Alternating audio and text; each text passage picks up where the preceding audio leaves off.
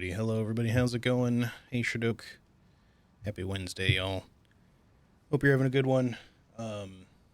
Started in kind of like a weird spot here. I don't know why I decided to not be in the main menu. I just kind of loaded up because I was on a different save earlier, but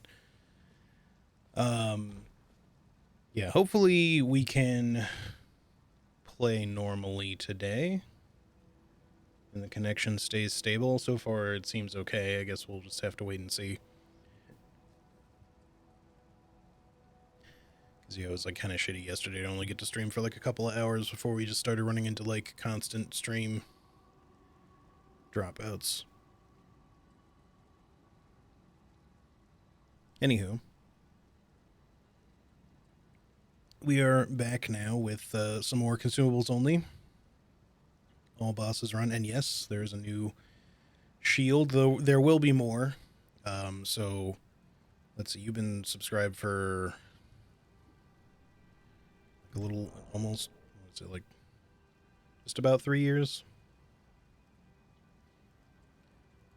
So let's see, that one should be the 1.5 shield, and then as I get some more in, you'll see. I'm gonna just try to kind of do them one at a time, depending on how things go. Like if I get 2 done, like even potentially later today, if I have a chance to work on them, then you'll skip ahead, because you should at least at some point see I think your current badge would technically be a 2.5 year, but I don't have those slots filled in, and I can go all the way up to 4.5 at the moment, so I've still got like 6 slots to fill. But hopefully it looks decent. You can kind of discern what it is. It's supposed to be the Eclipse shield from this game. The Eclipse heater shield, I mean. Not the Great Shield version. But I might make some alterations to them. I'm trying to keep them like relatively simple because it's hard to really discern much detail when they're that tiny. But that also makes me feel like I need to make simplified versions of them, and it's hard for me to like tell if they look right.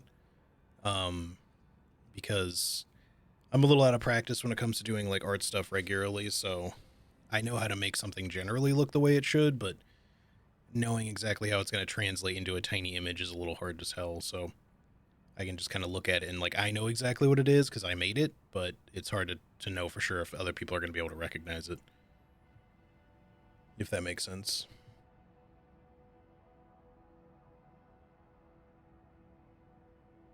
On top of that, because I've been sticking with the like Souls Shields motif sort of thing, I think all the slots that I'm going to be doing will be mostly Elden Ring shields, just because there's a lot to choose from and they're new and I like a lot of the designs.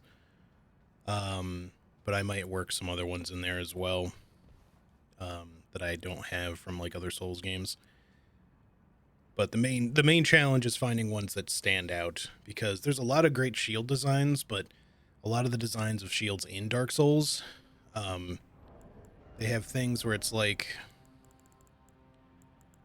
there's a lot going on a shield like this, for example, the Sunrealm shield, but you're never going to see that on a tiny image on Twitch unless I make it look very different. But then is it really going to look like the Sunrealm shield anymore, you know? Yeah, Inverted Hawk is one of the ones I'll be doing next, actually. It might even be the next one I do, because I can use some of the work that I did on the on the Eclipse shield, because they're the exact same shape, so I can kind of just use the same structure for it and just make the red background, get rid of the kind of like blue-orange gradient, and just paint on the image, but just try to make it like somewhat noticeable. I like that like the spider shield that I made is like somewhat readable, because the spider image on it is actually like pretty large, from Dark Souls 1. But yeah, some of these like the Carrion Knight shield is one that I was thinking about doing, just because I feel like because of its kind of like inverted teardrop shape, you could still sort of tell what it is. And like the ridges on it, but you won't be able to see any of the fine detail on it from that distance or size or whatever you want to say. Like you're not going to see the gemstones. They're going to just be way too tiny. So, and certainly none of the like filigree etching stuff that's like all over the shield. Like you just will not see any of that, obviously. So at that point, there's not even a lot of reason to put in a lot of texture, which is why like you can't really see it now unless you look at a bigger version of it, but the Eclipse shield that I made doesn't have a lot of texturing done on it because you just won't be able to see it at that distance anyway. I keep saying distance, but at that size, I mean, as though it's really far away. But yeah, I had a couple of ideas. I was thinking about maybe doing the Dragon Claw shield, but I don't know how well that one's going to look. Really small. It might just kind of look like a weird spike. Silver drop one. Yeah, it's a possible option. Some things like just look pleasant via their shape, so I could even use things like the Candle Tree Wooden Shield, the Golden Beast Crest Shield, you know, stuff like that. I'd love to do the Jellyfish Shield for simplicity, but I don't know how well that's going to look in a chat window. It's going to be mostly a somewhat translucent circle with some minor bits in the middle. Might be able to do the Erdtree Great Shield eventually. I don't know if that's going to be one of the ones I try, but I think I had... So obviously the Eclipse Shield is one, and then for the other 6 slots, which might be open to change because I might go back and try different shields, either from Elden Ring or a different game. But for the other ones that I had just for the moment selected reference images of from Elden Ring, I had chosen the Eclipse Shield, the Inverted Hawk Heater Shield, the Scorpion Crest Shield, or whatever it's called. So the other, like, significant kite shield. And that one has more of like a curved top to it like this one does, so it stands out a little bit more shape-wise. Let's see. I think the Carrion Knight Shield was one. And then what were the other 3? I had the Gilded Great Shield, which I don't know how well that's going to look. That one might get replaced. I think the shape will be somewhat recognizable, but like a lot of the finer detail will be probably not easy to see at all. I had taken the Dragon Claw Shield as a reference, but again, we'll kind of see on that one. And then I'm trying to remember... Oh, the Redmane Knight Shield was the last one, because that one has like a unique shape to it, but again, you won't be able to see like the super fine details on it. You would just kind of notice the shape. So we'll see. Some of those are going to be potential changes. I've thought about doing the Sunlight Shield from Dark Souls 1, you know, Solaire's Shield. Because it's a very iconic one, but I don't know how well any of that's going to be easy to see. You can kind of make out the details of like the Bone Wheel Shield that I made forever ago, so I feel like if you really look close, you can kind of tell. But I don't know how, you know, I'm going to have to keep it like really simple. Anyways, so those are just some of the current ideas, but I want to at least get my badges updated to 4 or 4.5 years. That way, because nobody will have been subscribed for that long, for 4.5, I mean, because I haven't been streaming quite that long yet. But once people actually get to that point, then the badge will just automatically update, and then at some point in the future I can do another slew of badges, but I'll try not to wait, you know, multiple years this time. Fire Giant face on one would stand out, but would be hard to make. Oh, you mean like the Visage Shield? Or the, or no, sorry, the One-Eyed Shield? Is that the one you're talking about?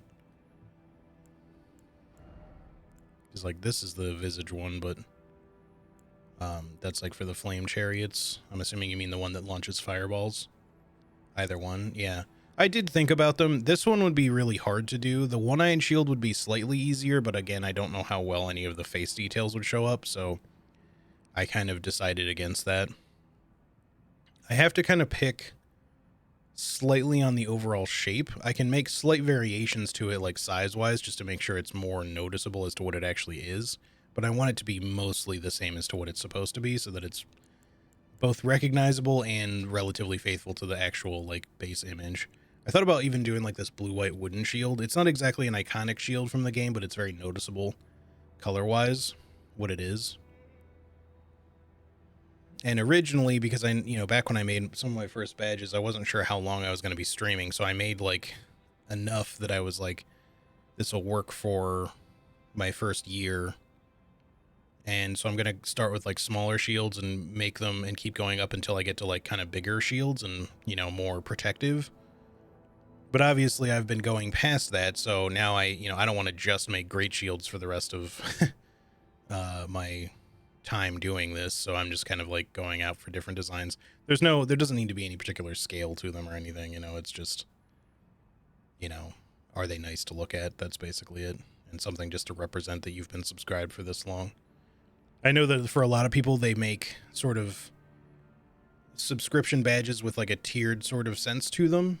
Rather than just going with different images, they'll use like the same image, and then that image will change colors to represent sort of like a ranking badge and like a shooter. Like if you were to think of it as like your basic one is iron, and then you go to bronze, then silver, then gold, etc., etc. Maybe you end up with like diamond or other gemstones like in the later on, or people will do like a rainbow color thing or something. Whatever. The point is, you just keep like the same general badge and just keep changing the colors of it, which is an easy way to keep your badges up to date, which I could have done. That would have been the easy way to do this, but I wanted to have like unique images for my badges, so that certainly requires a bit more effort, but anyways, the blue white one, the white pattern at least, yeah. This, like, obviously, like the little symbols on it, the icons wouldn't really be very visible at all, but I can just kind of put like some very basic representations of them on the thing so that they're still kind of there, and then just kind of give the overall appearance of the blue white shield. I think it'll still look good, so that one's another like option. As long as none of the shields look too samey. Like obviously the colors of the inverted hawk shield will be very similar to the spider shield, but their shapes are very different, so it should be pretty noticeable as to what it is. Just so that if you're looking at chat, you can see that somebody has a particular badge that stands out from other badges, so you can kind of visually tell where someone's at, I guess. All right, so as far as the game itself now, actually pay attention here. I think we've done everything but Volcano Manor now, boss-wise, if I'm not mistaken, in terms of what's here. Before I do all that, I want to quickly come back and check and make sure that I did the lower... I know I did the upper bosses of Siofra. I'm not sure if I did both lower bosses or not. I feel like I did, but I just want to make sure that that wasn't like just the Ash of War run and I'm like forgetting.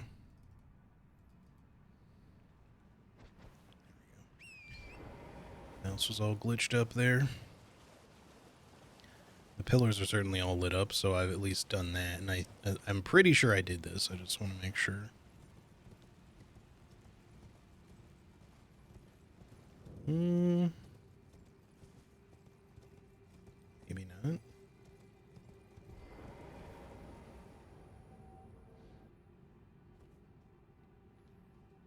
Okay, yeah, we've done this, because this should be a closed gate. Did you do the abductor virgin duo? Yes, I did. But thank you for checking anyways, because obviously that could be an easy one to miss. I believe I've done all of the cave and everything area bosses in Gelmir at this point. There's not really that many bosses in Gelmir. It's kind of a small region.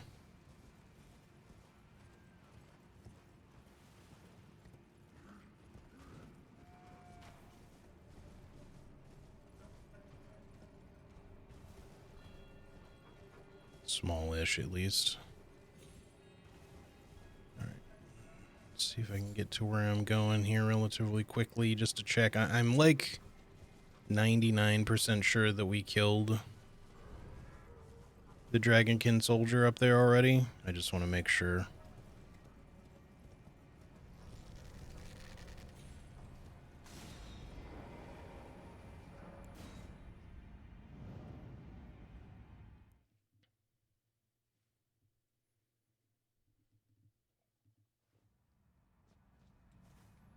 Seems I've dropped some frames already, but nothing crazy. I don't think the stream dropped out at all, at least, so that's good.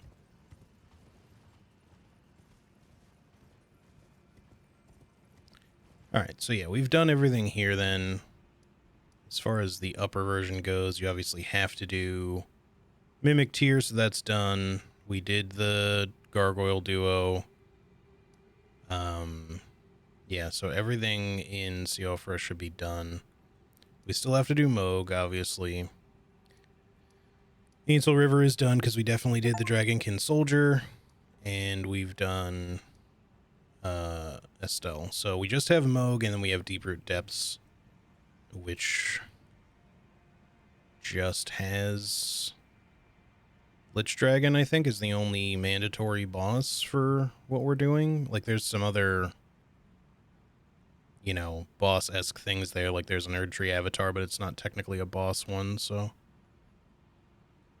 I might kill it anyway, just for the hell of it, because they're pretty easy to kill with this build, so. Anyway, so there's all of that. Let's do Volcano Manor up to Godskin Noble. We'll kill him. We'll make our way to the Rykard Chamber, and then we just won't do Rykard just yet, I think. I want to wait until we get our Arcane a little higher, and maybe level up a little bit more Strength or Dex or something, just so that, you know, because we're going to be relying on, like, Kukri and stuff a lot. Someone please. Here's then please the one I left this worthy Togreats. Pray that they will whatever someone spare. Alright. There's that. Do we have any other thingies? I guess not until we kill Riley, the idol. Well,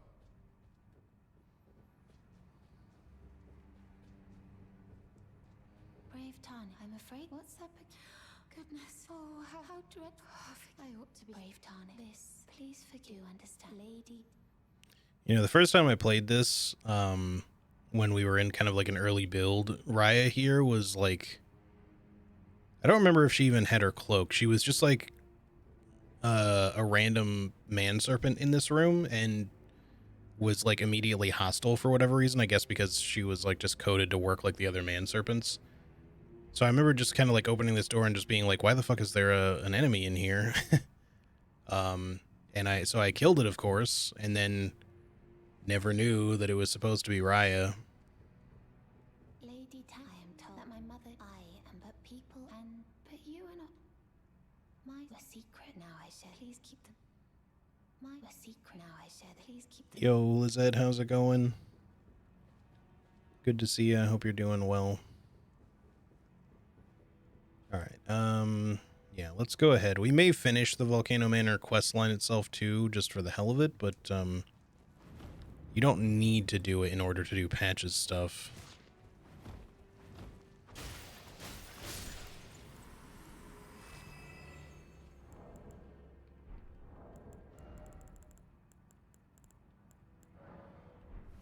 But we might want to just get everybody's like quests here done for the heck of it. It does mean fighting a lot of like NPCs, which is really generally not ever fun, but with this, I shouldn't say it's never fun. It's just, it's a lot more difficult than other stuff. Yo, Belly, how's it going?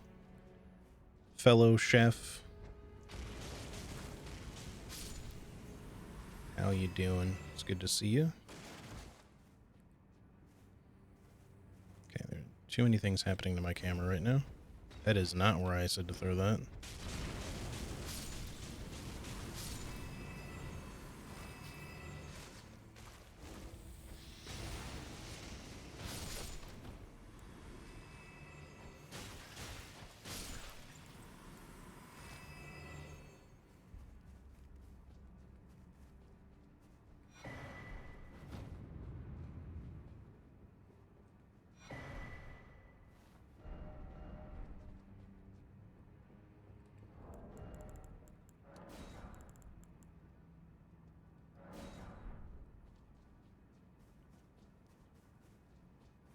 Anyway, yeah, we'll see how things go today. I'm hoping that the connection stays stable. I still have no idea what was causing the issues yesterday. I'm hoping it was just a Twitch server thing and that it's been resolved by now, but you never really can tell with these, to be honest.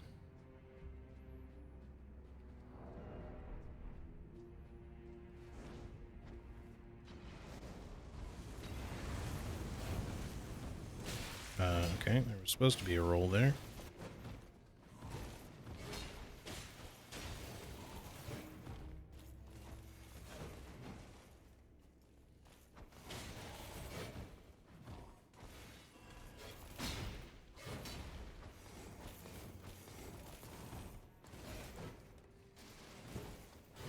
Alright, game.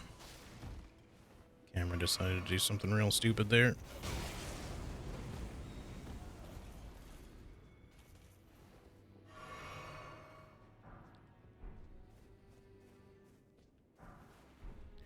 Okay.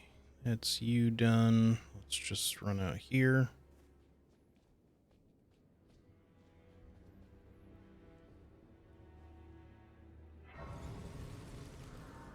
But yeah, I have really enjoyed the consumables only run. There's definitely been a few fights that have been particularly tough, but overall it's been pretty good. Like even without utilizing like non-consumable buffs. The only thing, I have technically kind of broken the seal a little bit, I suppose, on being extremely pure to consumables only, because we have used Margit's shackle. But we didn't use it in a fight. We just used it to get rid of some chariots once. Like just to activate a pillar. Actually, I used it twice. I used it on another pillar at a different point in time. But the point is, I haven't used it for combat at all, so technically that could be considered, you know, not being the most 100% pure with it, but I don't necessarily feel like that's breaking the rules either, so. All right, you guys are immune. Forgot. I should probably equip something else for this area. Let's just go back real quick.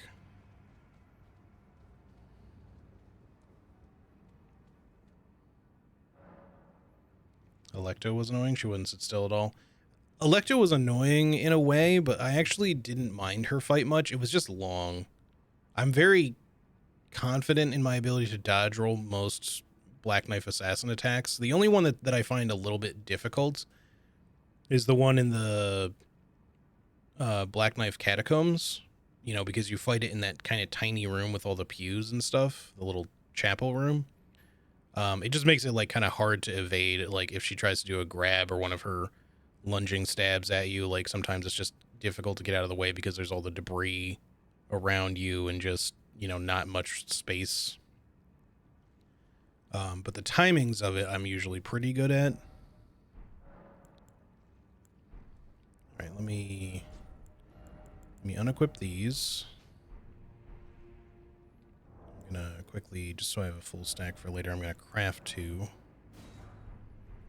But then we're gonna store the whole stack of them.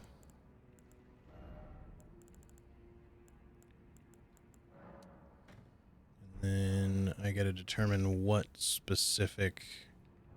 Oh, hang on. I'm gonna have to like fix this, because these auto renew. So let's turn that off, put these away.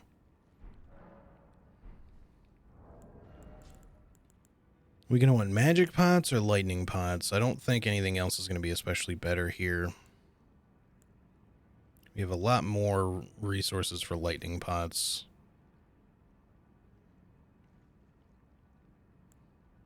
Let's see how the lightning ones do first.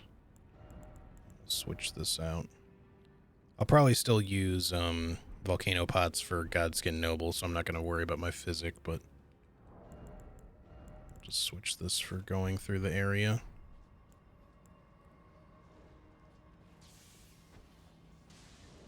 Huh? Great hitbox. Alright.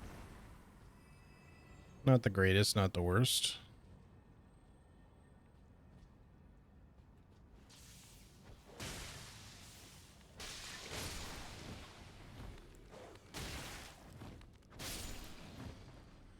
Okay, camera, come on now.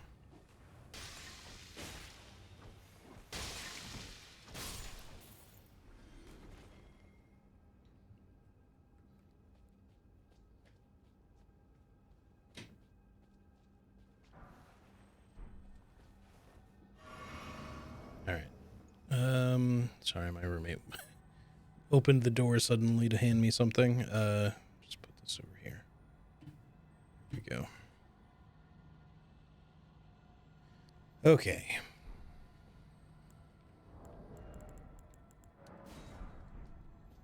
I feel like the damage from these is... It could definitely be better.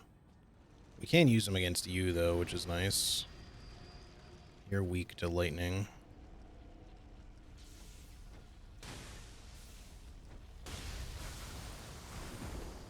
Especially if it hits your core.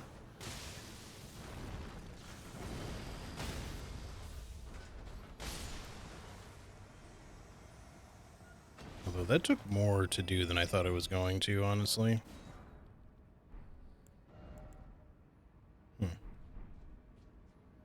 What's the scaling on these again?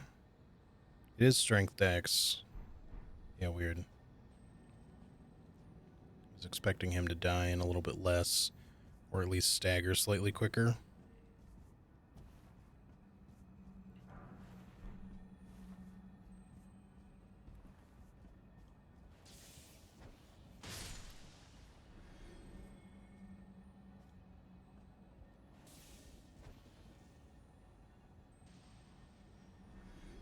Okay, that was a pretty good throw. I'm pretty happy with that. That one less so.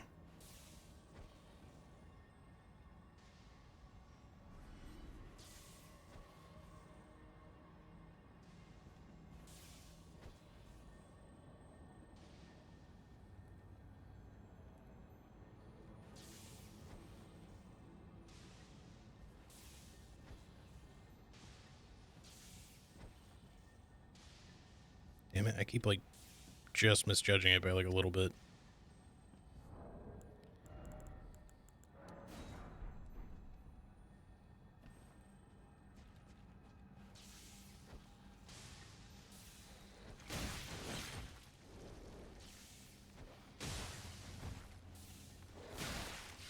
Of course.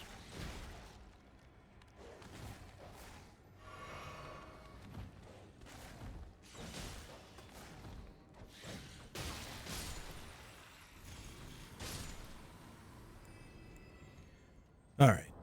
Yeah, the timing there kind of sucked. He had just hit me right before it was about to leave my hand, which then also caused me to get staggered just long enough for the other dude to hit me then too.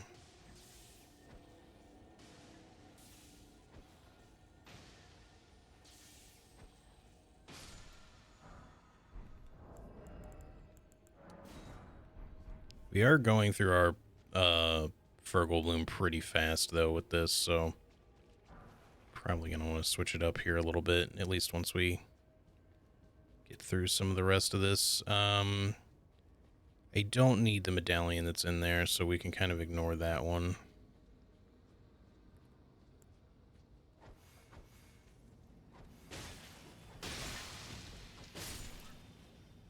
Surprised those guys don't stagger more quickly. They're not, they kind of look like putrid corpses, but these are just commoners, technically.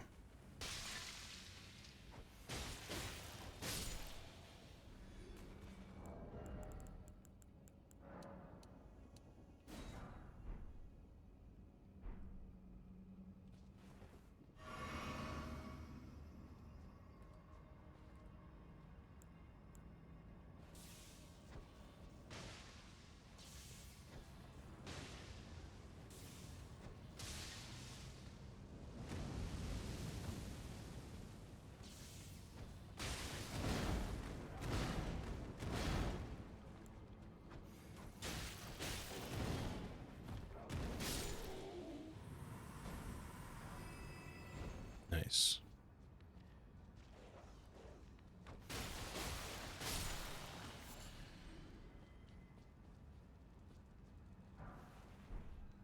Alright, I want to go back up to the roofs and grab whatever's up here, too.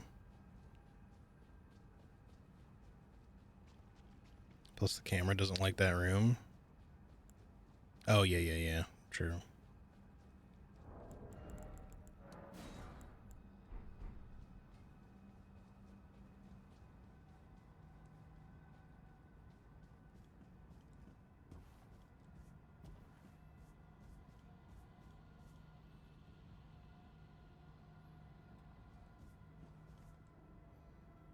Need to become roofless.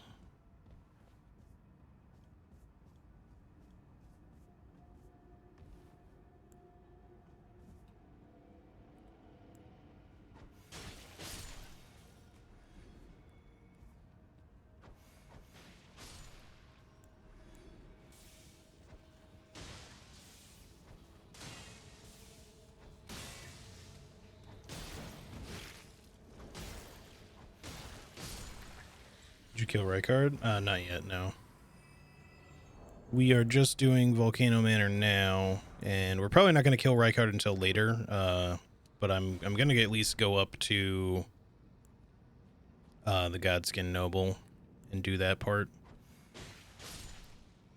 And then maybe just, like, make my way to where the Rykard fight is, but I probably will do that a little bit later when we've got a little bit more arcane and stuff under our belt so that we can make sure that we're proccing bleeds and things like that as much as possible. So I think that we're going to need it. I don't even know how doable Rykard is going to be without non-consumable buffs, so we'll see. That's why I want to get, like, my stats into a place where we can do as much as possible without that. But also, how's it going, Alton? It's good to see you. Hope you're doing well.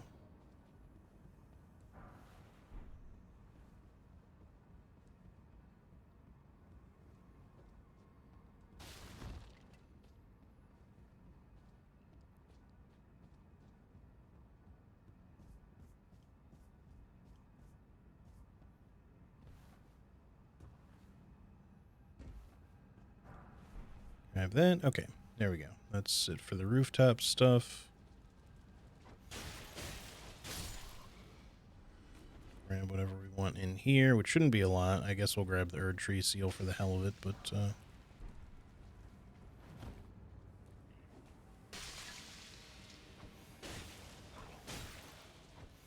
surprised I got hit by the poison there. I must have kind of stepped into it.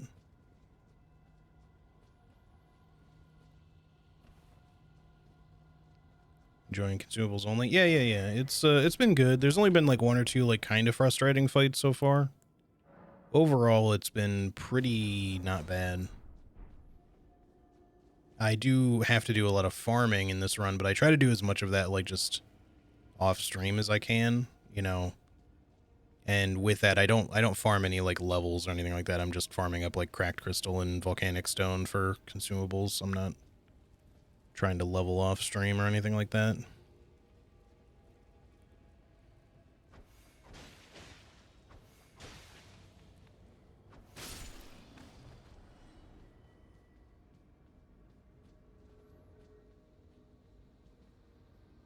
Hang on. Let's go back over here first.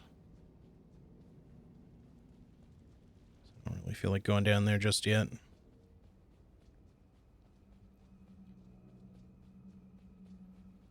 Probably not going to bother trying to kill like everything down there. I just want to get to like a point where I felt like I've done enough here.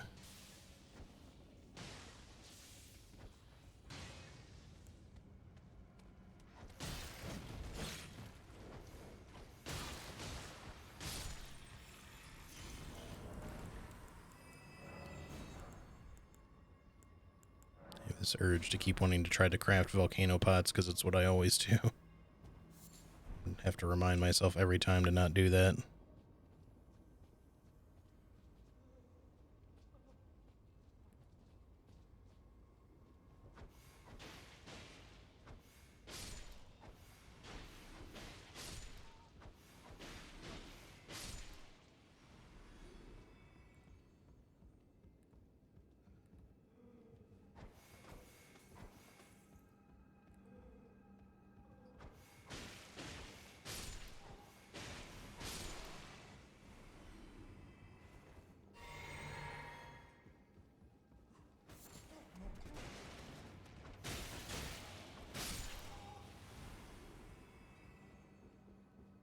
I don't know why I really am bothering specifically to snipe these guys like from a distance. It's not like they're nowhere near as dangerous as the ones in like Castle Sol because they can still scream and everything, but they aren't really like triggering like an alarm that's gonna summon a bunch of shit. It's more just you know, annoying if they happen to do it,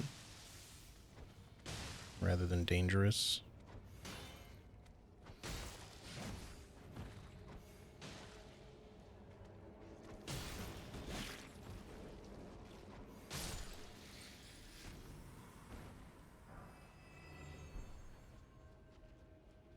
But yeah, other one than all of that, I am definitely doing pretty good. We're just hoping that the stream connection stays nice and stable today.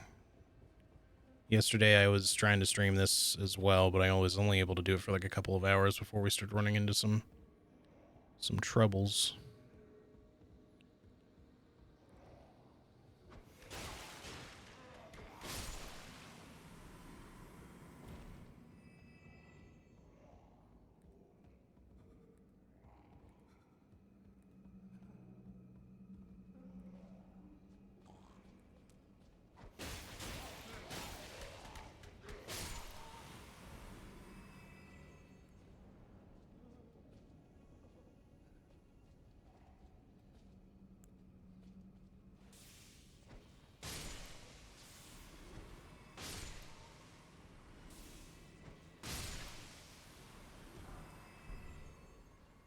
Anyone want to drop a black dumpling for me? No? No?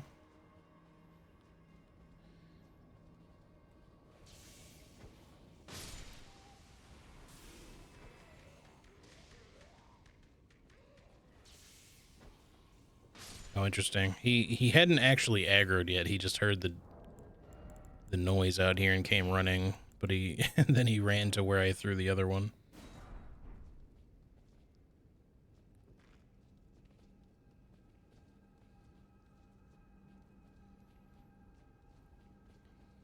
All right, let's get this grace activated so we've got it.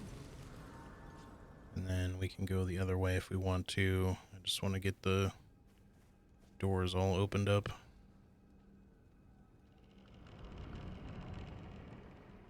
Although you can pretty easily make the jump out here. Like if you make your way to this ladder, you can just jump across this with some precise movement just to get to the other side of this door quickly.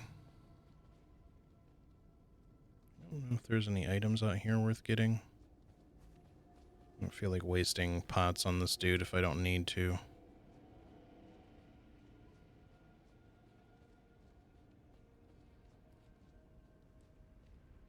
There's a thing there. I don't remember if it's actually worthwhile or not, but...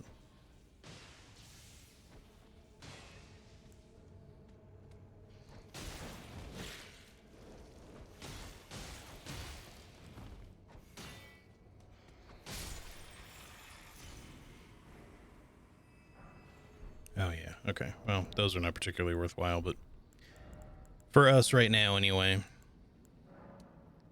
I thought about maybe doing like a... I do want to maybe eventually do like a bow-only run, but I know a lot of people have done bow-only runs, Charlie included. And I'd still consider it, but I wonder what I'm kind of wondering how bullshit a crossbow-only run would be. I think it would be particularly bad in some cases because of the whole like input reading and everything that a lot of things do, and you don't really get as much. You can't really rely on things like volcano pots, and you don't really get much in the way of good skills or anything with crossbows. You know, maybe they'll add some cool shit in the DLC or something crossbow wise, but most crossbows just have like the kick ability. And even like the pulley crossbow that allows you to shoot like a few at a time, which would kind of get around the whole input read for some things. Like you'll still be wasting shots unless you're aiming them like at the ground for explosive bolts, and even there, like the materials for them are not easy to come by. So I feel like there's a very solid reason right there as to why most people probably don't bother trying to do like a crossbow only run, because it's likely extremely painful. Just agonizingly slow to get through, and you're just constantly wasting shots on shit that just tries to input read evade you. Because otherwise, every single fight turns into kind of that Black Knife Assassin Electo fight, where you're just, you know, you're spending every single shot, like you're waiting for the right opening to punish, which is like 80% of their moves or more you can't punish safely or without, the likelihood of like just wasting your shot. So you have to like wait specifically for one or two attacks that they do, and then you'll be fine. But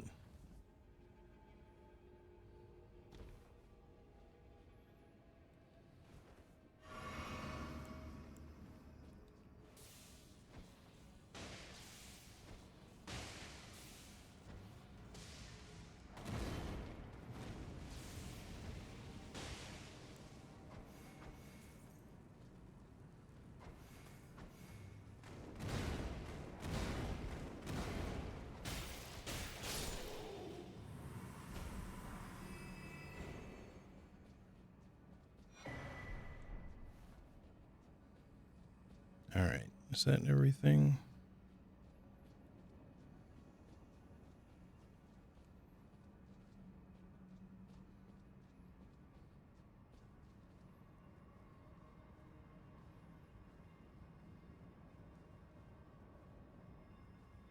Okay, so we'll go ahead and go back up so that we can, well, we'll go up to go down, so we can go down to the lava area from the other direction.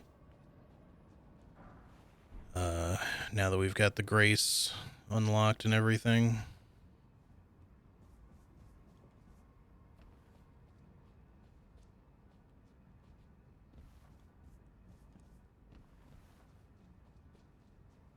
I feel like there was another stone sword key over here to get. Can't remember if that's what that one item is, or I'm thinking of something else. But there's at least like some otherwise useful stuff to get here. Once again, I'm going to endeavor to not kill any of the pot boys that are down here. Now, if they happen to blow themselves up, that's on them. I can't really do anything about that.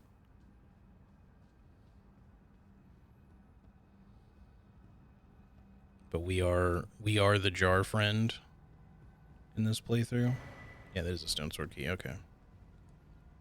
So we don't want to directly kill any if we can help it.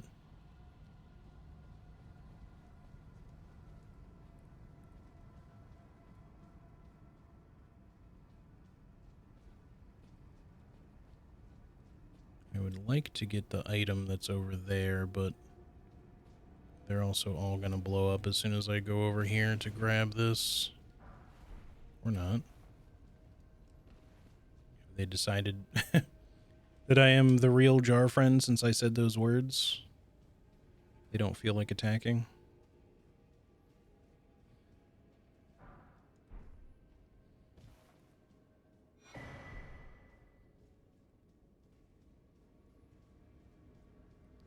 Works for me, buddies.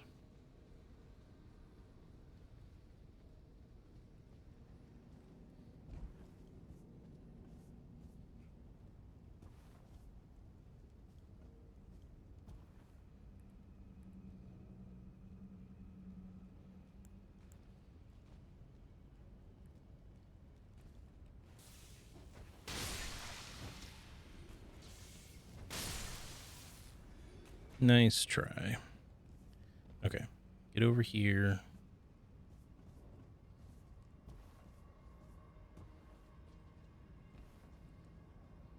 Why my jumps kept coming out super slowly right there. Not sure if like the messages on the ground were somehow causing a weird input interaction, but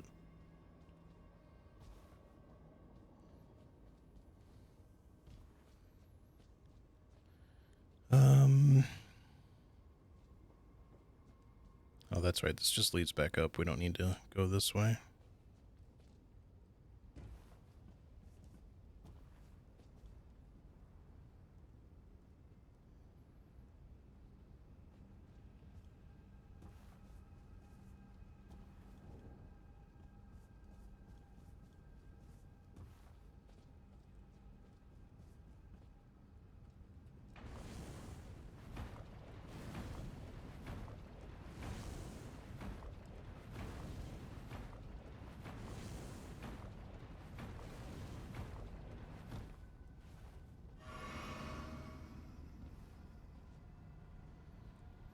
There is another magma worm down here too. again, it's another one that's not technically a boss, so we don't necessarily need to kill it, but... I don't know how that missed you, but... Gotta remember these guys don't stagger very easily.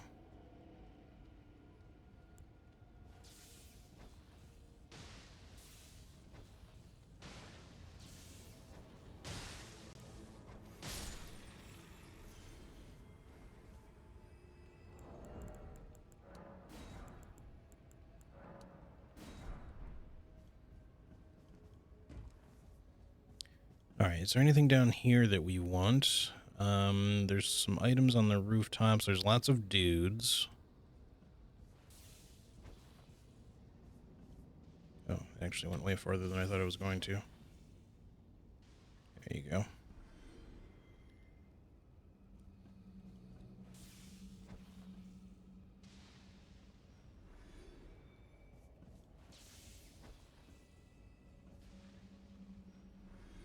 Alright, just get rid of a couple of those guys for the heck of it.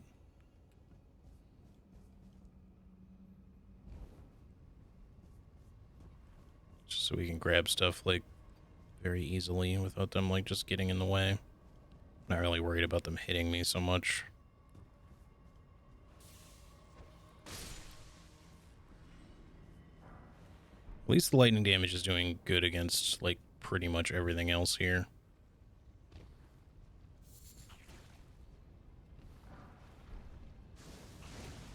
I guess that's pretty much all we want. I know there might be, like, another item over there, but I don't think it's anything important, so let's just go ahead and go this way.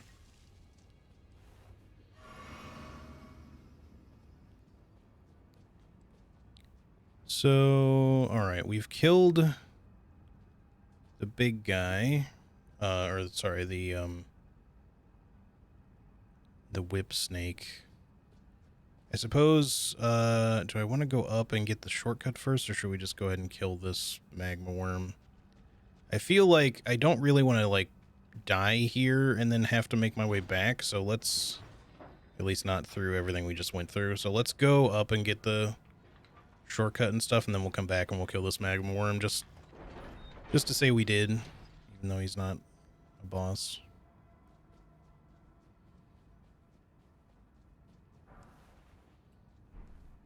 At least I'm pretty sure he's not. I could be misremembering, but I don't believe he has a boss health bar.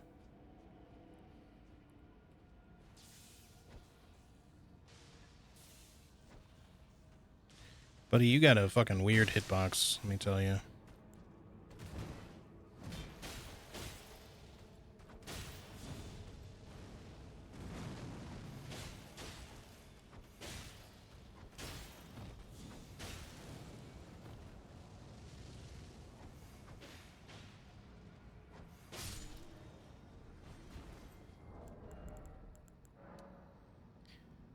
Sure. Just craft the full stack. I guess we can just use those against the magma worm. They are immune as well to the fire damage, otherwise they wouldn't really be able to just chill in the lava, so should be fine. I don't think we're going to need to rest, so let's just get this open and then we'll go back down and fight. And that way if we do die, if there's not a super close by Stake of America, we can just run back from here. Alright, bridge is up.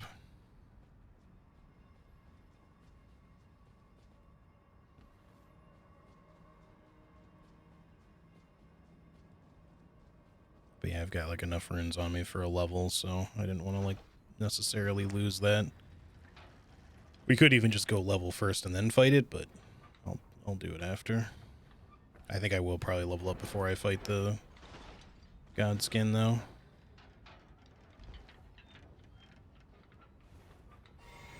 Especially since I'm going to want to replenish my flasks for that fight. So let's go ahead and just do this, even though I don't have the proper physic thing for it.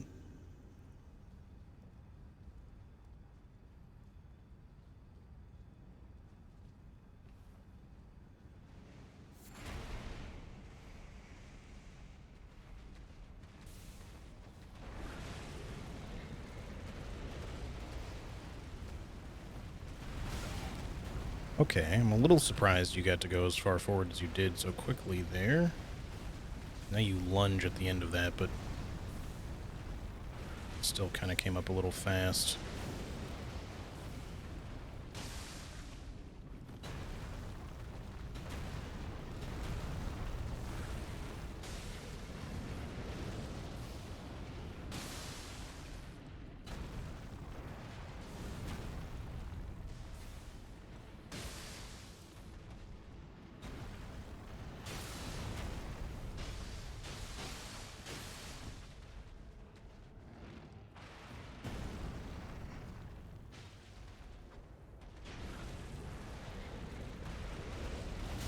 Okay, game. Fuck off. I could literally do nothing. I was just completely stuck in that hitbox. This is why I wanted to have the shortcut open for specifically this fucking reason, because they give you kind of a trash little arena to fight this thing in, and it just makes avoiding some of its bullshit, well, extra bullshitty.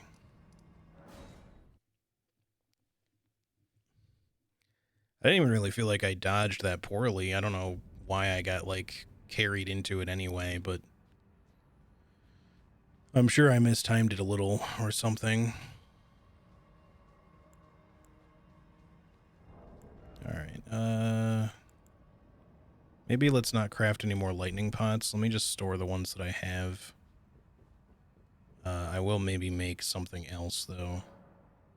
Let's use them while we have them, I guess, but I'm not gonna make extra, because they're not doing a lot. We're gonna have to rely on, like, kukri and stuff for finishing this guy off.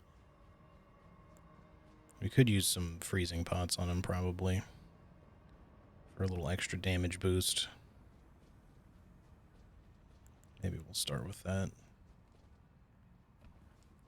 Alright. You're still here, though.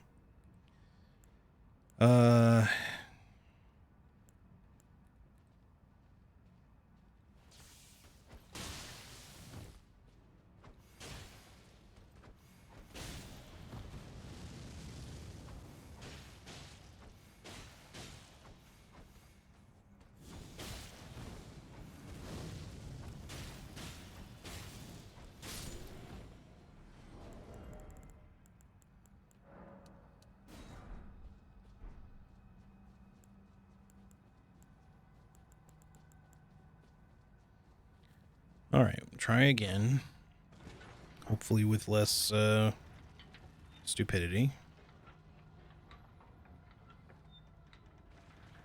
I just need to not be, like, standing in a corner.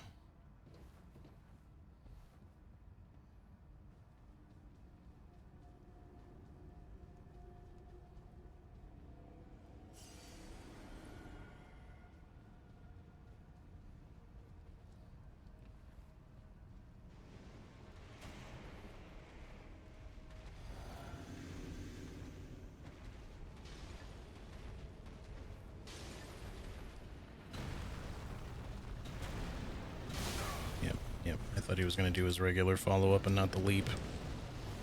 Went into that shit immediately. Fuck off. God damn it. Let me fucking out. Jesus.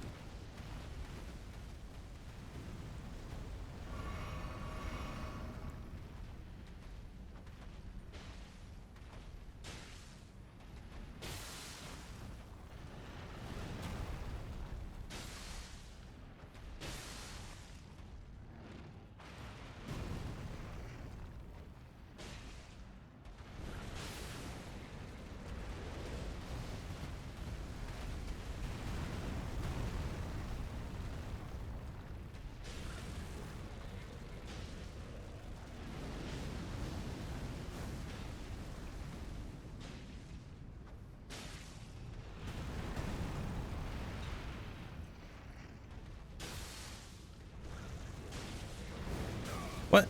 Okay, again, got carried into the hitbox.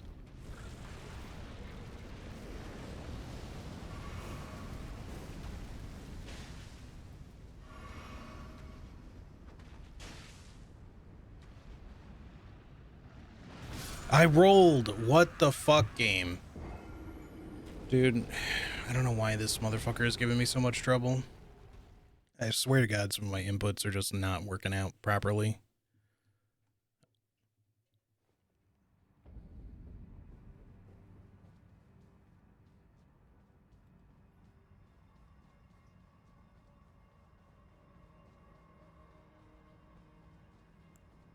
Like, I would have at least expected to see myself start to roll there, because I felt like I pressed the button too early. It just didn't happen.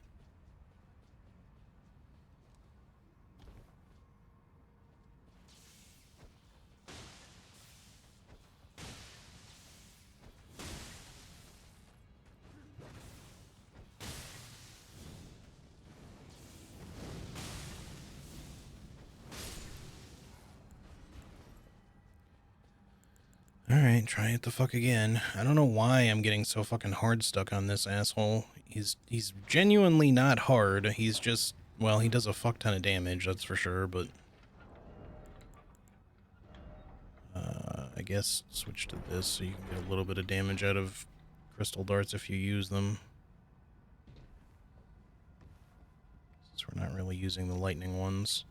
I don't even need to kill this guy, I just figured it wouldn't be that bad. But I just keep getting fucking gypped by one thing or another.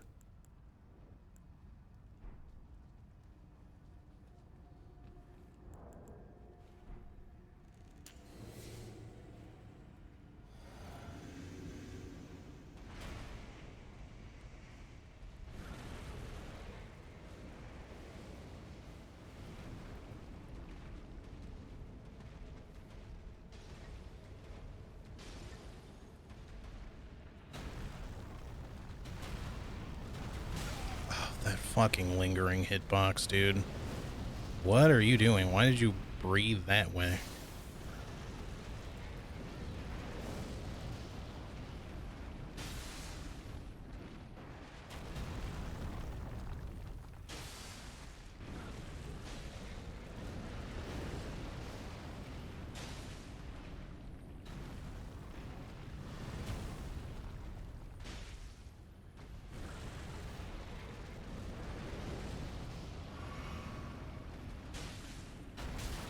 Huh? Oh, the fucking lava's right there behind me, of course.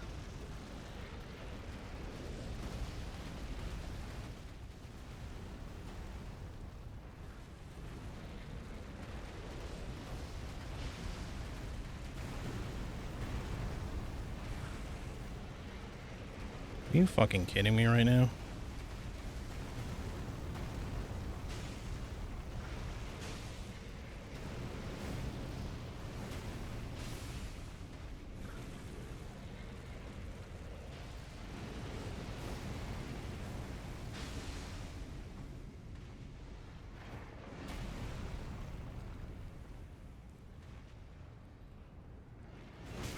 See, what?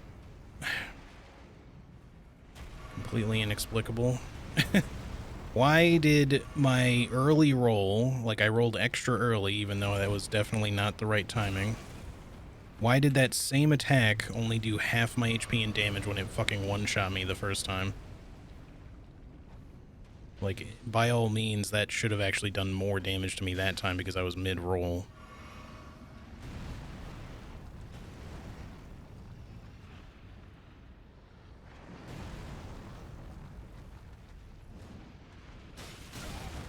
But I couldn't do anything.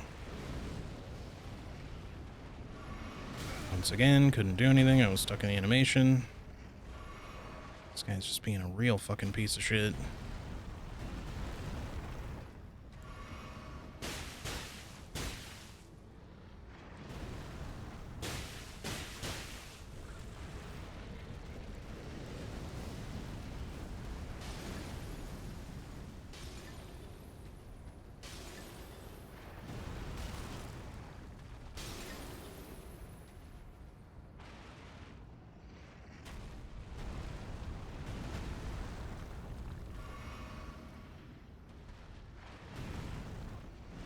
Can't fucking see.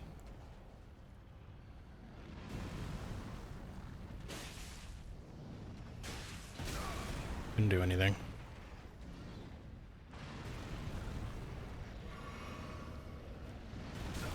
Motherfucker, just stop with the delayed bullshit. I'm out of heals now. Why do you have like a million fucking hit points too? Just die already. Just waiting for one bleed trigger here.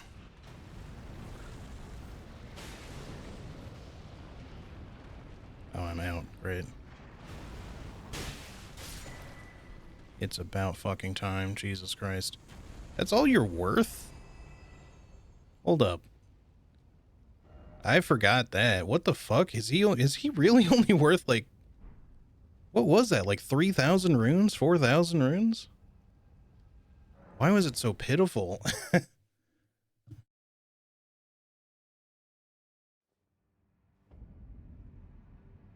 didn't like forget to pick up my runes, right? No, he just barely added anything. Wow, that's like disgraceful. Why did they have him give you like so little?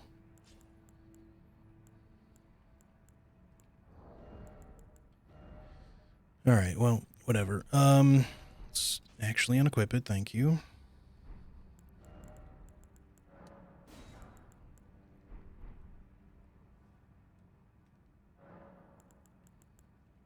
That guy was very much not worth the trouble if he was only going to give me like 3,000 runes or whatever it was. It couldn't have been more than like 6k because I had like at least 91. I think I might have had 92 or something. So somewhere between like 3 and 6, but that's still like nothing for this area. Alright, I think volcano pots will be okay on the Godskin Noble. So we should be fine there. I just need to grab these again out of here. Alright.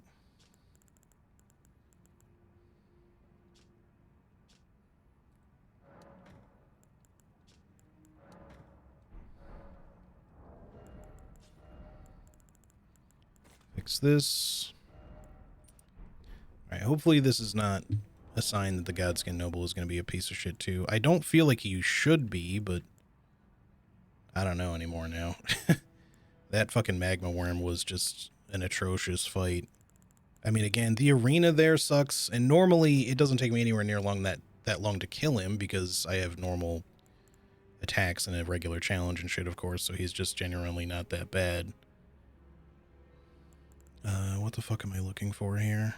Oh, right, I wanted to level up.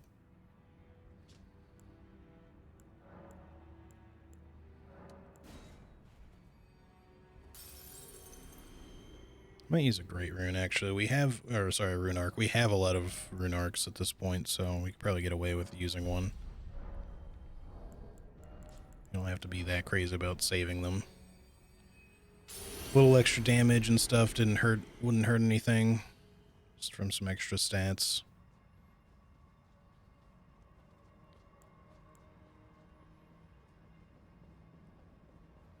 Anyway, that ridiculous fight aside, Consumables only has been relatively fun.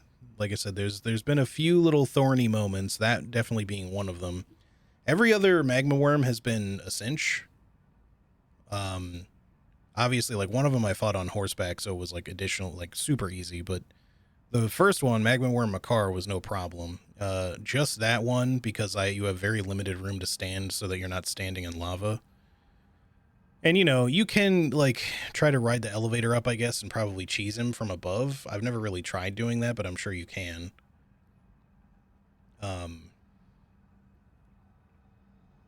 I just wanted to fight him normally. I just was not expecting him to be, like, so heavily damage resistant to everything that I had.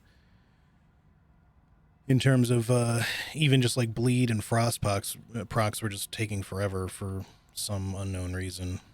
Anyways, let's give this a try and see how it goes. Did I switch my... Yeah, I did.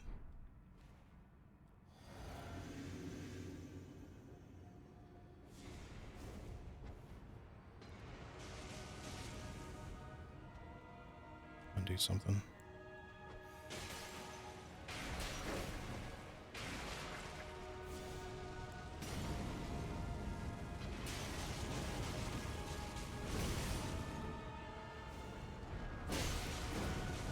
did not last long.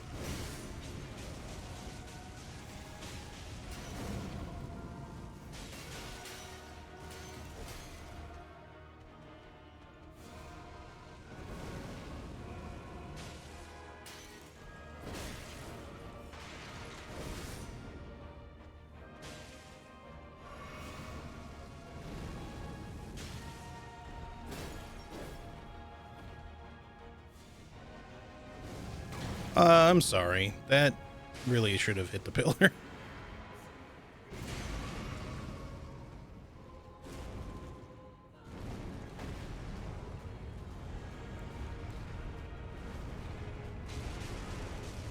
We can keep him somewhat stuck. This should do some work for us.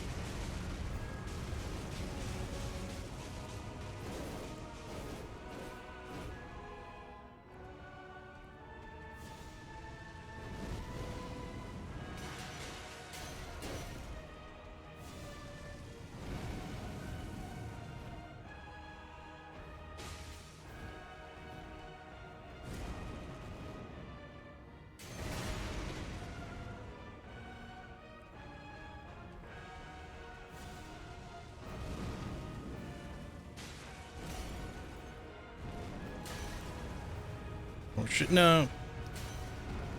Okay. I recognize how stupid that probably looked just then, but it looked like he was about to slide around the right side. So I started trying to roll out of the way, but he was actually still stuck, so I just misjudged what it looked like he was doing.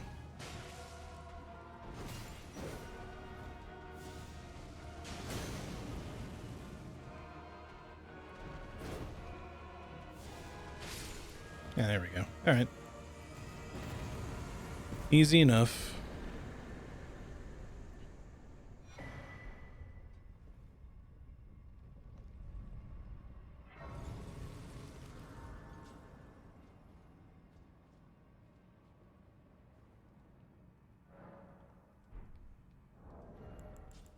Let's see where we at. We're gonna need to stock up again on some throwables. We're not too bad on most things, but I always like having like a particularly good amount, so I think before we continue here, let's go buy definitely kukri at the very least.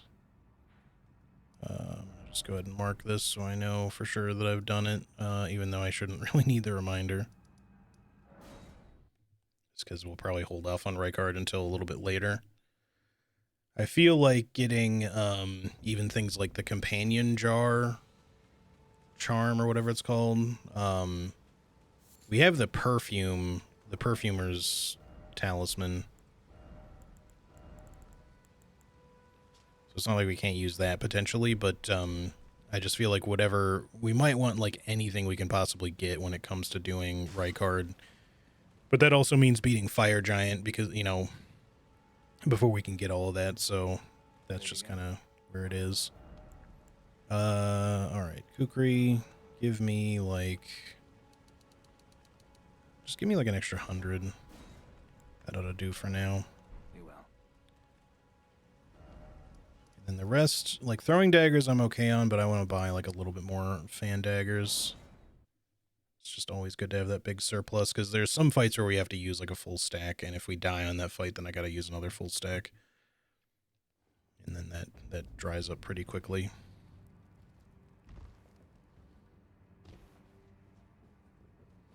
Hello again. Fan daggers. Let's say another 80. Cheers for that. Alright, that's good enough for now. Let's head back, and we'll just kind of make our way to the Rykard chamber, and then once we get there, we'll just put a pin in that for later. I could potentially even beat him with what I have now. I just want to make sure that we've got like a good amount of, well, arcane just for additional proc triggering, you know, potential. And, you know, whatever additional like strength, dex, intelligence we want to try to have for... By the time we get there, certainly wouldn't help, or certainly wouldn't hurt. It'll definitely help.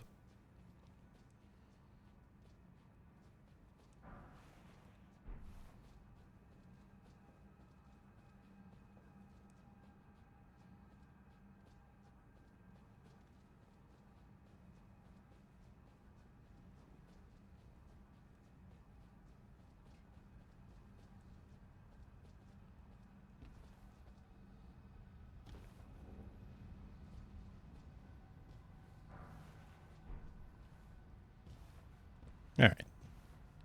Let's get on over here.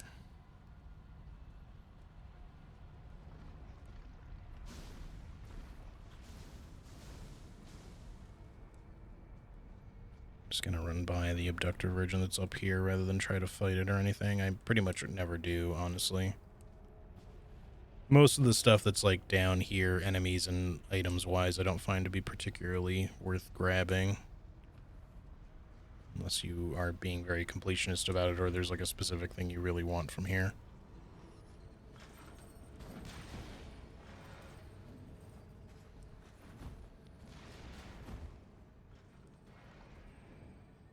Let's get the elevator shortcut open before I go elsewhere. I should probably still not have volcano pots for this, I just realized.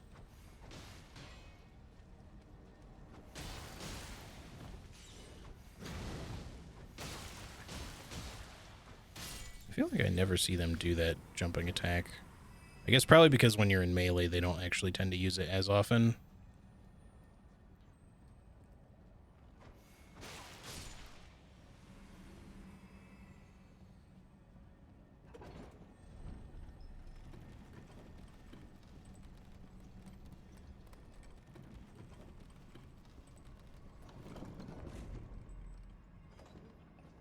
Alright, this is open. Are we gonna want like a different pot or something by the time we get up there? I guess. Let's just quickly switch back to lightning for dealing with these snakes until we get to the chamber.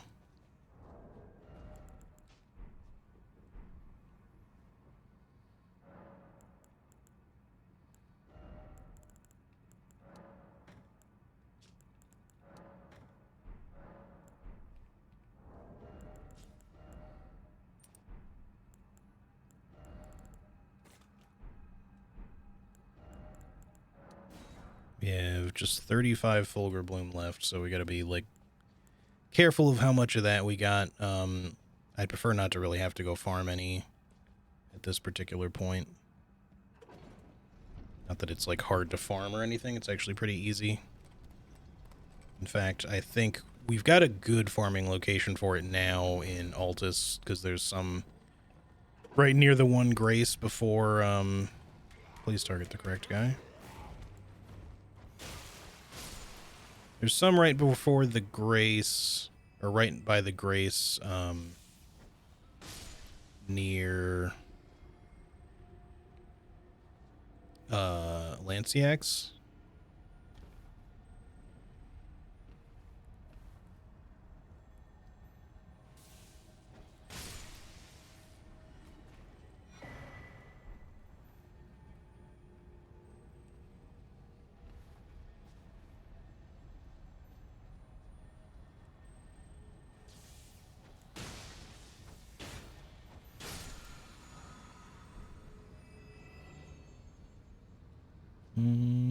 Actually, we should probably go... Hang on. Let me quickly redo something here.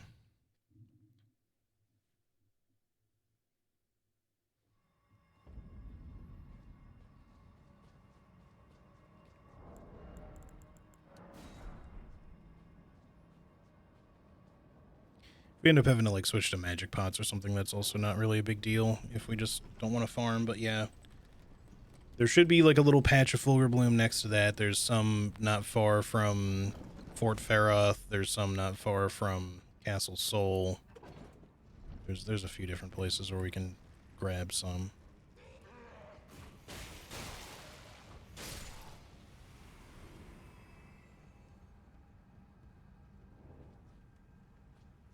I wanted to come back through this room.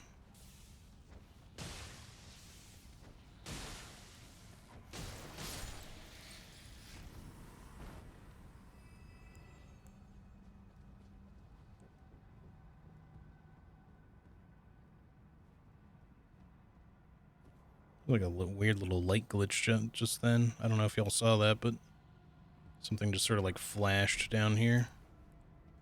Sort of randomly. That was kind of weird.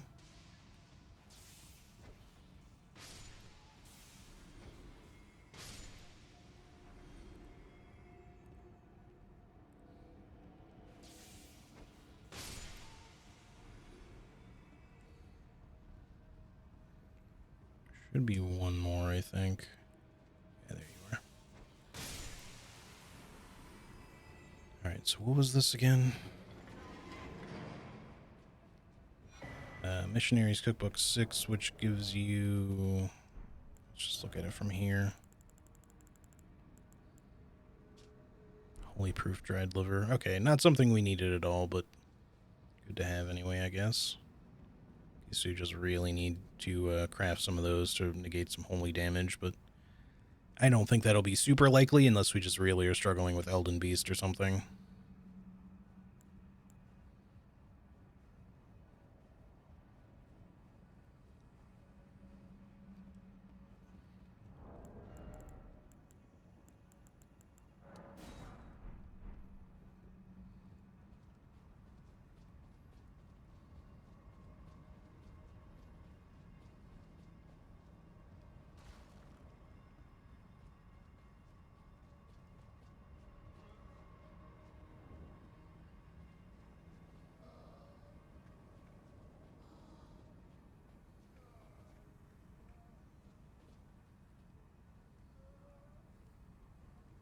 I swear there was like an item on one of these. I know there's like stuff down below.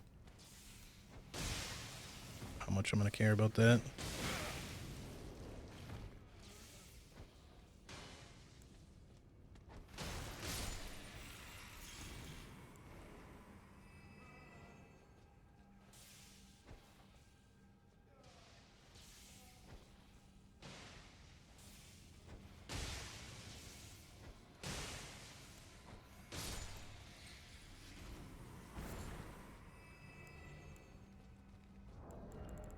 Alright, we should have like just enough, I think, crafting wise, to kind of make it through the rest of this without having to worry too much about needing to go farm or anything. We can then just farm later on, or I can, off stream.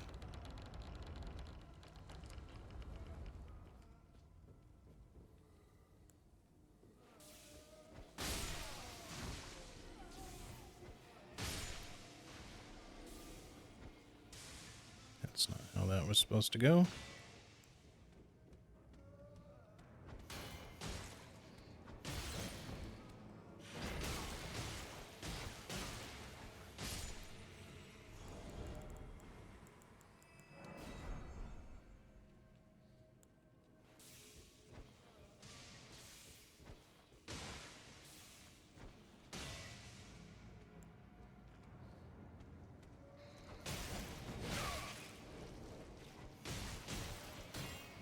Why that one time that was so particularly awkward to dodge there. He kind of like did a weird side movement there. Kind of made his like little sweep like have extra range to the one side.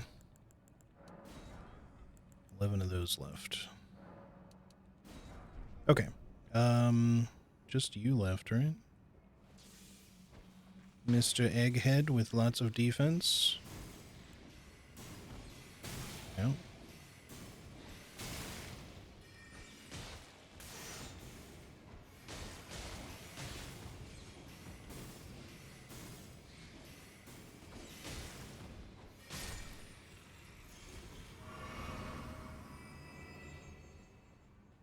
Alright, now if we go out here, we'll end up in the audience chamber right away. I kind of want to come down through here and get this stuff first.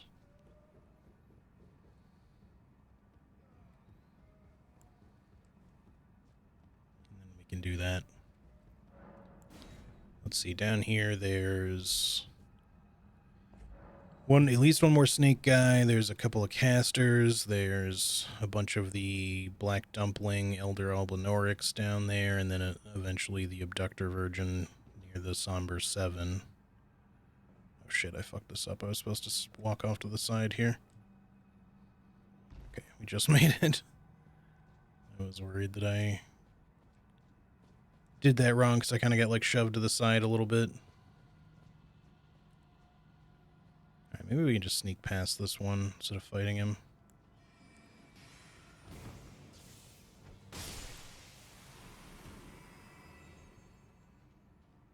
Save a couple of lightning pots for later. Don't really get anything from that guy. there's the dagger talisman, which is really nice to have. And then, where are you? There you are.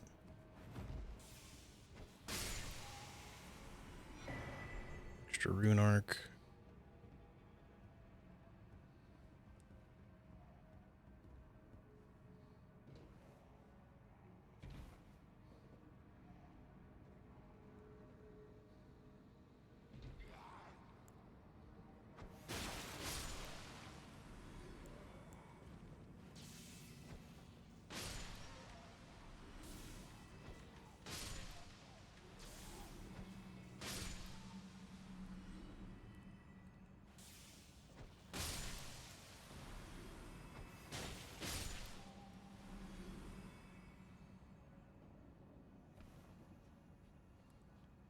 It should be the majority of them, at least the ones that are going to be a problem.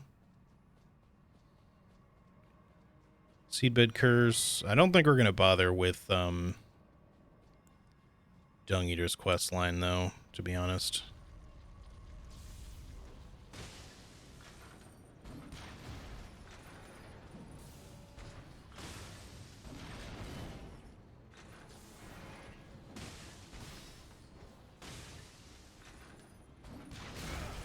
That was a weirdly delayed one.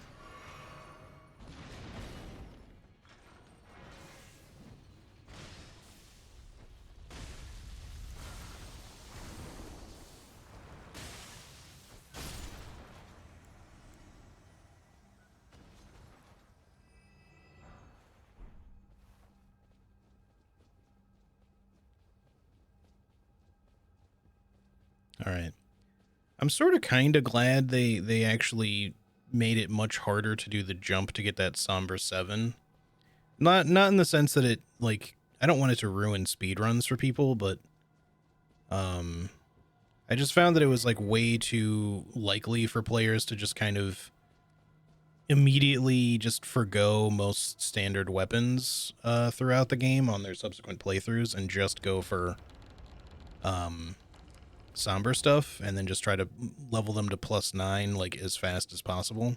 Because if you just go into Caelid, you can get most of what you need, and then you know, beeline to Volcano Manor, which, you know, you still have to go out of your way to do certain things, but you can easily get to like a +5 somber or a +6 somber. Make your way here without too much trouble. Make your way to, like, you got to kill Godskin Noble. Or actually, you didn't even have to kill Godskin Noble. You just have to open the bridge in front of it, and then just use the jump to get up onto that balcony where the Abductor Virgin is, which is technically a fairly significant sequence break. In that regard, it doesn't really sequence break. Like, you can't really fully skip the boss, the Godskin Noble, in that way, but it allows you to at least skip past that part just to get to the Somber 7 quickly. And then once you have the 7, you can just use the 8s and 9s from Caelid that you can easily acquire to immediately have like a +9 somber without having spent more than maybe like 20 or 30 minutes in the game at a more casual pace.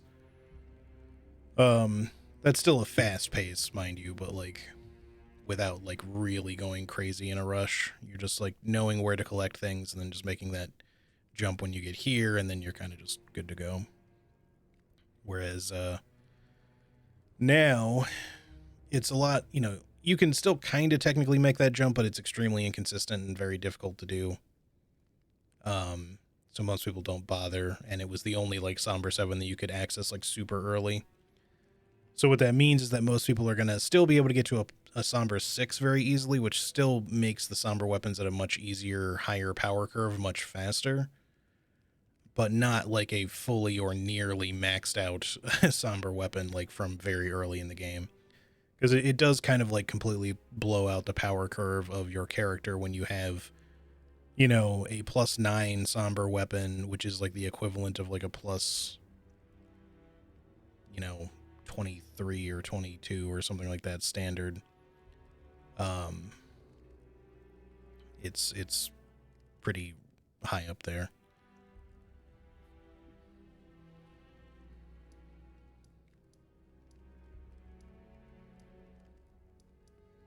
All right. So yeah, let's head back towards, I didn't rest, right? Okay. let's head back towards the Sending Gate so we can get the audience chamber thingy, and then we'll just kind of leave it there. We'll go off and do another thing for the time being, and we'll come back to Rykard when we're feeling like we've got exactly what we need for it. Now, in terms of getting where I need to go quickly, I guess, here, let's just, we are resting in order to do this, but let's just go here, and we'll just kind of run there, because it shouldn't, as long as we just ignore the enemies, it shouldn't be a difficult run. I've done this run, like, several times. For one thing or another.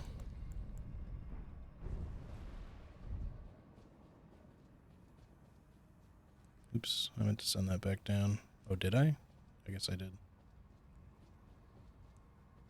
Actually, why am I even going this way? I need to go on the other elevator. It's not... Oh, no, I didn't send it down. It just looked... I just couldn't see the thing for some reason. Yeah, I think, I don't know, this shortcut is kind of like a weird one. It's not a particularly, like, great one. It just lets you skip some of the, like, really annoying shit at the beginning of this spot, but, which still makes it useful to have.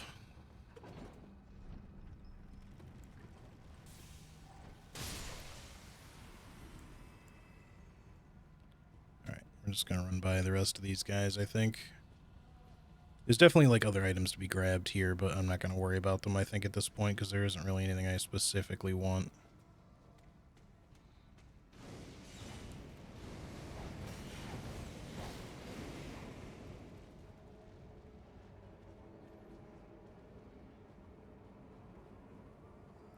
Once upon a time, I remember coming through here to farm for the magma blade. That was a fucking pain in the ass, I can tell you that much.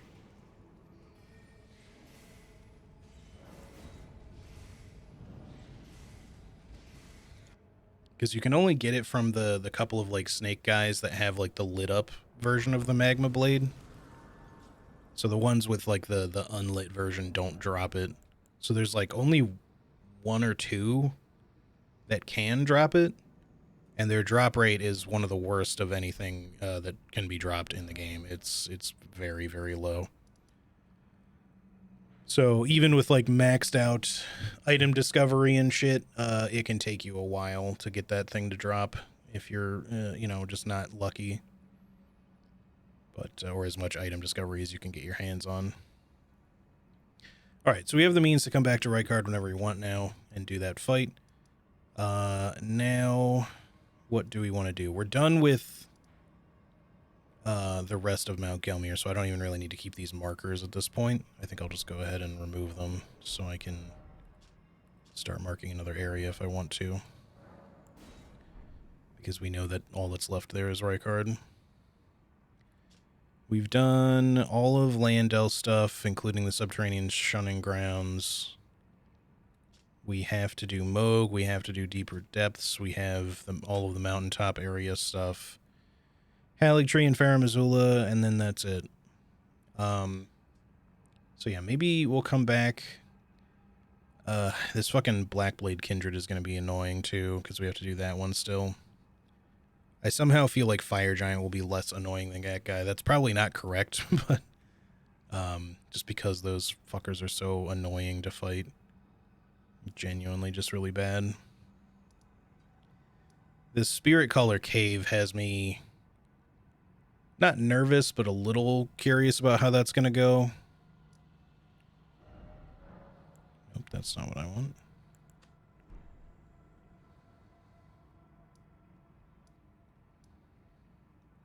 Let's see, we did these guys. What else have we killed? We've not done Vike, even though that's lit up. We've not done Borealis. Did I finish Giant's Mountaintop Catacombs? I feel like I might have, but I don't know. I know we ran in here. And we also went through Hidden Path of the Haligtree, but we didn't finish the boss there either. So we have a lot there to do. I think I might wait on the Blackblade Kindred a little bit. I don't know what I'm going to wait on. Maybe just until I can get my Arcane a little higher, and then, which will do nothing for it, but maybe if I'm starting to level some strength or dex again, I'll feel a little bit better about fighting that guy, because he's going to be pretty much just as bad as the one here, except that we have a little bit more open terrain to fight him in that's like slightly less bad in some ways, but he's still going to be bad. So, I don't know. There's also a Knight's Cavalry here for us to kill, which I guess we could just start with him. But before I do, I'm going to quickly run to the bathroom. And then I will be back and we can do that. So just give me like one quick minute. BRB.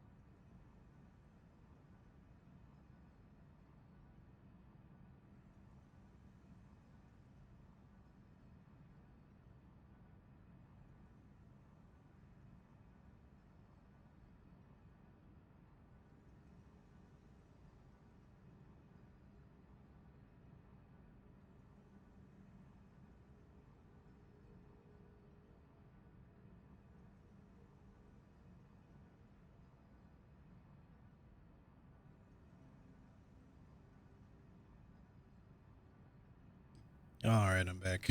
Sorry for the wait. Let me just quickly dismiss a thing here.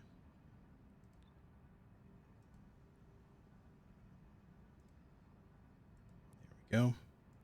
All right. Let's go see if we can kill us a Knight's Cavalry here. Oh, I gotta fix my stuff too. Hold on. Can finally switch these back out.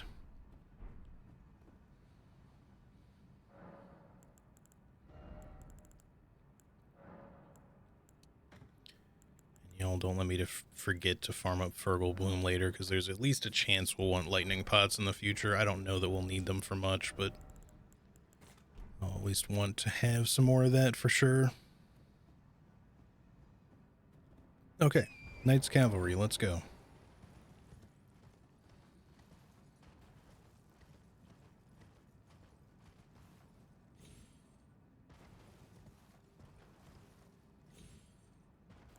Oh, actually, I just remembered, too, we do have one more boss yet in Landau. I have not killed the Fell Twins. I need to do that. I 100% forgot about them. Alright, here we go. Let's also, just so I have it done here. That equipped. You know, I wasn't planning to cheese you or anything, but I guess if you want to just run at me while I'm up here.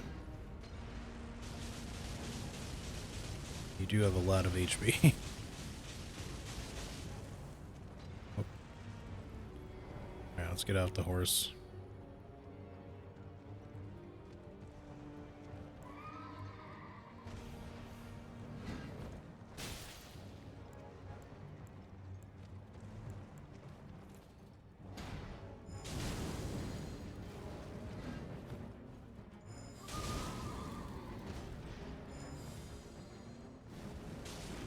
Oh, nice. He walked back into that.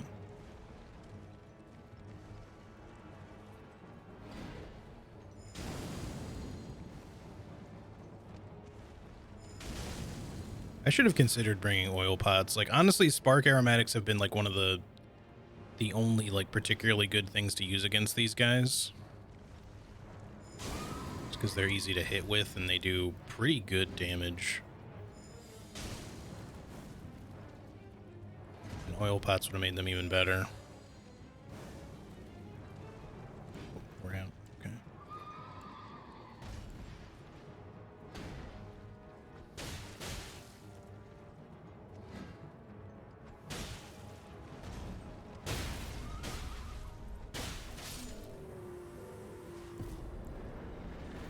Not too bad. Quite a good amount of runes for him. The old Phantom Slash as well. Okay, so we'll mark you down. I'm going to quickly come to the Giant's Mountaintop Catacombs just to see if we did finish this. And then we'll go back and we'll fight the Fell Twins so that I don't forget about them. Because it definitely wouldn't be technically all bosses done if we don't do that. I feel like I did do this, but let me just be sure.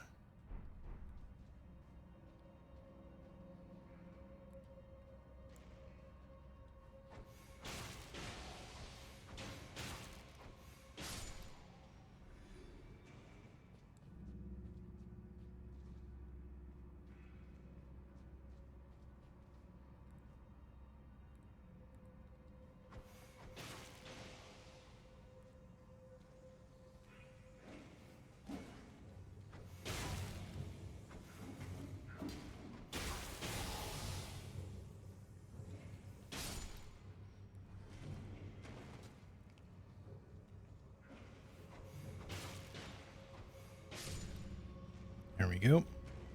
Should be the boss, like right up ahead here. The boss door. Of course, it's down the elevator. I'm like 99% sure I did this. I just don't remember for sure, and I don't want to assume.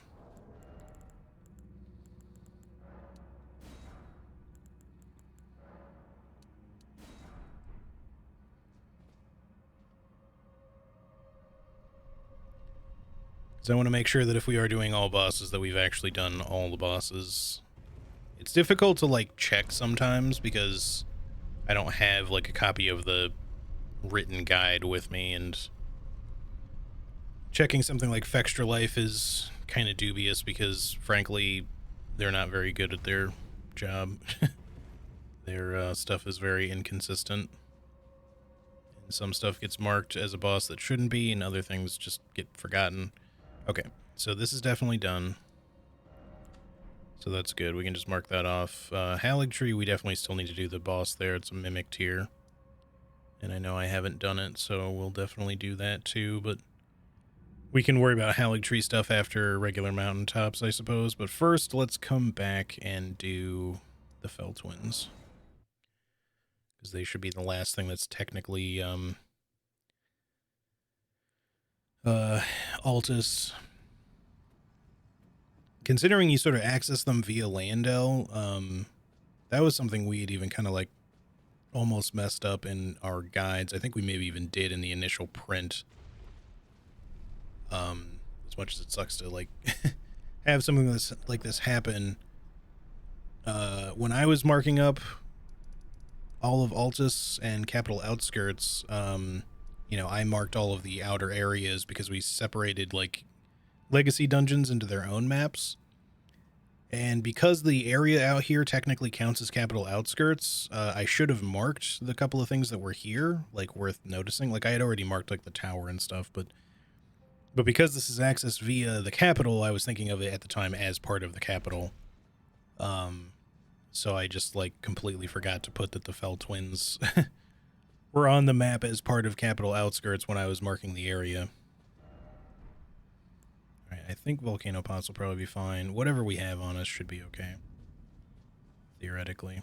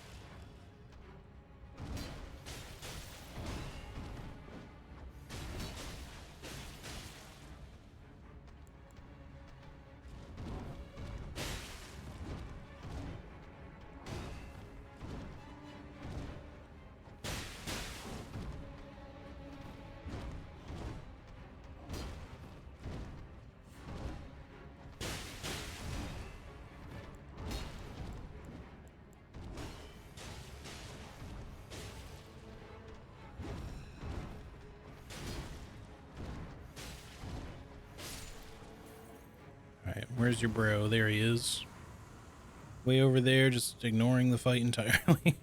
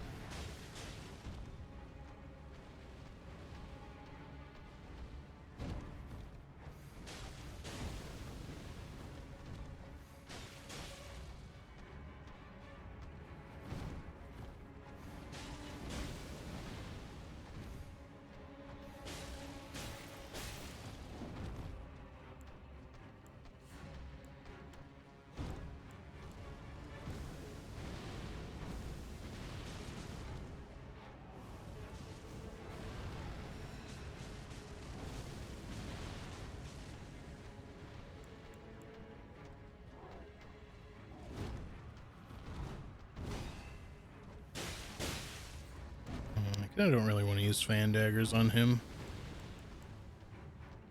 Kukri should be okay, but they are kind of slow, which makes him more likely to dodge them.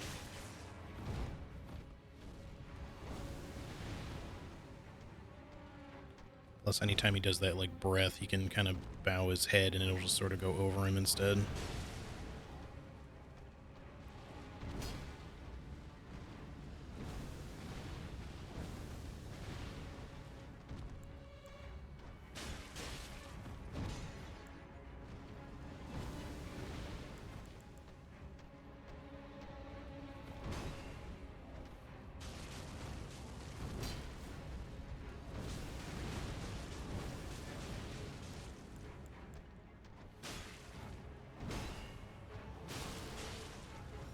Oh, nice. We headshot him while he was doing that.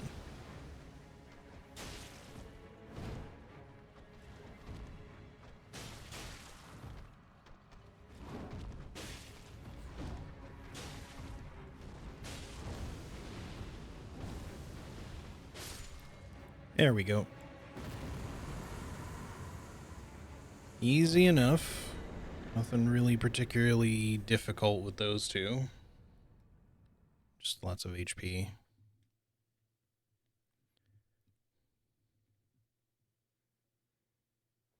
Alright, I don't think we need to worry about, like, other runes. I'm gonna just go ahead and get this grace so I have it, but I'm not gonna worry about traveling up the tower.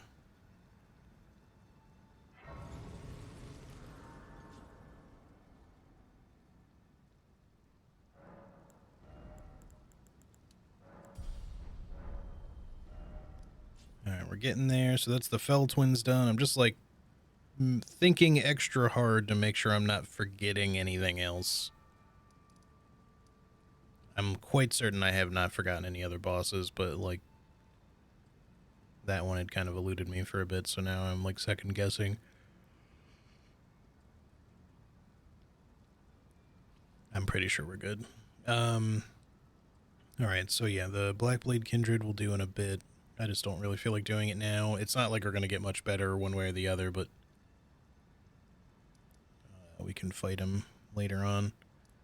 We definitely did the Erdtree Avatar there, so that's fine. We need to kill the Deathrite bird that's there. That's going to be fun, as, you know, he said sarcastically. Borealis we need to kill. Vike we need to kill. Spirit Caller Cave we got to do. Guardian's Garrison does not have a boss in it, so we don't really need to worry about that if we don't feel like fighting Arganthy. Is there any, like, tunnels or caves or anything that I'm missing here? I don't think so, but I'll double check after a bit, I guess. We could also... We could talk to Millicent just to make sure that we do it. Is she here at this point, or did she move? Let's see, we talked to her at... in Altus. I feel like this is her next location, unless I'm just skipping one that I'm forgetting.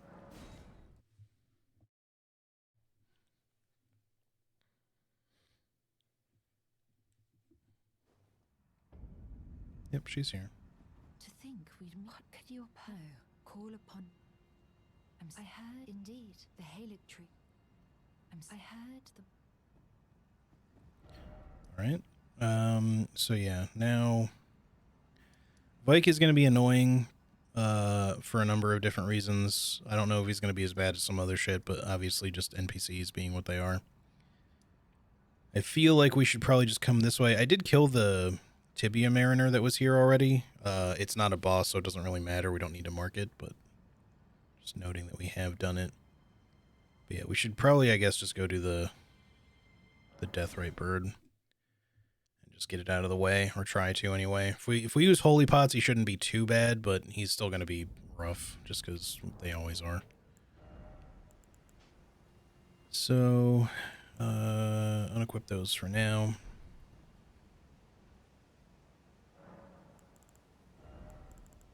Let's put all of these away. Let's actually change our physic tier as well for this, because we're going to need extra damage. Switch this to the holy one. And let's make us... Oh, wait, actually, we should have some crafted already. Let's make sure we pull those out if we're doing that. Yep, 12.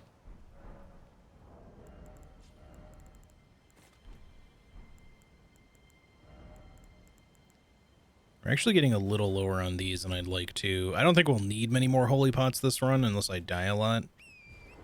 So hopefully that doesn't come to pass, but we'll see how it goes.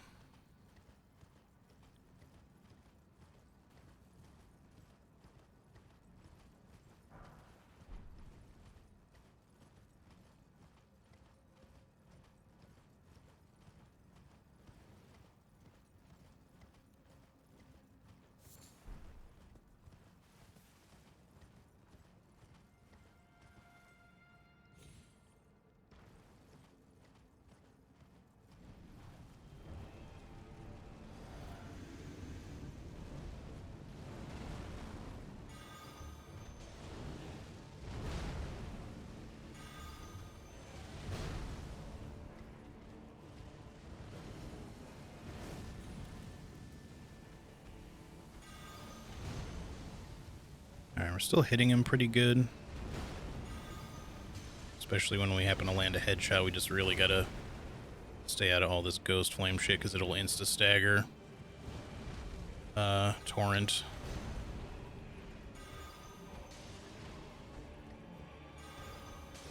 Ooh, nice. Nice. Yes, just keep RP walking at me.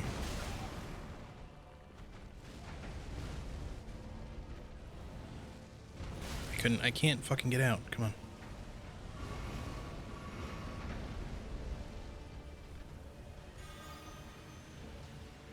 Damn it, he teleported. I kind of got like stuck on the terrain. We were doing fine. I didn't really want to like drag him all that way, but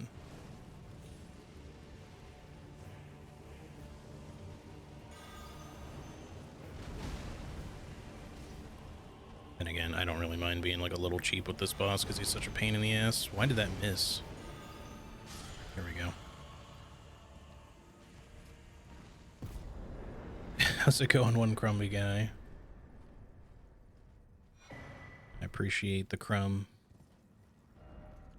Alright, well you're done, so that's easy enough. Thankfully, holy pots are still overpowered against you. I suspect the one in Consecrated Snowfield won't be too bad as long as we just don't make any like super shitty movements. Horrible doing bow only run. I gotcha. Bow only can be really fun, but there are parts that get really difficult for sure. Especially towards the very end. So it's hard to kind of make up for that lack of damage. The Consumables only run does run into some similar problems for certain things, but most of the time it's actually not too bad. And I've really not been using the Giant's Flame stuff at all. I probably should, because they are still good damage. It's just that the Volcano Pots have been carrying so hard I haven't really needed to use them, and then occasionally Frost Pots have been worth it on their own.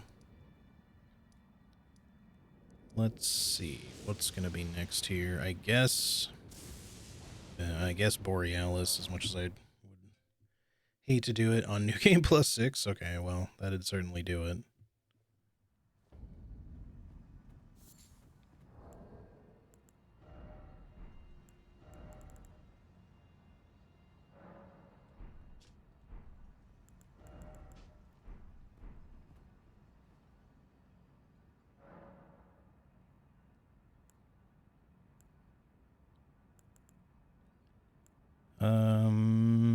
Okay, sword chest.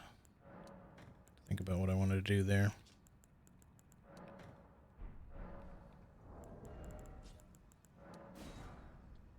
So this should be fine for Borealis. I don't think we'll need too much other stuff.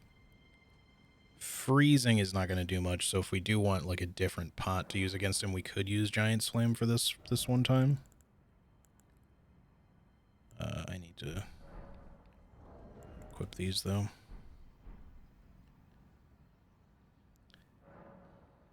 Probably, but the FP cost can be detrimental if you're using any other FP costing pots. Yeah.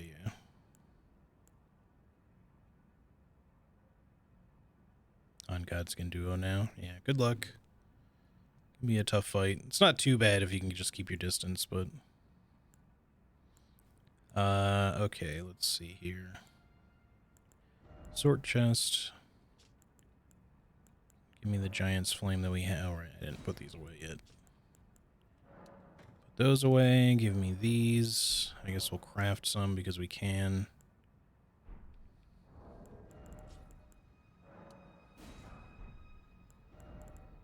There we go. Alright, Volcano. Giant's Flame. I don't really expect them to do a ton, but just figured we'd have them. And then I think I'll just go ahead and grab my last arcane level now, since we're already so close. How much do I need still? Just slightly over 2,000.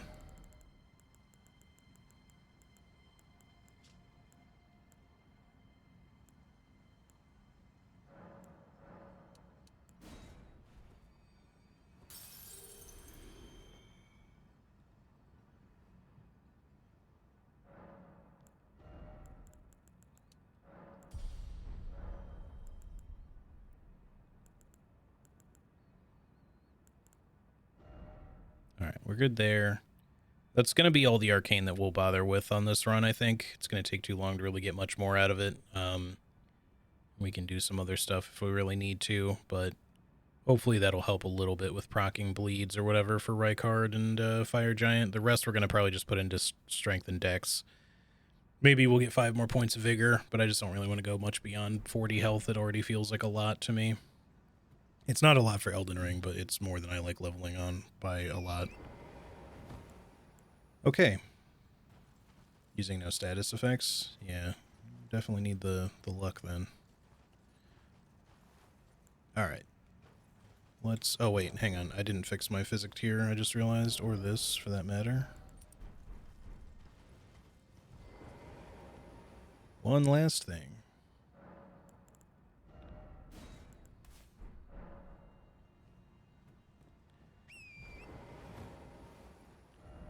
Okay, Borealis. Let's see about getting this done and hopefully not dying, like, instantly to a big frost roar.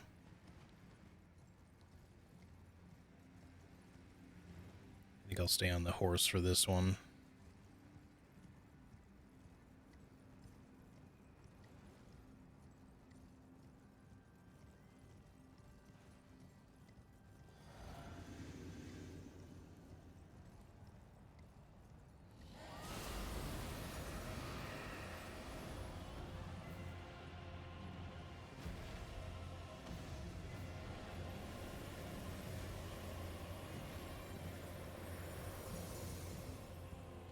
Moving into a breath instantly. Still too far away? Okay. Kind of hard to judge the distance there.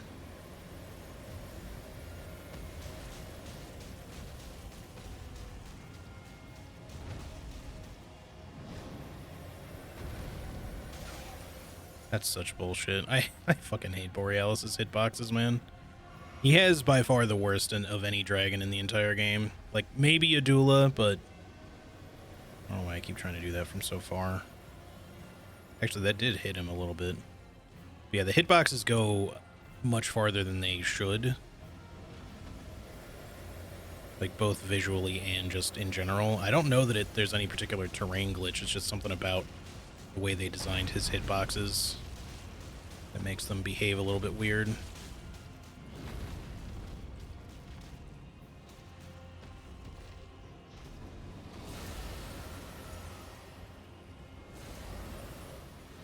That is the big frost. For a second I thought he was doing the smaller one, but at least I think it was the big one. Maybe it wasn't.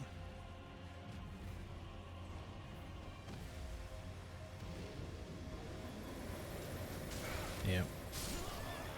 Saw that one coming before. I forgot that he likes to do the sweep sometimes. I thought he was going for the straight ahead breath attack, but he switched up to the sweep instead, and then I was 100% running the wrong direction.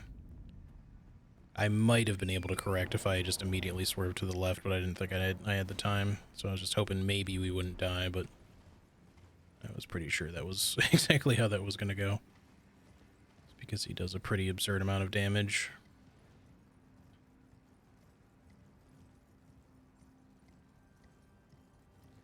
We did pretty good against him, though. Let's see what a Giant's Flame Fire Pot does to him. Probably not really especially worthwhile damage, comparatively, just because the Volcano Pots are already so good.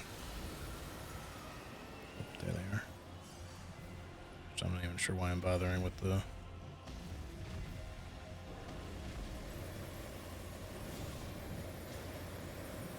Yeah. I think unless we hit him in the head, that's not going to be particularly worthwhile.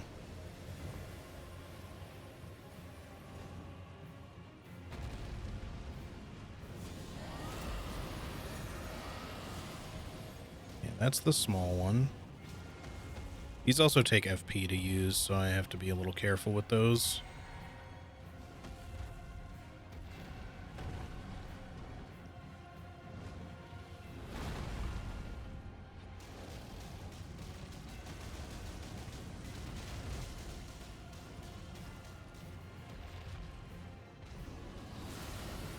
Big roar.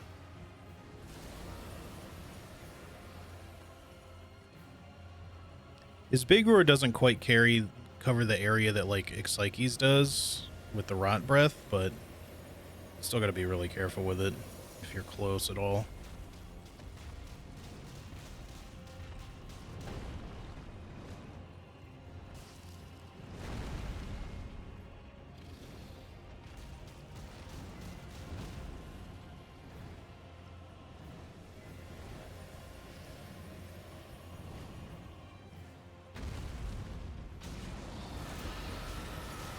That's a problem. Yep. He went fucking right into it.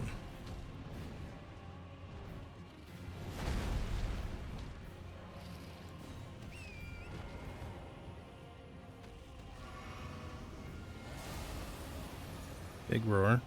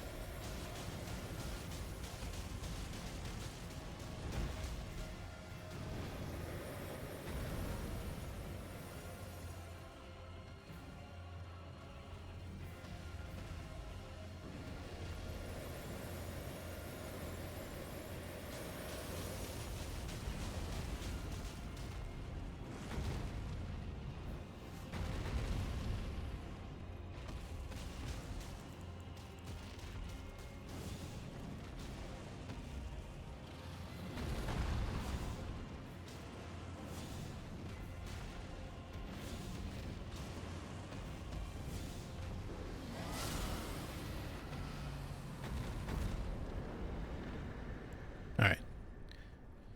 We had just enough to make that work as long as we had gotten some headshots in there. So that's done. Easy enough.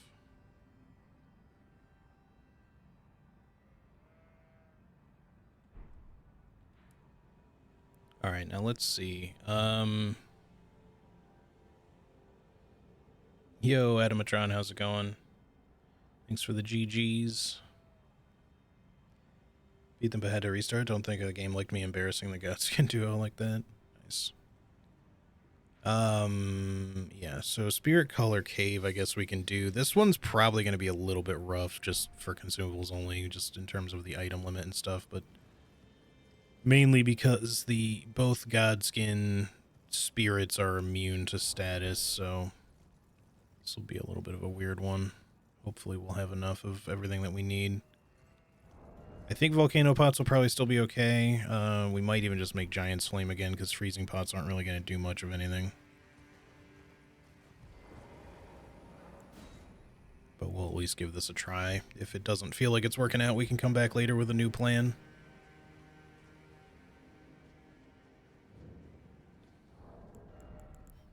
Let's get these made up really quick, though. Those and these.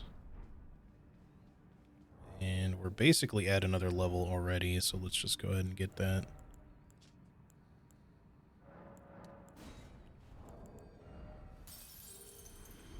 Almost.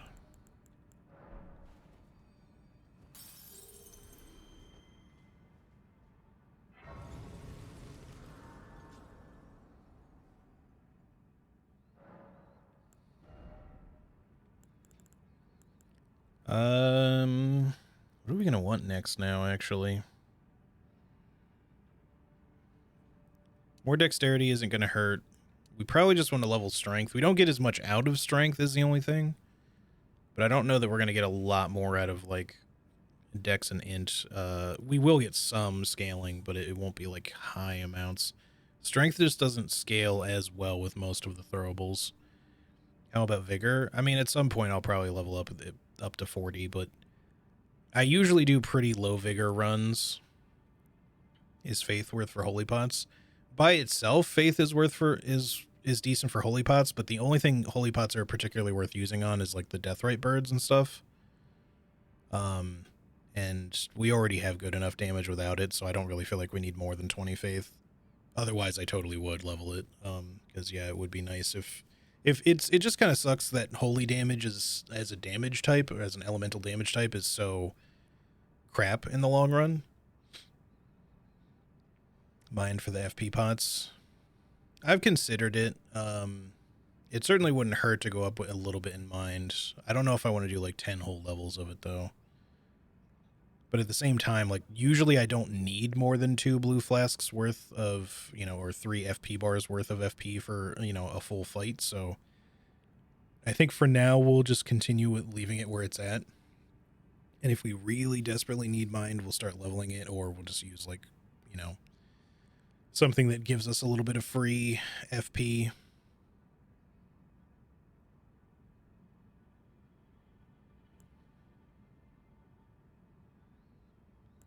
But yeah, typically I like doing like much lower vigor runs in this game, even though it does mean that you get one shot by some stuff. But Elden Ring, like every other Souls game, most of the time it's just about trying to get good. If you're good enough at the game, you can usually just not get hit, and that means you don't really have to level vigor. Sometimes you might. I'm certainly no crazy expert as far as like doing things hitless in this game, so I definitely die plenty, but I always just feel weird leveling a lot of vigor, even though Elden Ring is definitely balanced around you leveling a lot more vigor than is kind of necessary in the other games. Like, I feel like most of the time you can get away with extremely low vigor in most of their other games, and still not get one-shot by most things, aside from, like, some of the hardest enemies in the game. And at the top end, you're going to level it to, like, maybe 40 or something. Not that you can't go higher, but it's kind of unnecessary. In Elden Ring, they want you to level to, like, 60 or more vigor, honestly. In order to just be plainly survivable. But, and defense does make a big difference. Obviously, I'm, like, extra vulnerable because I'm not wearing much in the way of any armor. But, and I've got 2 talismans on that increase damage that I take, which is why a lot of things are going to 2-shot me or 1-shot me. So, defense only matters up to a certain point, though. Like, when you're just wearing a lot of light armor and going with light roll, obviously, like, trying to squeeze out a couple of points of defense in little bits here and there isn't going to do much. But you can get a lot of damage negation out of like heavier armor and shields and all kinds of shit to have your damage negation just up super high to the point where when something actually hits you with what normally would be a really heavy damaging attack, you'll only take like a small amount of damage from it. So defense definitely does matter in this game, but it's kind of like after a certain threshold that it makes a bigger difference, and usually you got to kind of go for a heavier build in that case. The same is sort of true of the other Souls and Bloodborne, etc. games, but like to a slightly lesser degree, because you can, like I said, you can really kind of survive, you know, like just in other words, not really get one shot or two shot by things, even like with mediocre defense and relatively low vigor throughout most of the game in a lot of their games. I'd say maybe of like the earlier ones, Bloodborne is probably one of the exceptions. You still don't really have to have a crazy amount of vigor or extremely defensive armor, since armor is a little more secondary in Bloodborne, because a lot of the armor is more aesthetic and then resistances more than just straight up defense. There are defenses, but it's kind of minimal for most of it. So vigor plays a little bit more of a bigger role in your overall survivability or vitality, whatever it is, in that one, over like your armor, your defense. But even so, a lot of things won't one-shot you. It's more likely that you'll get comboed out in Bloodborne than you'll get one-shot. There's a slight exception to that, like in terms of Chalice dungeons and the DLC, because things are scaled up to be a little bit more ridiculous there. So, you know, at which point maybe you'll feel like leveling a bit more vitality, but I just feel like it's not overly necessary early on or even throughout most of the game. At least if you can reliably evade attacks or interrupt them.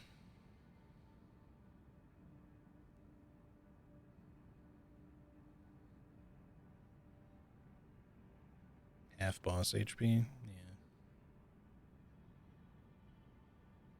I really do appreciate having great shields when I need it. I love the pre-nerf tortoise shell, but I get the nerf. Yeah, the nerf kind of made sense, but there's still a lot of really good shields in the game. And there's nothing wrong with playing that way, by the way. Like I said, I'm still thinking of making it like an incentive for the stream anniversary, but one of the runs I'd maybe like to do is like a shields only sort of thing. Now, there's a lot of fun to be had with shields only in Elden Ring, because it's not just use shield to block, use other shield to bash or something like that. Or even the same shield. Because there's special shields like the Erdtree Great Shield, the One Eye Shield, the Visage Shield, all of which that have like projectile properties to them in one fashion or another, and those would technically be allowed. Parrying would be allowed, and therefore technically things like Carrying Retaliation or Golden Parry are also allowed, so you can deal damage through stuff like that. So it's not necessarily as bad as like a shields only Dark Souls 1 run or something like that, where you're effectively just kind of bonking things like for very minimal damage. But it'll still be a difficult run damage wise, which means that it's a good idea to go like higher defense. So it'll be a little bit of the antithesis of what I normally do, because I usually like playing high damage mobility builds. So I go not necessarily even dexterity, sometimes it's strength, but I usually don't like leveling a lot of vigor. I usually don't like wearing especially heavy armor. And I like having light roll whenever possible, or medium roll if I can't. I rarely ever play with heavy load. And I just usually prefer being able to dodge things rather than trying to block them. But that doesn't mean that there's anything wrong with playing like a defensive style playthrough, if that's what you like. It certainly makes the game a lot more approachable for a lot of people, I think, when you do play defensively.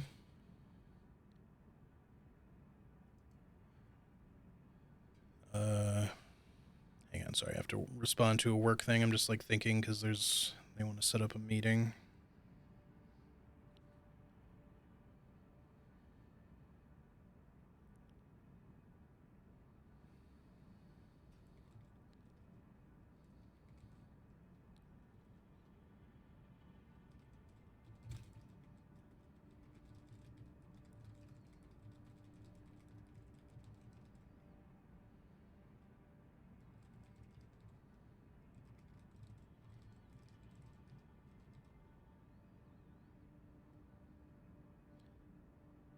think.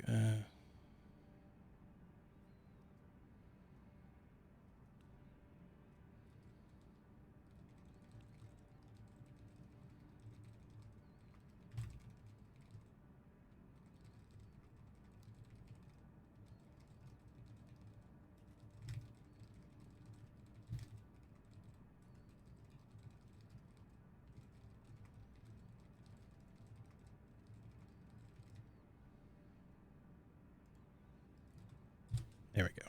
Okay. Sorry about that.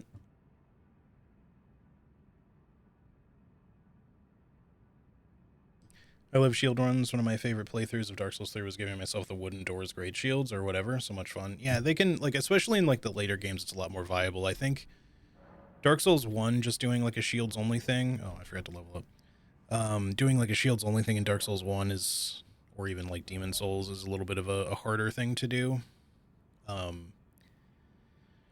But it is doable. It's just very slow. Okay, so let's, for now,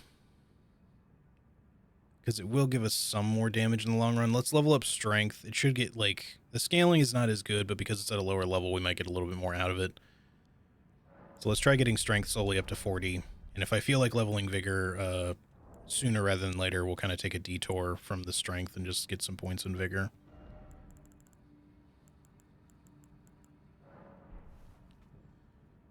Alright, Spirit Collar Cave, let's do this shit, or try to anyway.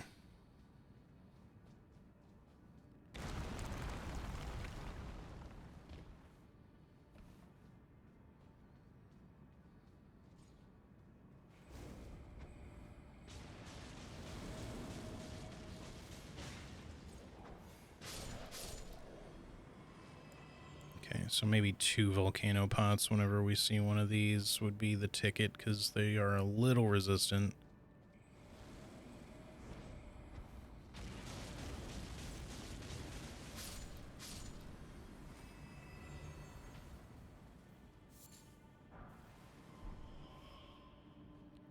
Just prefer not to really have to try to, like, fight off or fend off Inaba, especially since he'll just respawn anyway.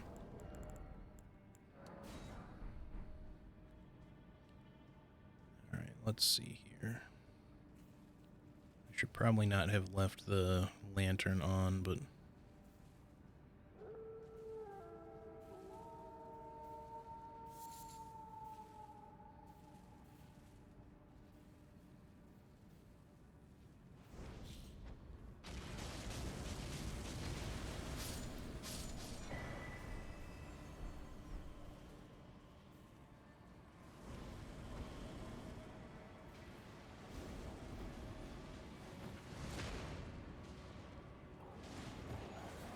What the fuck just happened?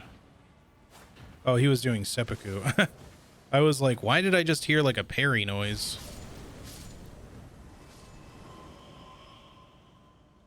I forgot that he does seppuku. I thought he had like parried another enemy like randomly, and that made like absolutely no sense at all.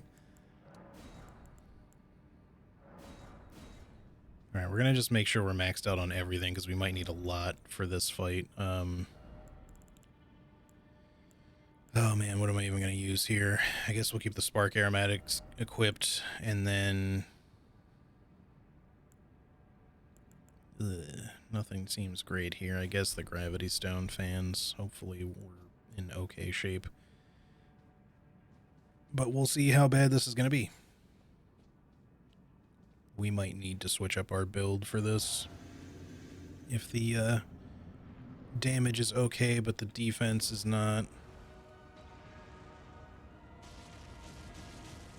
It's definitely not great damage.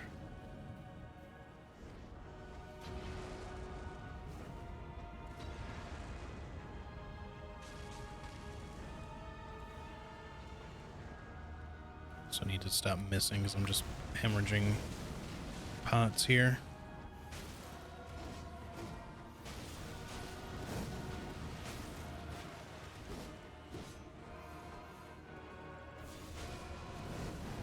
When you only got one Godskin to fight, no problem. When you got multiple to fight plus a Spirit Collar Snail afterwards, that's when it's a little bit more concerning. This is a situation where I could foresee us, like, maybe having been better off even putting... How did that miss?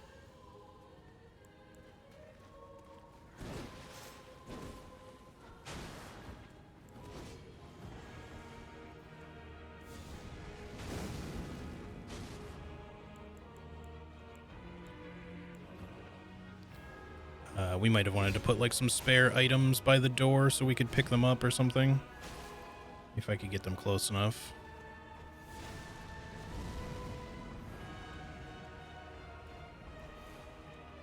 Right, the name of the game here right now is just get him down. Don't worry about being in a rush. Hopefully this doesn't take 5 years, but come on, do something.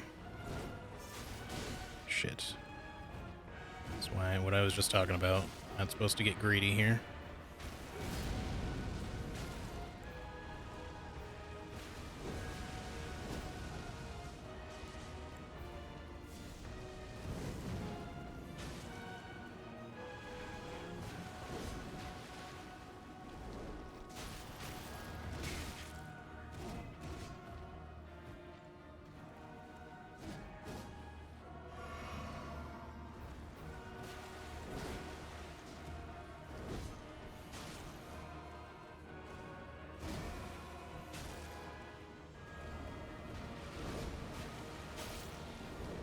I hate that the lock-on does that.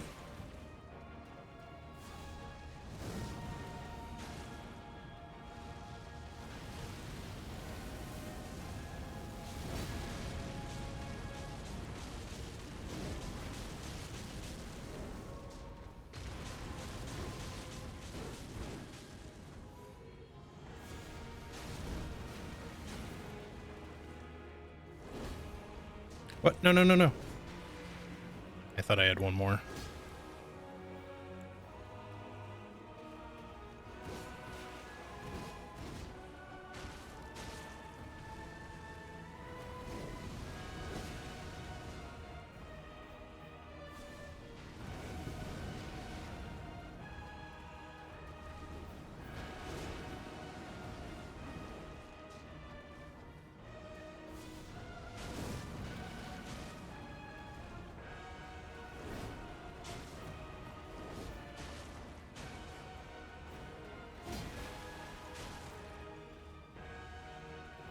I rolled. What the fuck?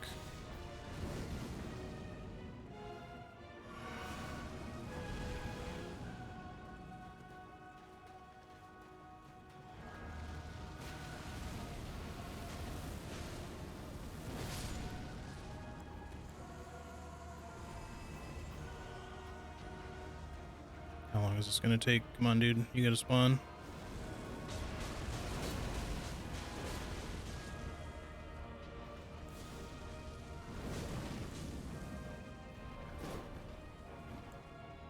Oh, shit.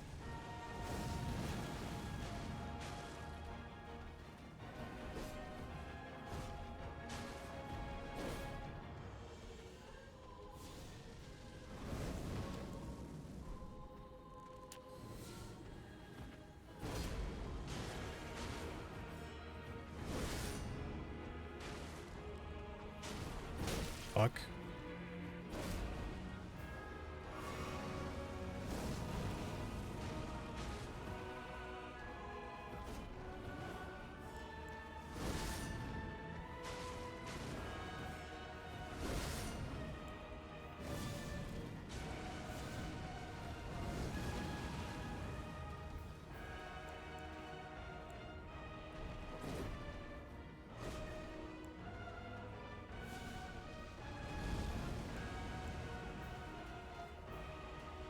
Hmm.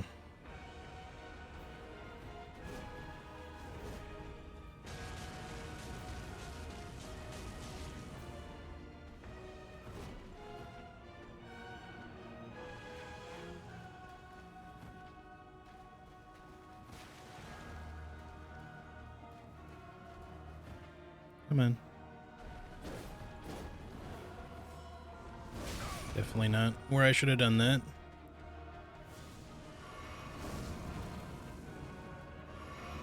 Seven heals left.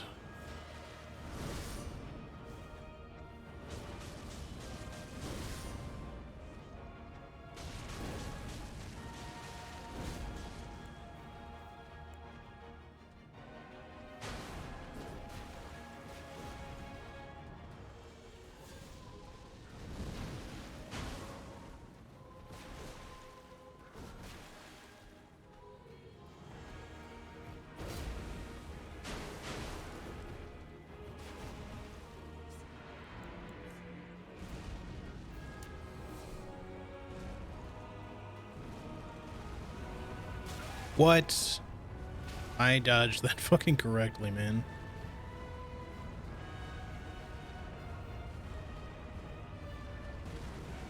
I thought. I'm stuck. Okay.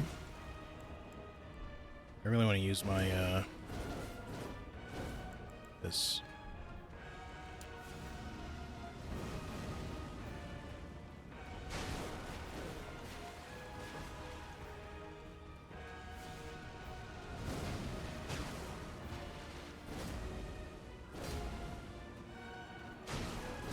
Okay.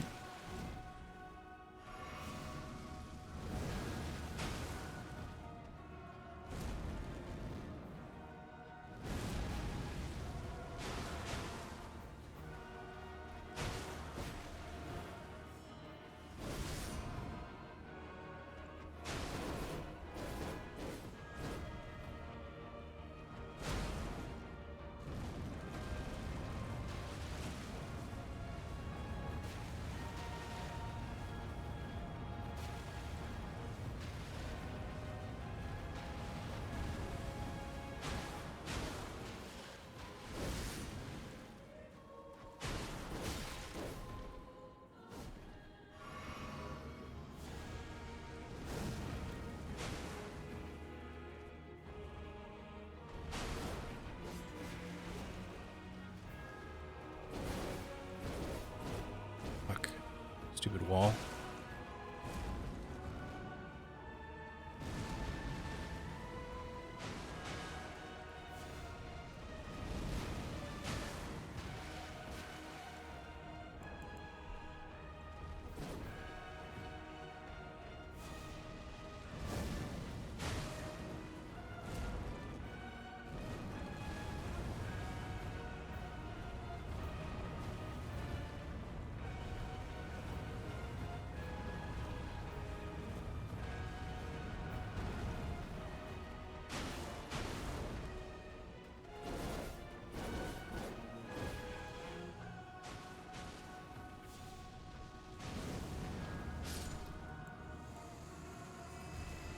Alright, where you at, you little son of a bitch?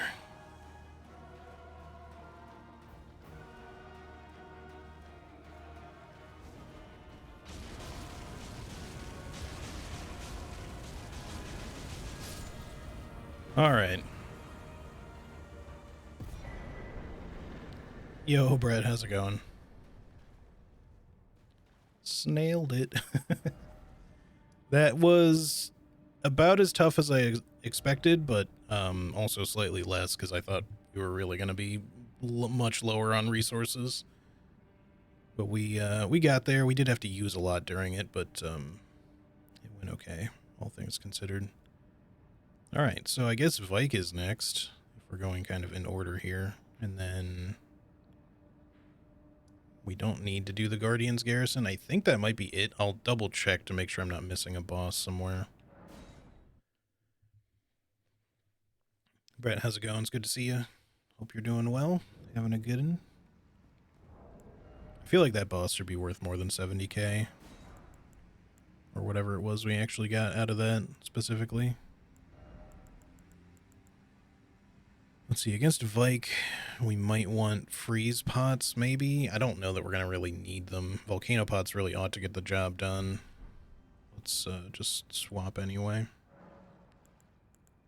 Sort chest. Oh, I always do this. I gotta unequip them first. I wish you could just unequip them from the menu so you don't have to stand back up, but...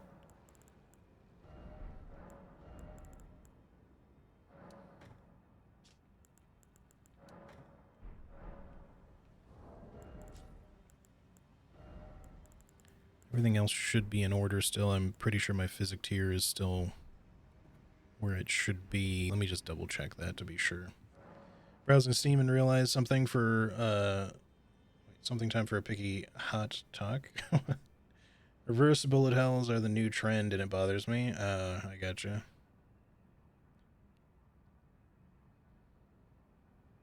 Bullet heavens.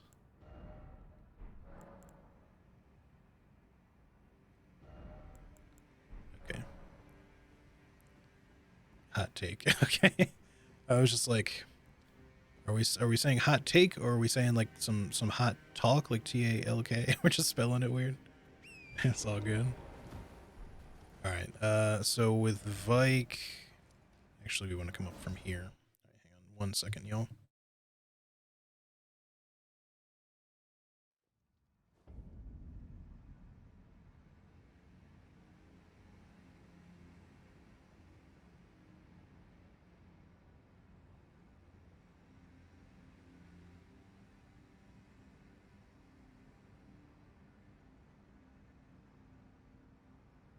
All right, sorry about that. Was being delivered a puppy dog. Cisco. When trends happen, devs give up identity to follow the trend. I don't know. They aren't fun anyways. Yeah, the thing about like trends, like I get people wanting to capitalize on some like new thing that's become popular, right? What even is like a reverse bullet hell anyway? Because like I can kind of imagine what you're talking about, but I don't know if I've seen a game that would be like an example. Because I know what a bullet hell is, like that's obvious. But I'm just like, are you creating the bullet hell, or like Vampire Survivors?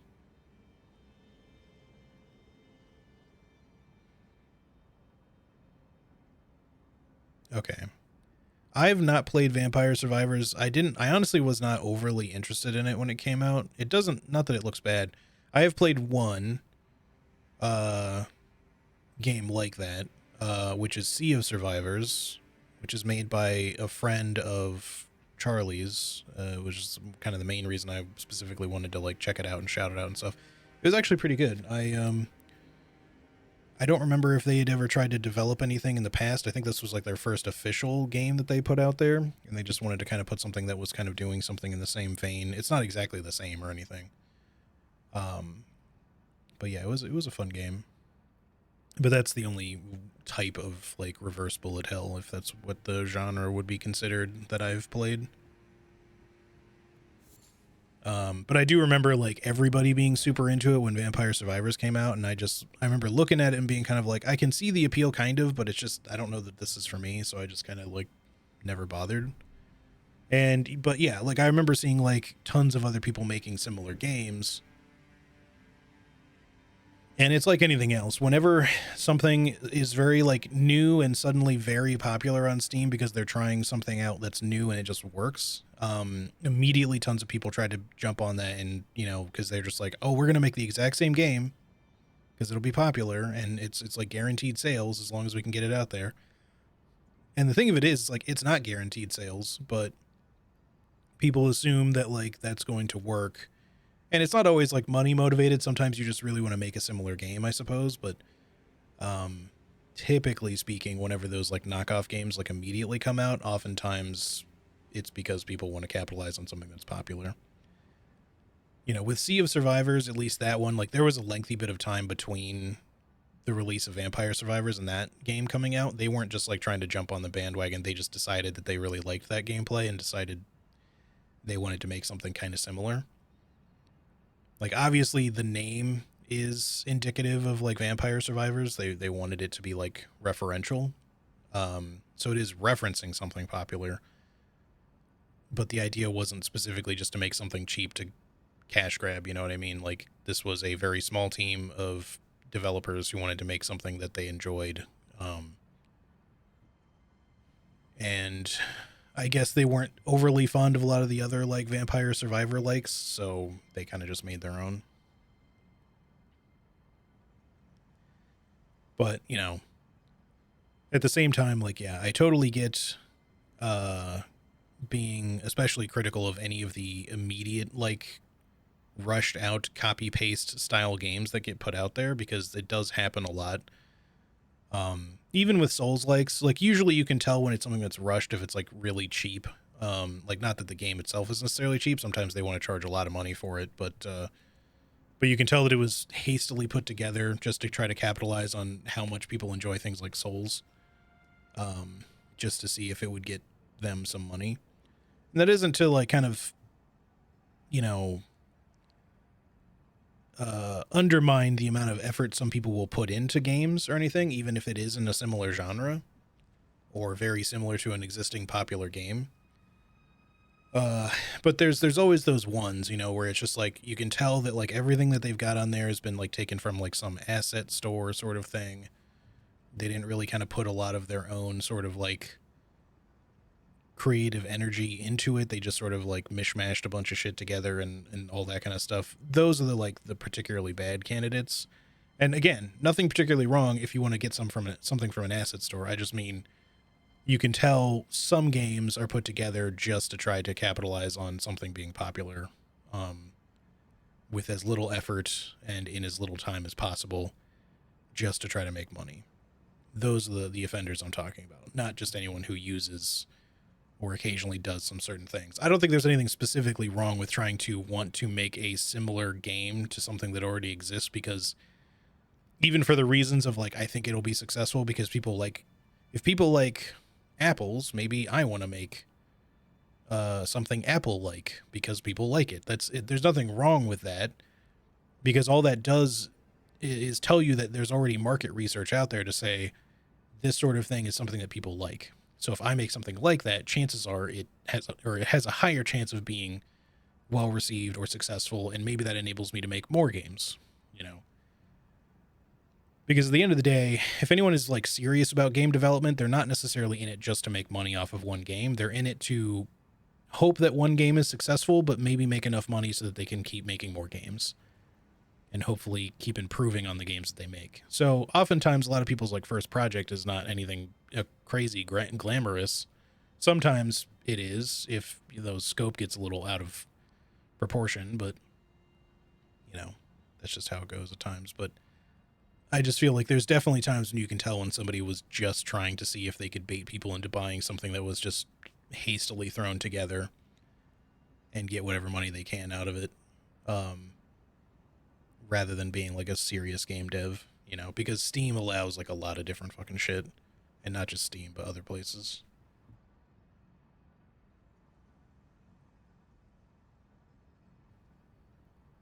I dig those games that are masterpieces and they can be very low effort, but sometimes I just want to occupy my hands and eyes. Yeah, for sure. I mean, that's like any game, right? Like, it doesn't have to be the most popular thing either. It could just be the thing that you like.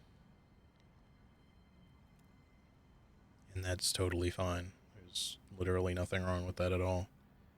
People are so keen on copy pasta they should apply to FromSoft. Yeah, FromSoft certainly copies stuff from their own games quite a bit, but definitely a lot of people also copy stuff that worked from their games, or at least conceptually speaking, you know, if not directly ripping something out of the game. But there are, of course, times when they're they may as well be ripping something out of the game, because you can tell that it's like, this is literally that boss from this game, except it's just been reskinned, and, you know, it's even got similar animations, or potentially even the same animations, depending on how they got a hold of them.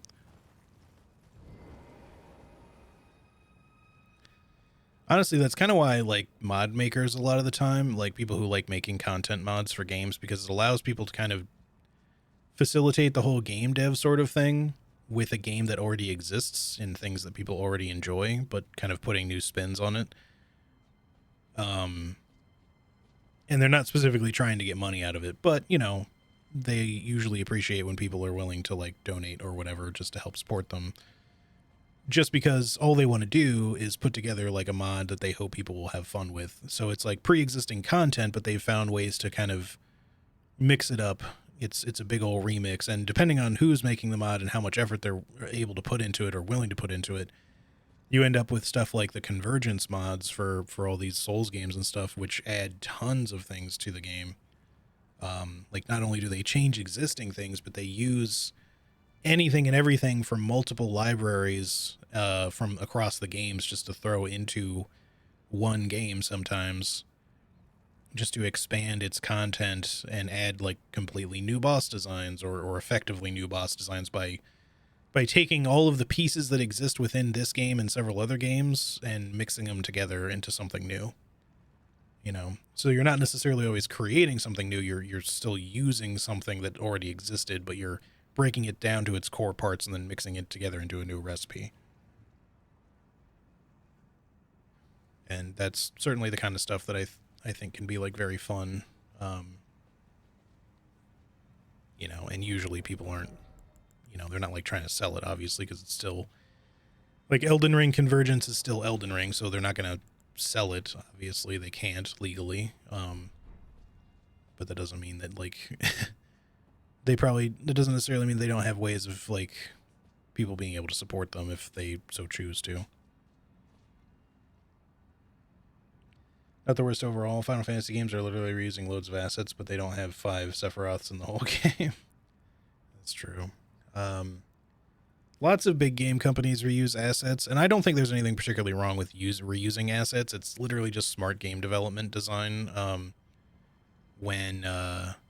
Or efficient game development, I should say, when you want to just kind of reuse something you've used already, as long as it's not like super crazy blatant and stupid. Like sure, okay, there's tons of ulcerated tree spirits in Elden Ring, okay, but they're not something that already exists in Dark Souls 3 or Dark Souls 2. They clearly look like something that was supposed to go into Dark Souls 3 and was probably a cut enemy that they then used the skeletal rigging and stuff for this game and turned it into something else, because I think originally it was probably going to be some sort of big Pus of Man boss that was going to be in Dark Souls 3, but instead they it didn't make it into that game, so they just repurposed it for Elden Ring later.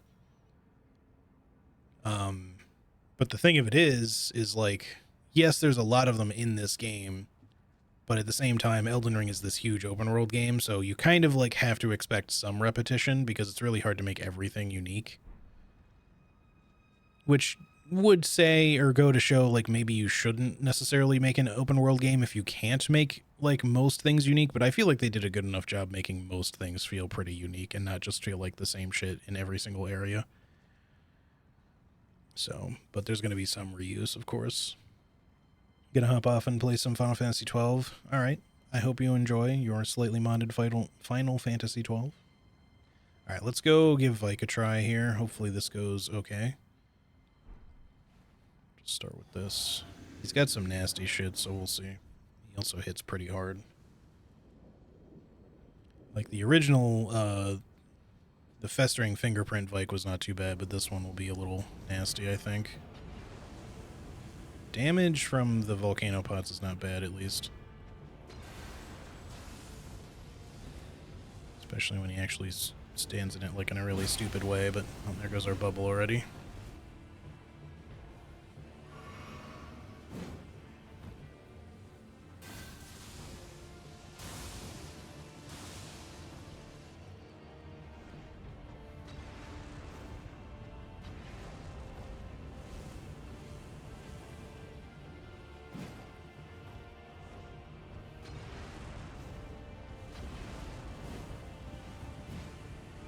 Yes, burn, you fool. Ouch.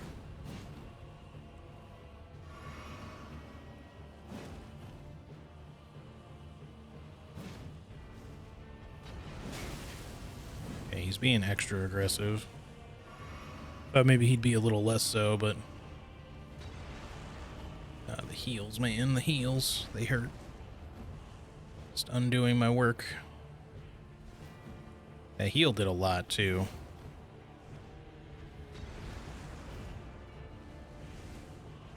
We're gonna end up having to kill him with some other shit, probably. So I don't think the remaining volcano pots are gonna get us there, unless... If he has another heal, they're definitely not gonna get us there. If he does not have another heal, we might be okay, but... Ah, shit, why are you spamming? Get over here.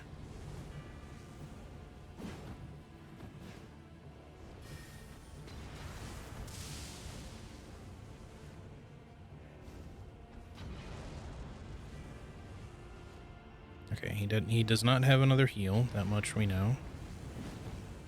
But we are going to have to use something because we've only got 2 left, and that's definitely not going to be enough.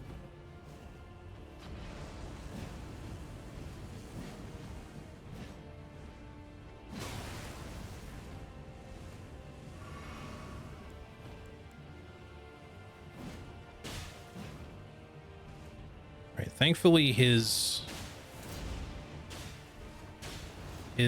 spear actually is just heavy enough to be slow. So he doesn't immediately roll out. That actually was not too bad. We could have fought him even slightly more straight up than we were. I was just expecting him to be able to still roll out of the way before I could really throw much at him. All right. Easy enough. Not too bad. All right, so we got you done. So with that said, let me look and make sure there's not like any dungeons that I'm missing in this part. What's this bit up here again? Oh, that's the tower, right? There's no boss there.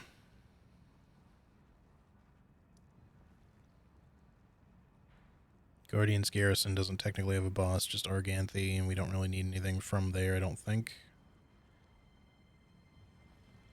Alright, let me just warp here, and then I'll just quickly consult the Elden Ring map just to make sure that there's not anything that I'm forgetting. Elden Ring map.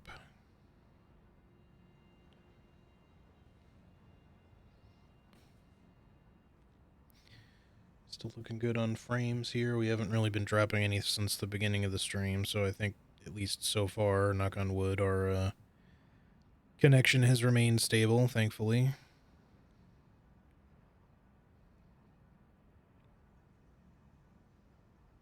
Alright, let's see. We have, yep, did all of those. We did the Erd Tree. We did, okay, the Tibia Mariner is not a boss. So, but we killed it anyway, so it doesn't matter. Yeah, and then that, so yeah, we've done everything in this part. And then to the south, we've got the Conquering Hero's Grave, and then just the Fire Giant, I think. Because the only other thing that's really down there is the Church of Repose, which just has Okina in it, so... And it was still being lousy this morning. No, sorry. When I said drop frames, like, we dropped, like, a few right at the beginning, but it wasn't, like, anything big, so... It's been stable overall, thankfully. Hopefully it stays that way. I guess we're gonna try Fire Giant after all this. We could, like, detour and do, Consecrated, but, like, I don't know. I kind of want to give it a try. I hope we have the damage. I am gonna try to, like, set some items by the door just in case. In fact, the first time I don't even need to set them by the door. I can actually walk inside because there's no fog gate until you walk up a little ways. But after that, I'll have to get a little creative. So yeah, there's just the Hero's Grave to do here. Actually, wait a minute. I just realized... Speaking of Hero's Graves, we didn't do this one. I completely forgot about it. Alright, hold up. Extra detour. I don't know how I fucking missed this, but I forgot the Hero's Grave in Gelmir. Which is not a fun Hero's Grave. I mean, most of them aren't fun, to be honest, but, or at least especially fun.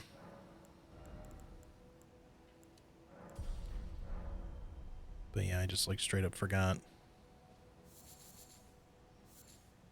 So, let's see. What are we gonna want for in there? Thank God for the shackles. Well, yeah, especially for the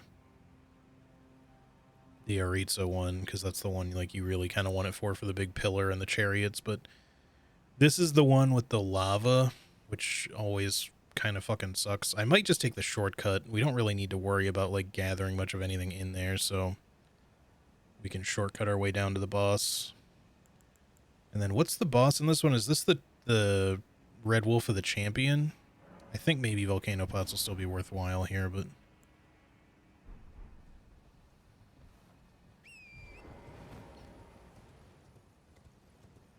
Or is that a different spot, and then this is just another, like, ulcerated tree spirit? I forget which one this is.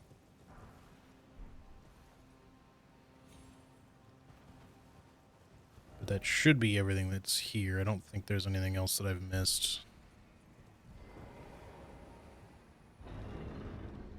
Well, it's definitely not the Twin Crucible Knights, because that's Aritza Hero's Grave, and I've done that one already. That's, this one over here. This guy. So I feel like this one is maybe the Red Wolf.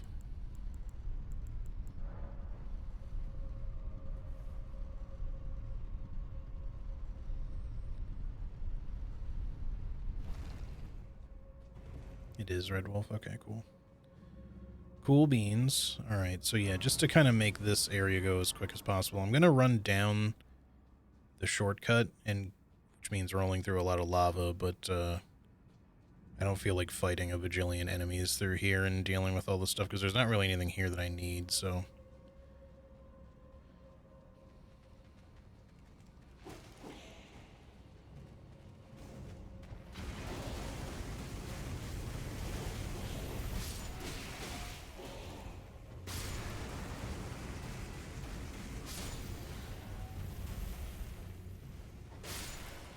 And those guys are so much more annoying when you don't have regular weapons to deal with.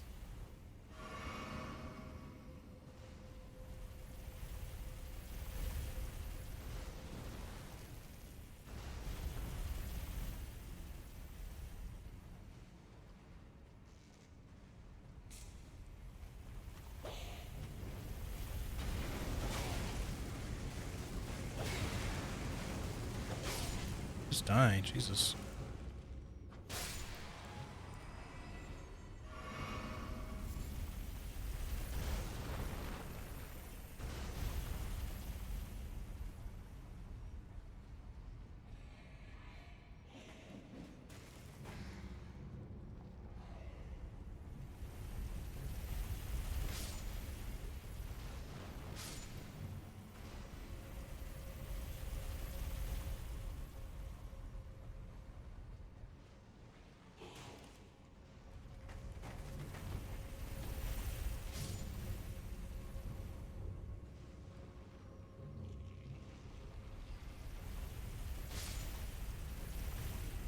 Alright, so we're gonna just go down the lava path here. I can get the finger that way, not that I'll use it, but... Oh, Jesus Christ, I did not mean to do that. I'm so glad I didn't get punished for that. I don't know how I didn't, honestly. That should have hit me. I was trying to just start running, and I somehow backstepped.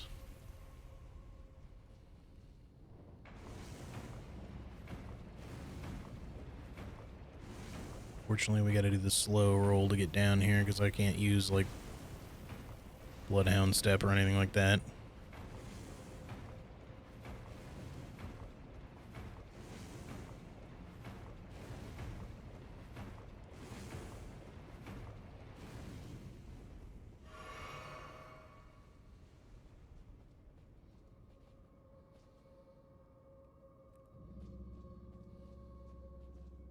I don't remember if there's enemies in here or not. I feel like there are, but... It's the one... No, okay. I'm thinking of a different room that has, like, the pages in it. Ringed Finger. Yeah, I don't know how I didn't die there. I it was a completely by accident backstep. I was definitely not trying to do that at all.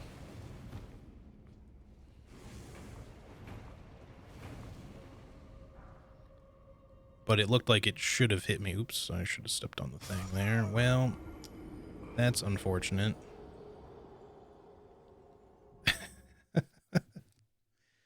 We're probably not close enough to the stake, right? Not that it matters. Yeah, okay. Well, we gotta make that run one more time now. It's my fault for thinking that the ledge was straight ahead. It's kind of dickish that they put it off to the side on that one, because every other time there's one of those drop-down ledges, it's always, like, straight ahead of you.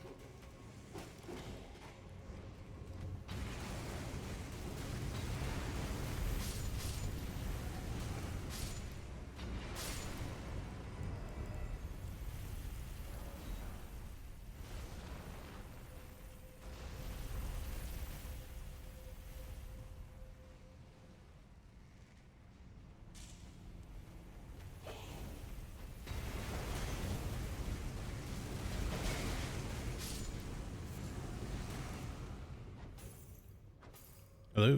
There we go.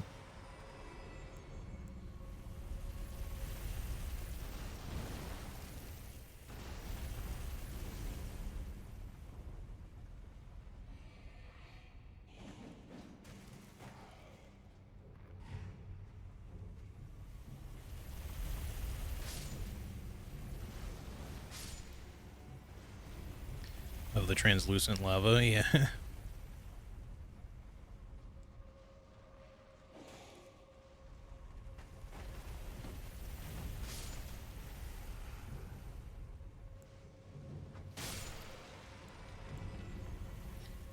sure he doesn't get back up.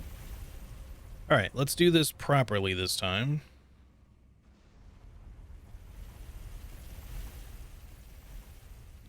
Just for safety, I'm gonna dip into here anyway. I don't know that we'll need to, but it probably would have caught me. Since we don't have any faster means of movement, we would have gotten stuck in the lava there more than likely.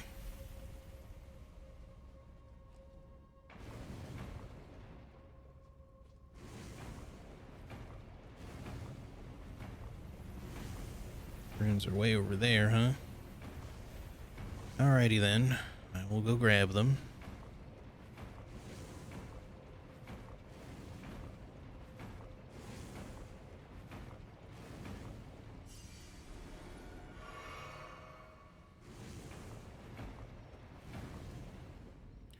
Alright, it is on my right. Okay.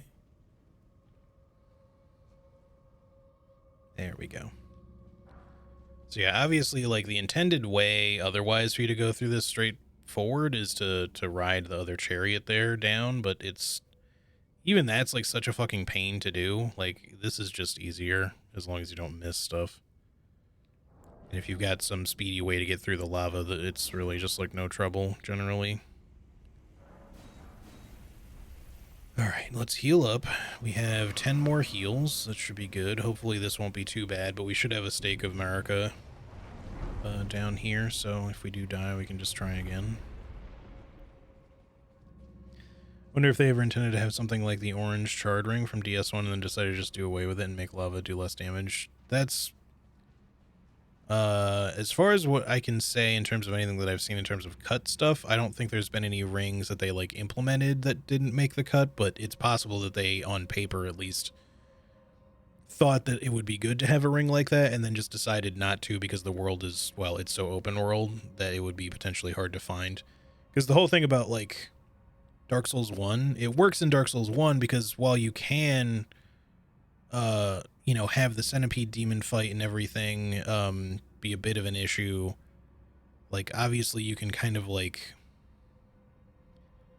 before lava's like a big concern, the centipede demon is there and you can get the ring, you know. Like, even if you just decide to, like, take the shortcut or whatever, like, you still got to do the centipede demon, I think. Actually, no, I guess you technically don't have to do the centipede demon, but you can at least survive the lava without it. It's just, like, a pain in the ass.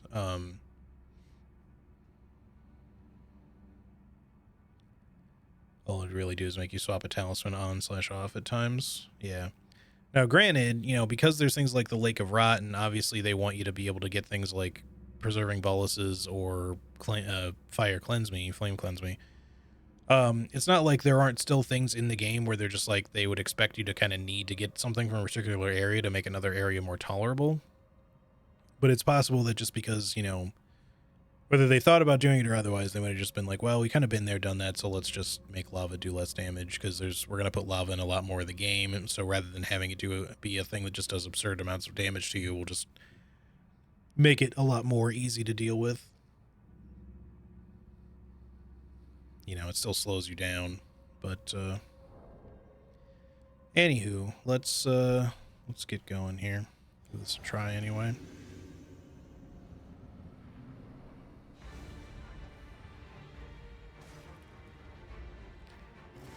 Walk into it, damn it.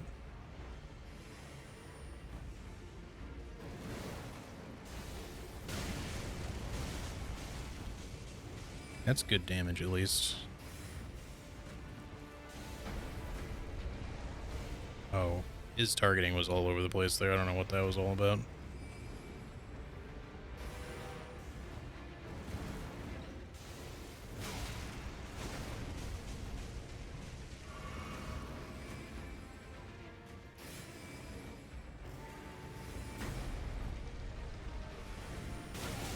Okay, game. Could do without the, like, 1,000,001 buffered rolls there. My dude rolled twice without me hitting the button. That was very weird.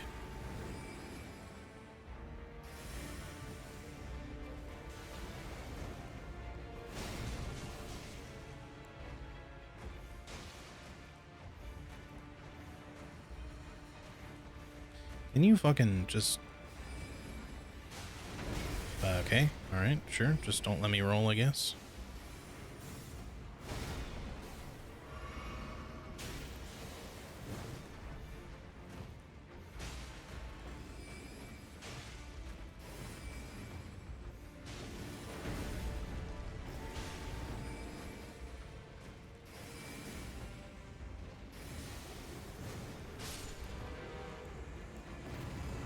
Probably would have been better off not even really bothering with the volcano pots for that. Alright. Now Gelmir is actually done. Aside from Rykard. At least we hadn't technically finished Gelmir yet, since Rykard isn't dead yet, so I didn't really feel too bad about, like, having not done that yet. Okay, so now we want to go to the hero's grave over here. Next. Gotta figure the Red Wolves would have some higher fire resistance. Yeah, they're more like magic holy kind of. I think more, I don't know. I don't remember what specifically like they're particularly good at. They don't really have high resistances in general. It might be like holy particularly, but despite the fact that they cast like magic and stuff, but yeah, I kind of don't really recall specifically what their better resistance is, but they're not overly resistant enemies. Just generally speaking. We got the fingy creepies here. Now a lot of these guys will drop somber 7s for you like all day. But obviously, like, this is nowhere near as early game as, like, just running to Mount Gelmir and then leaving again if you're trying to, like, max out a somber weapon quickly.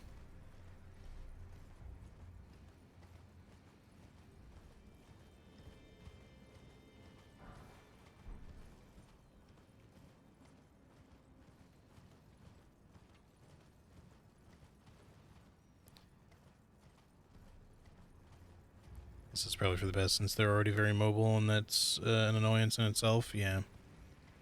In general, I think they would be particularly nasty enemies if they were especially resistant to anything, given their mobility, but also just because you experience them kind of throughout different points in the game as it is, that kind of, in some ways, that would just kind of make them just a little early to be dealing with, like, resistant bullshit.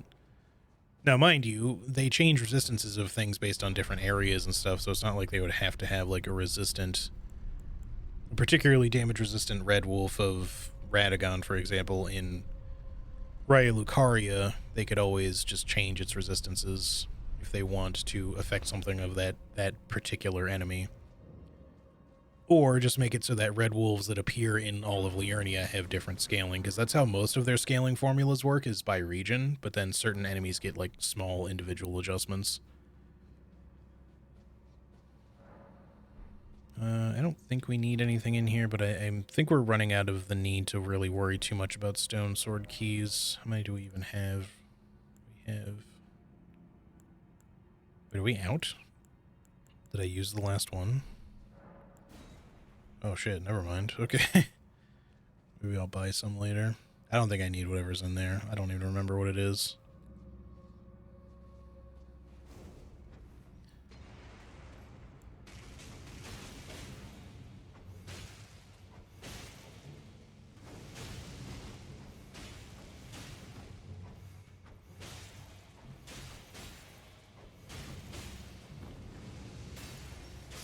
While I am fighting this guy, thanks for the stuff. I'm probably not going to kill a lot of the enemies that are in here, just because a lot of them are going to be scaled up pretty high. This hero's grave has quite a bit in terms of enemy scaling, and this is the one with the shadowed enemies. We definitely will kill some stuff here for sure.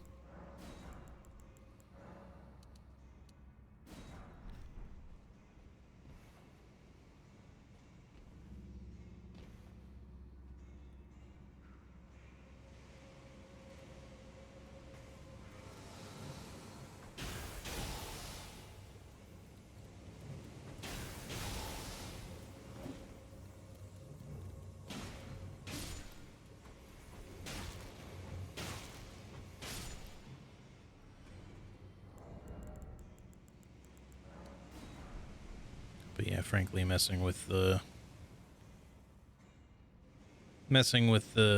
I can't think of what they're called suddenly. Erdtree Avatar or Erdtree Burial Watchdogs. Thank you. I don't know why I'm thanking myself, but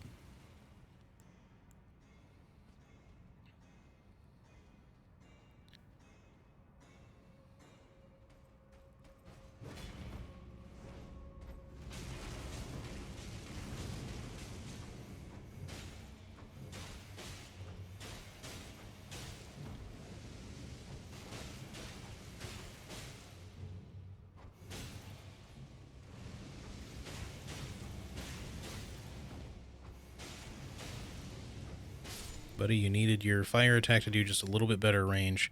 This, by the way, is like, I can't remember if there's a second one, but this is like one of the only enemies, if not the only enemy, that drops the flame sword that monks, fire monks and black fire monks carry.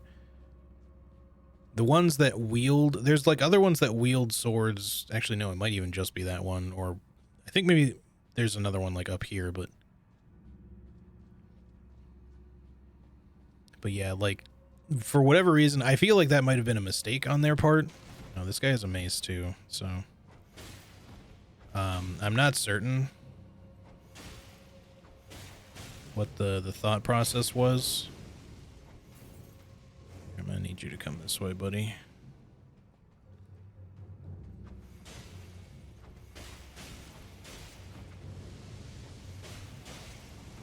Wish my damage was just a wee bit higher.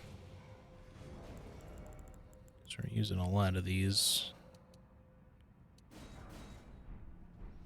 But yeah, at least that one specifically will drop a flame sword for you. Okay, well, we're not going in there right now. Hopefully we don't need to for any particular reason.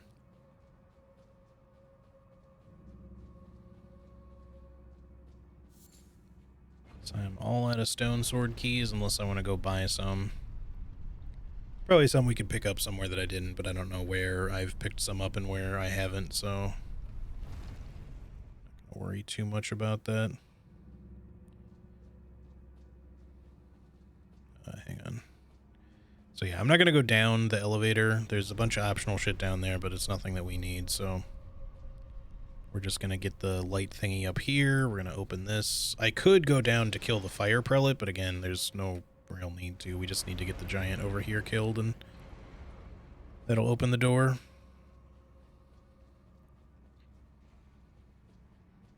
Come on, bro.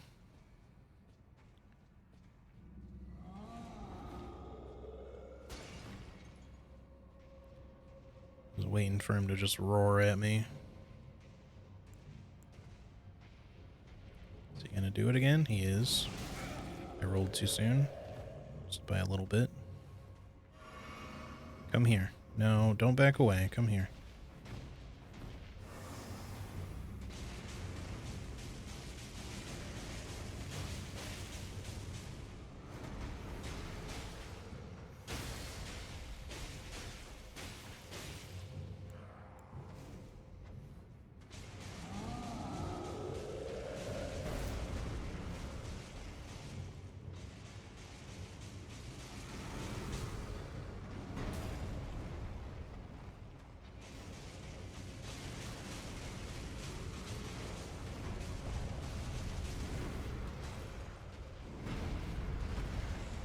I thought he was gonna like instantly run into the wall for a second there, but he just sort of curved around it instead.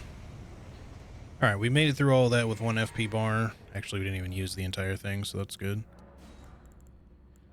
So now I just gotta determine what the fuck this boss was, because again, I'm blanking. Is this one a tree spirit, or is this a ancient hero of Zamor or something like that? It might be that.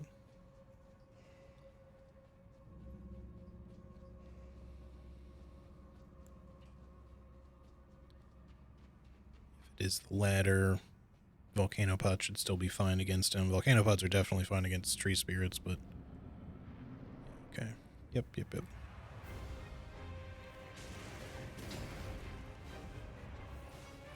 No. Should be fine when he doesn't move out of the way anyway. God, that attack is so difficult to get away from.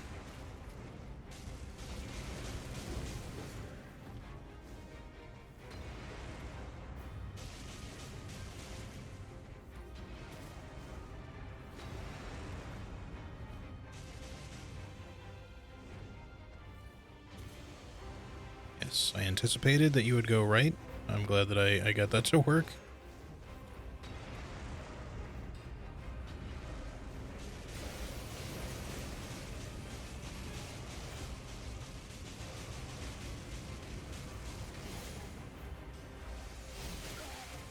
Okay, the rare slide attack that I never fucking see and always fucking forget about.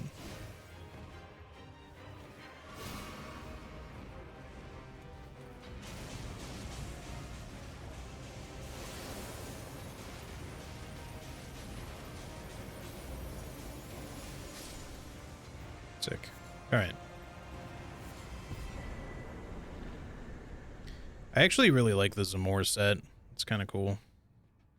Especially like the chest piece. The mask is also pretty dope, but I could kind of care about less about like the bracers and the legs, but I don't know. I kind of like the pauldron, the single pauldron with like the chainmail. It's a little like frilly at the bottom, which is a little strange, but the overall like chest piece and stuff is kind of neat. If you're looking to make someone that looks like sort of lightly armored in a way, especially for like a, I don't know, like an archer sort of cosplay or something. All right, what else? I think just the fire giant then is all that's left for this place. I should have gotten the fucking grace, but oh well.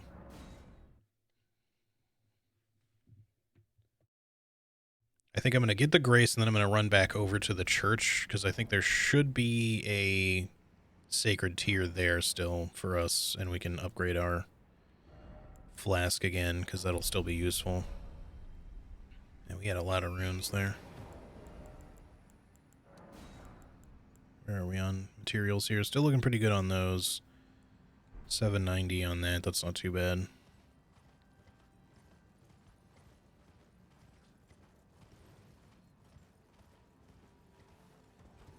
Not a bad look. Yeah. I definitely... There's a lot of, like, really good armor sets in this game. Or even just sets to kind of mix and match that look, like, really good. They definitely... I mean, you know, FromSoft always does, like, a pretty good job on the Fashion Souls stuff. You know, or at least usually does, I should say. It's not necessarily an always thing, but most of the time they get it. They do it well. Alright, big old hand. Leave me be, please. I just want to get this, this grace over here. I don't know why I turned into a southern tarnished suddenly, but... The stupid colossal finger creepers never feel particularly fun to fight. You'd think that, you know, if you start getting good at fighting the other finger creepers, like, that big one shouldn't be so bad if you're just like, I'll just stay on one side of it. But they still turn around extremely fast, and their hitboxes are gigantic.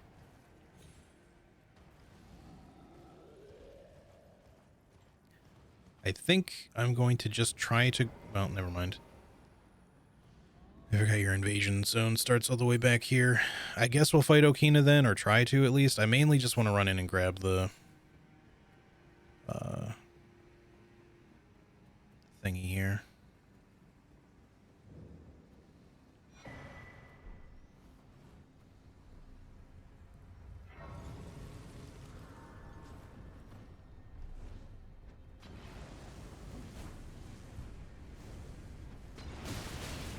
Jesus Christ, that damage.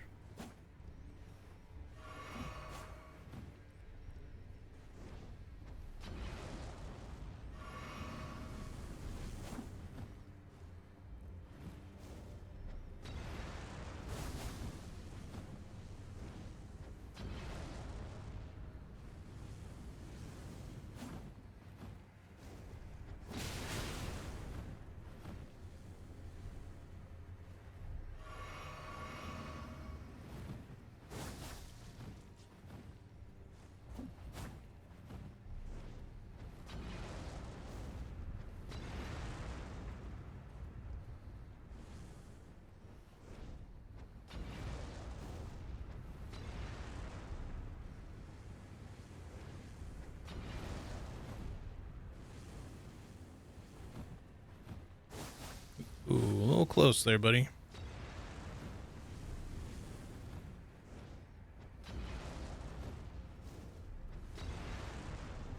Genuinely, like, this is... It's not a particularly fun way to fight NPCs, honestly. It feels very cheap to just kind of make them walk into little fiery clouds, but if the AI is going to just input roll or input read you and roll every time you throw, like, you kind of just are sort of forced to do this. Like, it's just, thankfully they're stupid enough to walk into it, because if they weren't, it would be so fucking difficult to fight a lot of these guys with just consumables. All right, well, we got what we wanted here. Craft up some more of these, please, and then I guess, I don't know if we're ready for it, but I guess we'll give the fire giant a try.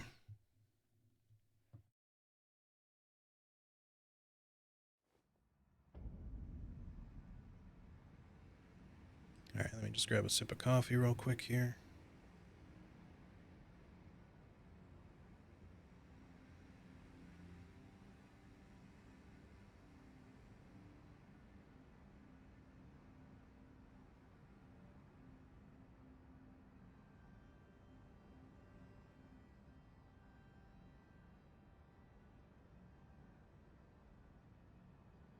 All right. Well, let's see. Volcano pots are probably not going to be a good thing to bring here, so let's go ahead and get rid of those. I think we might try swarm pots for this, just to see if the bleed can get us there. We're going to be banking a lot on bleed to be doing this, so I don't know if we want all swarm pots as a result, or if we want something in between, like swarm and magic or something, but I don't know. But I feel like leaving some extra kukri and some shit in the arena probably wouldn't hurt. Let's start off with... because these don't use FP, at least. Poison, we can get through a couple of different things. We are going to need poison. Rot pots are also a very good idea. We should equip some. Let's make 20 swarm pots. Just to, we're kind of in experimentation mode here. And then we'll store, like, I don't know. Man, the freeze pots would be really... Oh, sorry, hang on.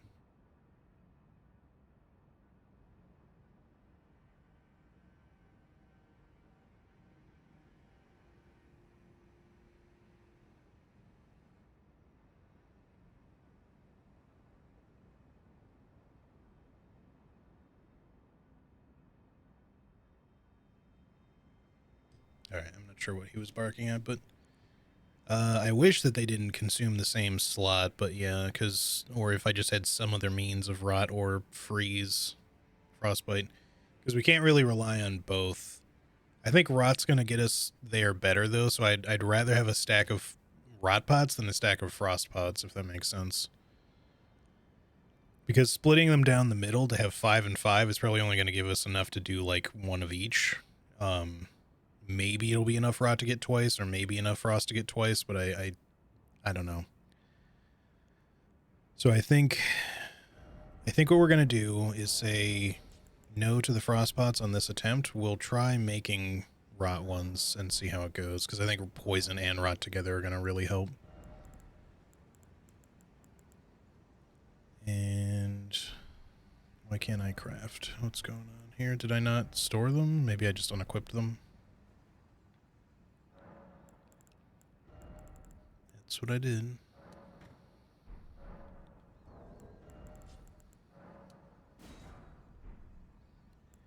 This is the one part of the game that makes me feel like having actually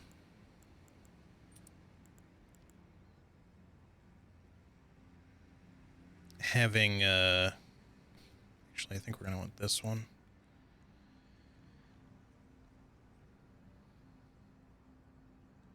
What was I saying? Having save states would be potentially worth, but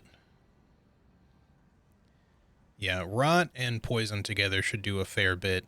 It's not the best form of rot. The best is technically from like the rot and stray spirit ash, but in that it's kind of like a slower form of rot. It it lasts way longer. It does a little less damage per tick, but it lasts so much longer that it actually does like twice as much as most rot applications actually do, or close to something like that. But hopefully rot pots will be decent here. And I don't need a scorpion, so we'll just forgo using that. And now that I think about it, spark aromatics aren't actually going to do much, so maybe we want like poison spray or something there too, or even just a buff.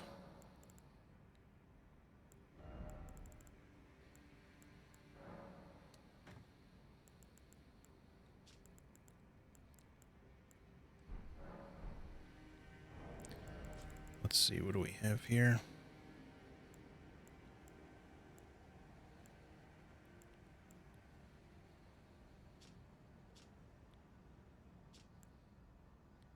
So extra source of poison.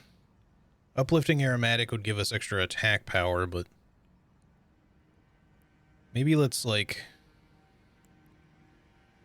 just stick with poison spray mist. We already have poison darts and shit, but just in case we need a lot of poison, let's just bring these, I guess. And we'll put that on the bar for now. And then the rest we're just going to have to kind of like equip where we equip it, but I guess I'll throw... We also have poison stone clumps I should maybe not forget about. The explosive stones aren't going to do much.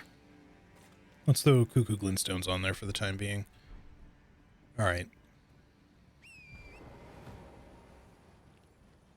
So before I fully start here, I'm going to throw like an extra thing of kukri down on the ground here. Maybe it's going to be overkill. Maybe it won't be even close to enough. I don't know, but I don't want to like leave tons of stacks of shit in here right now. So right about here, I'm just going to... Nope, unequip these. And we're just going to leave a stack of 30 of them sitting right there. Oh shit, I can't get back out. I walked too far forward. Shit. Well, never mind. In the future, we're going to have to, if we need them, we're going to have to set them on the other side of this door, but like, they should be close enough for us to grab. Alright, well hopefully we just have enough already. But before I start, I'm going to run to the bathroom like really quick one more time, just so I don't feel like I have to pee during this entire fight, however long it's going to be. And, oh, actually, can I warp? Yes. The fog gate is probably going to stay now, but I do want to adjust my physic tier because I don't need fire shroud. I just was thinking about that. Let's change this to, honestly, even just extra defense probably wouldn't hurt. Strength or int for extra damage might not be bad. For now, let's just put Opaline hard tier in there just so we have it. Anyways, I will be back in like just a second, guys.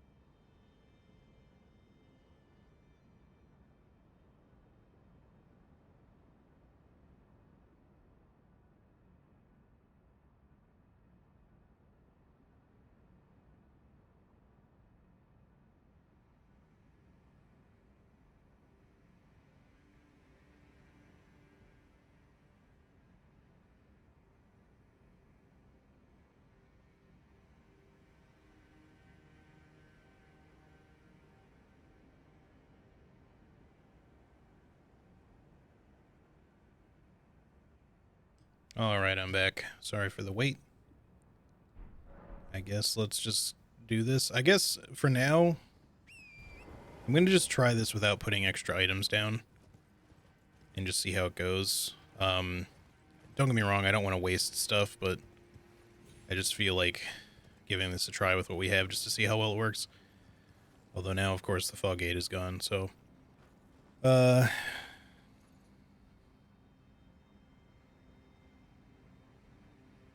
let's just do it. It's probably not going to work out. Wait, did I equip everything? Yes.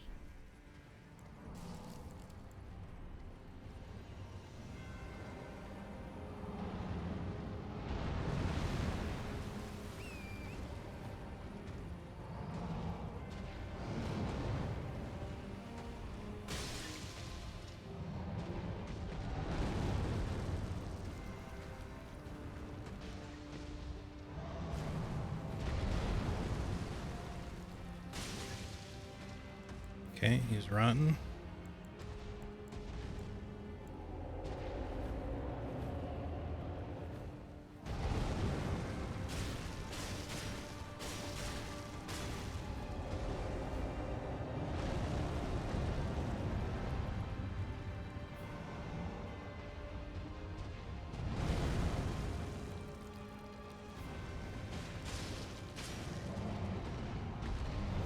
What? Okay. That didn't seem like it should have hit me there, but still not poisoned. Okay, now I think he is. It's kind of hard to, like, pay attention.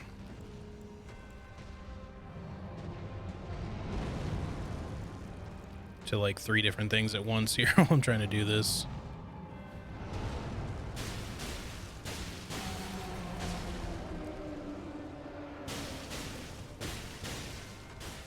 These actually do great damage. Still.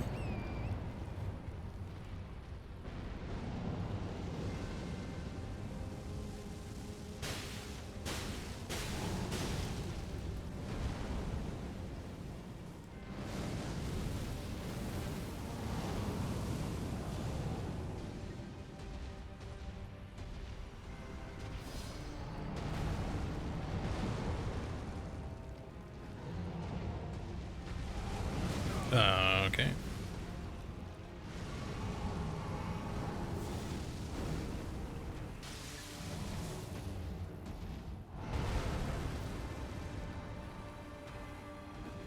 That's definitely not where you want that to go.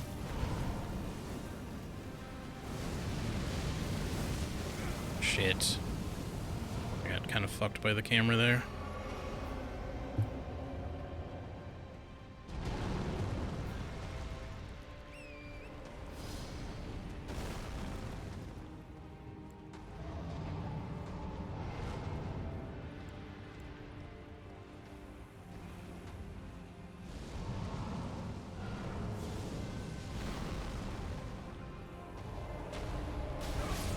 That fucking roll, dude. That was some cheap shit. I got double hit because of the horse.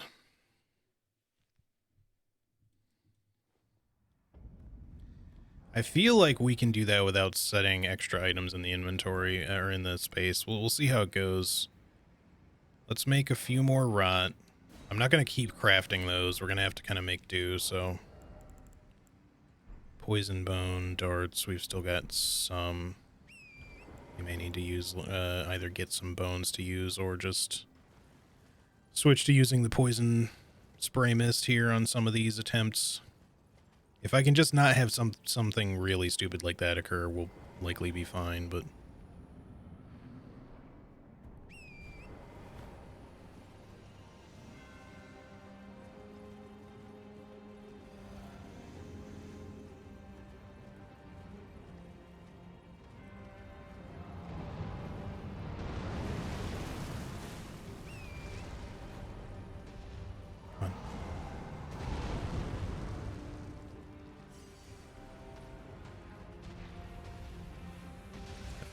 Use that first.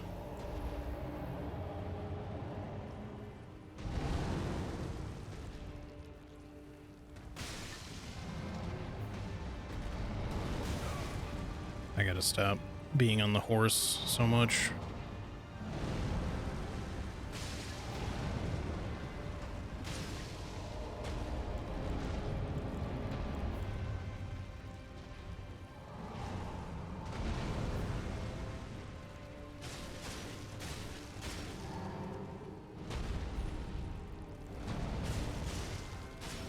I feel like I never see him do that stomp.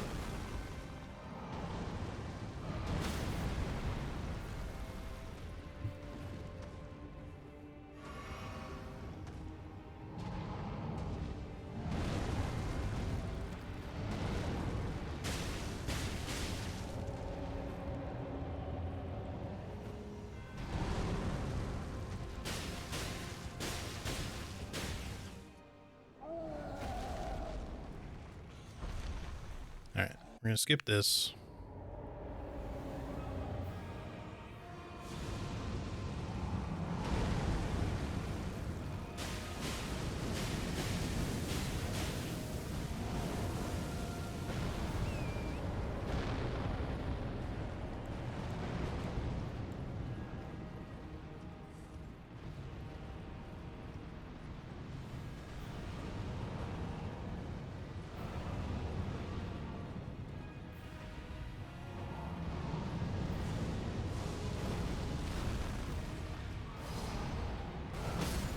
Fuck.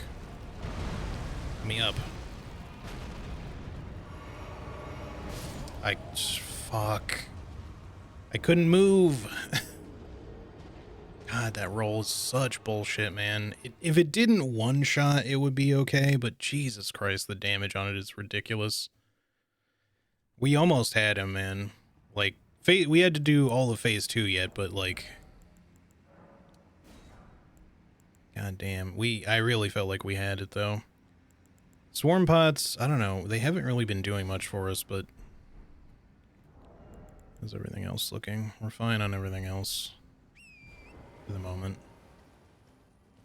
But yeah, that roll is just pure bullshit sometimes. Like, I shouldn't necessarily have spammed heal, but like, I just didn't really have time to do anything else.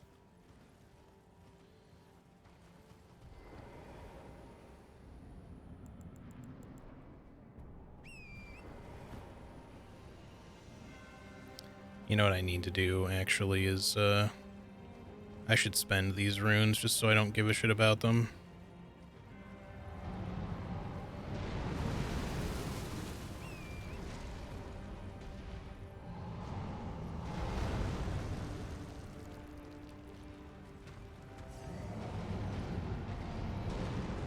So really quick here, I'm just gonna quit out. I'm just gonna, like, give myself... I'm either gonna go buy some shit, or we're gonna use enough consumable runes to get a level. Just that way I don't need to worry about 60k runes just chilling here. I should probably buy shit, because we're gonna likely go through a lot of, like, fan daggers and stuff. But yeah, I feel like the fight was going fine up until that one fucking moment where I just kind of got, like, a little bit screwed. Because I didn't want to be under him, obviously, because I know he can roll. The thing about, like, consumables only with this is, like, I have the means to stay at a little bit of range, but not too much, or stuff is still not going to hit properly. Or do really enough damage. I can kind of aim for his eye, at least, for some stuff, but, like, certain things are just going to be a little hard to avoid. Let's buy another 100 of these, so that'll hopefully be enough for now. And then where are we at with the others? We definitely need more throwing daggers. Actually, I tell you what, buy me... We're just going to try to use everything that we've got here. So give me, like, let's say another...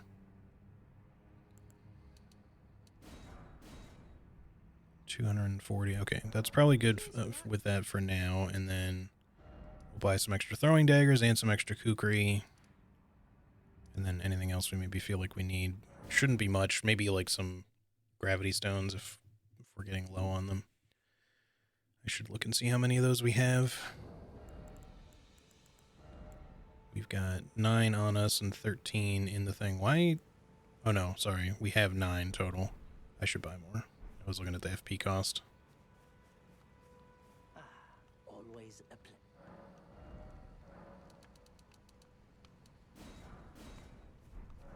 Goodbye.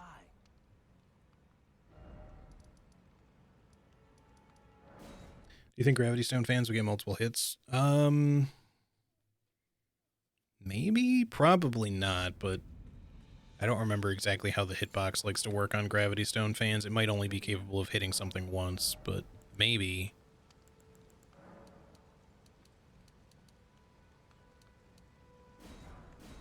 Okay, so we got like plenty of all of that stuff. Let's go to the round table. We'll buy a bunch of like Gravity Stone fans because those have been... We haven't really needed to use them that much, but they have been kind of clutch for certain fights.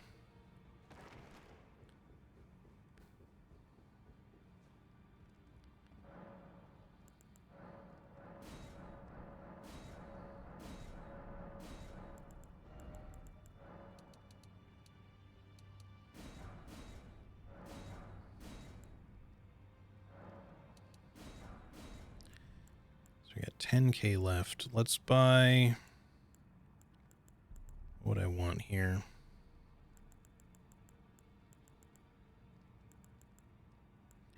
Some extra rune arcs, maybe. Actually, we're kind of out of stone sword keys, so let's buy like 2 of those. And then the rest, just get however many of these you can. Alright, 154 runes we definitely don't care about, so... Now we can have that off of, you know, just out of my mind when I'm trying to do this. We don't need to worry about it at all. But I definitely feel like we have the enough stuff on us to complete the fight. We shouldn't need to keep anything by the door. Which I'm a little surprised by, because I thought my damage was going to be a lot shittier. So I was sort of expecting to need to possibly use buffs from that are non-consumable. And, you know, potentially other things.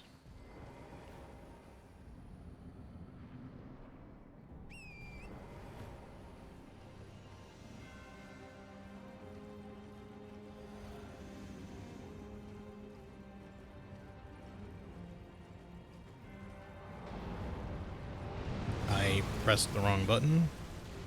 Or rather, I didn't press the wrong button, but I did not dismount while sitting still like I meant to. I, for whatever reason, kept moving forward.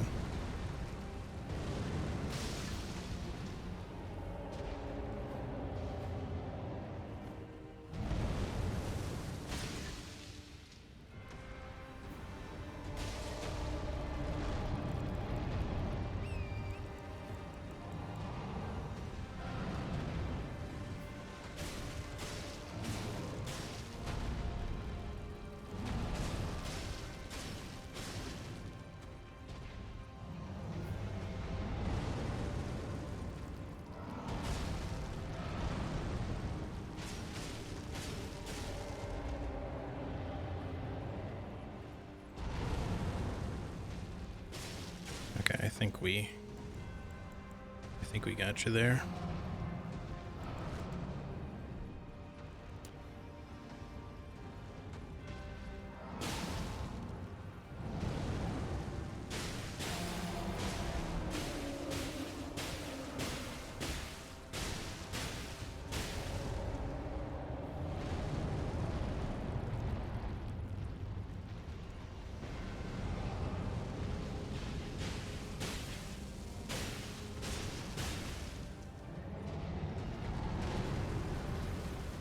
I really thought that was going to hit me there.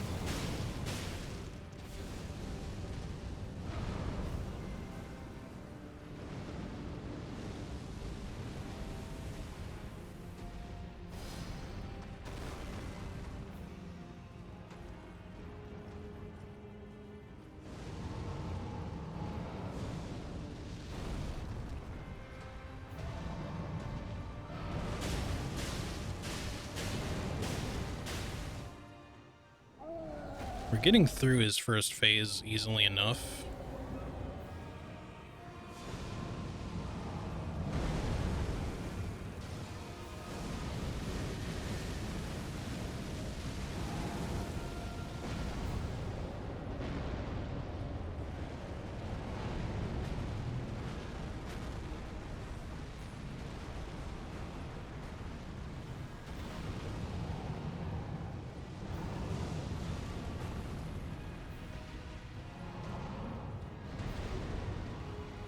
I think in this phase we're just going to have to try to keep our distance a little bit so we don't have to worry about the roll so much.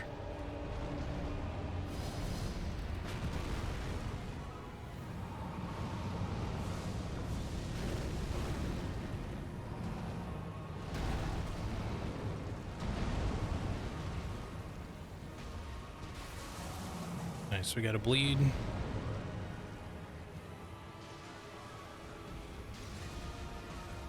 Out of stamina.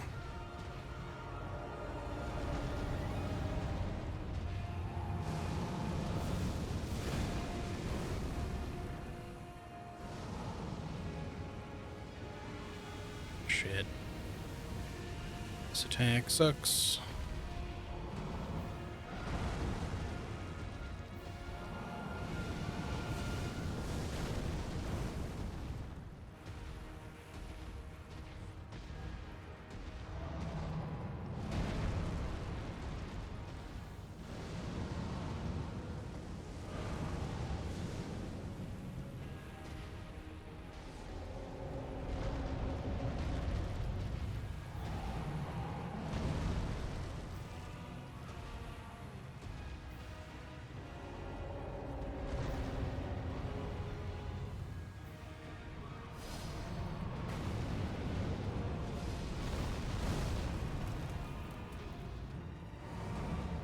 Shit. Ooh, that was close.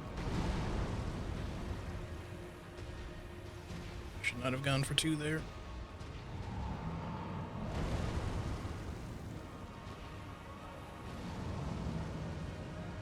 Alright, that's all of our... Yeah, this attack is bullshit.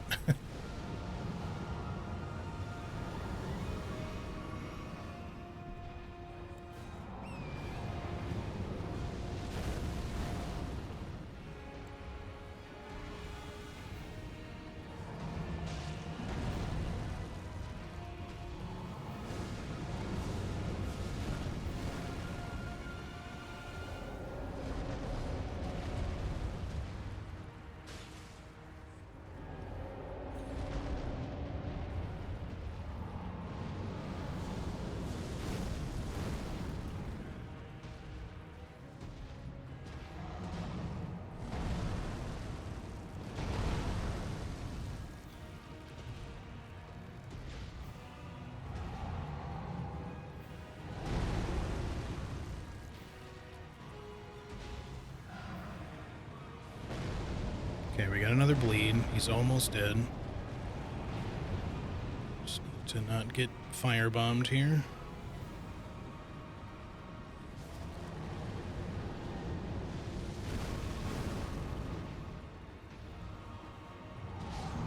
There we go.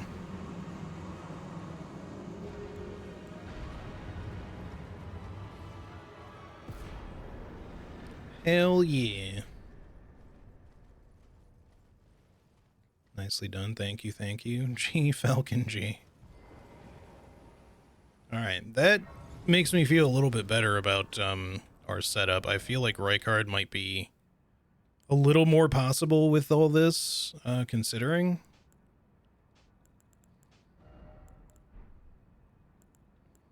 A little bit more likely, I mean, without necessarily needing outside non-consumable buffs. We're still going to wait on him for a little bit, just because he, I think, has the most HP of anything in the game.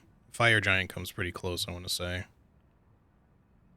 But just because Rykard is like 2 phases, and both phases have a lot of HP. I could be wrong. It might not be as much, but I just know he has a lot of health.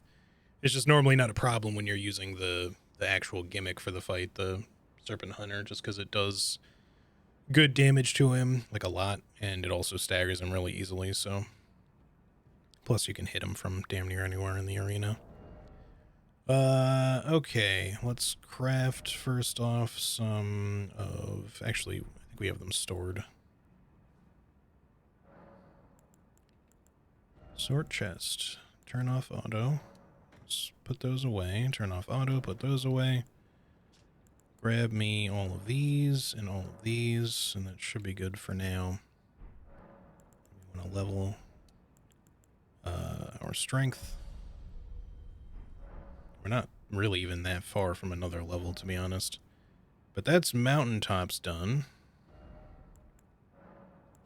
So now we just have consecrated snowfield as far as, like, the main continent stuff done. Which I guess we could do before we go do,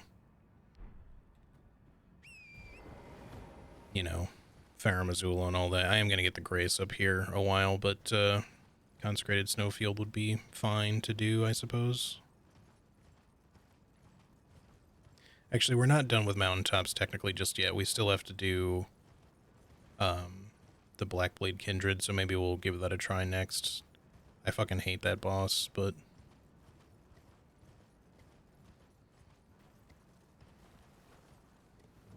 I forgot we hadn't marked him yet, and I do consider the Forbidden Lands to be part of Mountaintops of the Giants, even though the game is a little wishy-washy about what area that actually belongs to. It technically gets Mountaintop scaling, so therefore I count it as Mountaintops, but the game and or the internal files from FromSoft kind of treat it as, like, sort of Altus, sort of mountaintops. Like, it's kind of like outside / in between both. It's its own little mini region without really being a region. It doesn't really make sense, but it might get its own scaling. I'd have to look at, like, if I could find the files for it again, but this area might get its own scaling. Dang Kindred, yeah. I did at least kill the other one on the last stream. Like, it was like the first thing that I did. I was just like, okay, well, screw this. We're going to change this around. We don't need Fire Scorpion Charm because the Volcano Pots aren't doing a lot. I will re-equip them anyway, but... and same with this. But what we ended up using was just kind of a lot of running around tactics. We played a little bit more defensively with certain items and talismans. So, like, talisman-wise, I put on the Ritual Shield instead for the extra defensive benefit.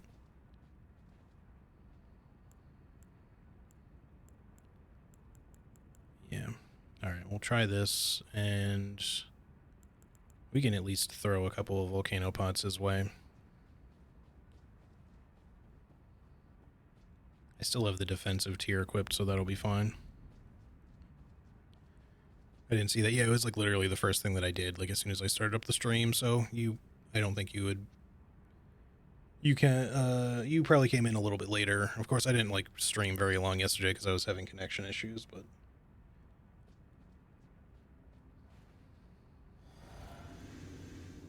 But yeah, it was bothering me that I hadn't killed him, so I was just like, screw it, I'm just gonna go back and try again.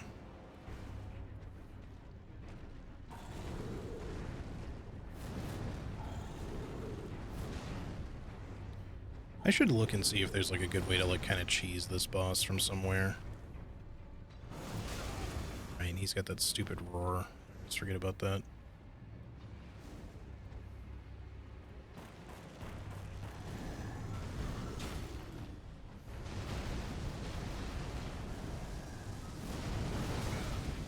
I somehow didn't get my second dodge out there, but that's okay.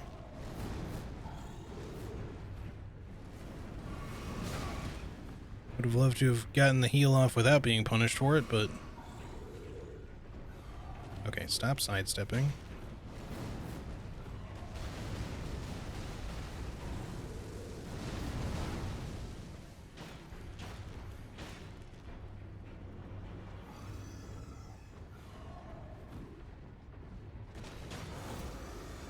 Yes, bring that out instead. That's a much easier moveset to deal with most of the time. both types of kindred slash gargoyles have their own like stupid bullshit move sets. For me, like the twin blade one, it's generally the twin blade, although that particular move right there I always have trouble dodging, especially on the stairs.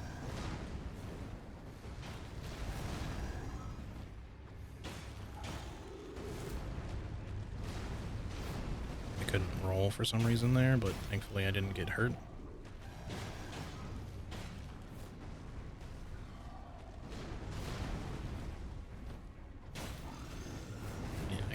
Okay.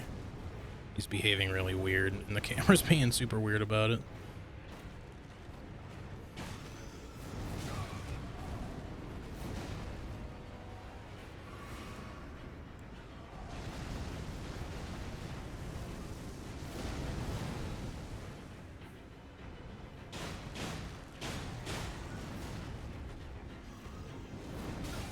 God, I hate that so much.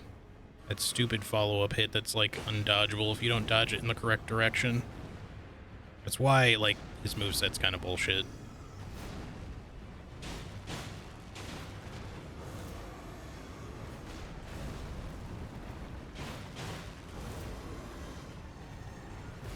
Alright, you've got a buff.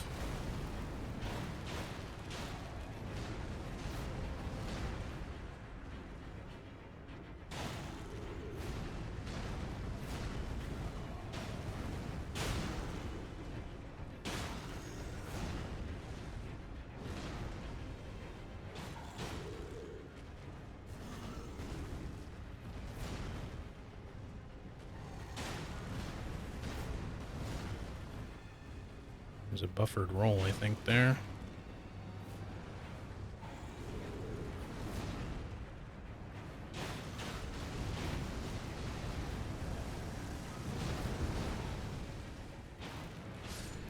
Alright, he was not too bad. The one in Dragon Barrow is definitely worse comparatively. Like, I find the Twin Blade one to be a little more consistent moveset wise to dodge, with the exception of like a couple of those double swings that the Twin Blade can do that just make it really hard to dodge without very specific directional spacing. Because if you roll even just like, it's not even so much at the wrong time, it's if you just roll in the wrong direction, you just get hit, which is kind of lame, but at least we've got ways around it. The other one, on the other hand, is just scaled up ridiculously high, so he takes like barely any damage from anything, and then you know, his sword moveset is fine, except the one lunge is kind of deceptive sometimes with its range, just because, again, it's terrain issues largely. It's not so much even just the moveset, but the terrain is not cooperative with the stairs or the hill or anything there. And then lastly, the his axe, his like polearm moveset sucks. Like, it's not hard to deal with most of the time. It's like specifically his charge, which then goes into like a hover, like ground slam or stab rather. Like, that shit's awkward to dodge a lot of the time. Again, just because the terrain there is really fucking shitty. It's not so much the timing. If the terrain there was not so bad, I don't think it would be even half as bad of a fight. But aside from just the scaling being a little rough. But anyway, yeah, so that's Mountaintops finally done. Now we just have Consecrated. Well, I guess we'll start in Hidden Path. And I'm glad we did like an actual progression boss with the Fire Giant being done, so that feels good.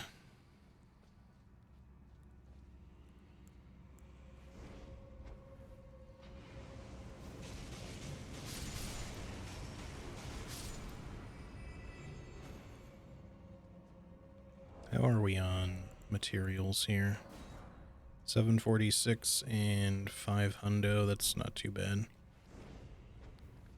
Again, just because things are kind of busy right now, I'm probably not going to go for like a super long stream. I tried to get like, in the previous months, I've tried to get like some really long streams out there. I've done a lot of like 8-hour and, you know, 7 or 8 hour streams, which is not like insanely long for how much people tend to stream on this platform. But I mean, for me, it's decently lengthy. I feel like that should be doing more damage, because I feel like I'm hitting you in the face, but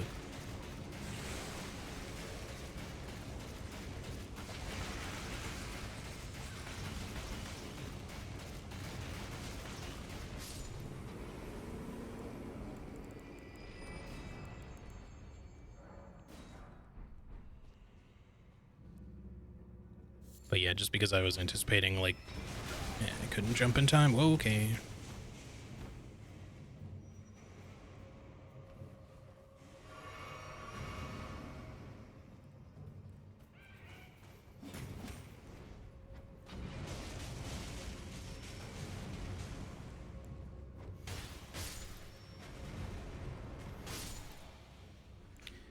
Little vulgar D-bags. But yeah, outside of like when I do my stream anniversary, which I'll try to do like at least a sort of longish stream for, which will be on February 1st or, you know, maybe the 2nd, depending. It'll be the actual official anniversary is the 1st, but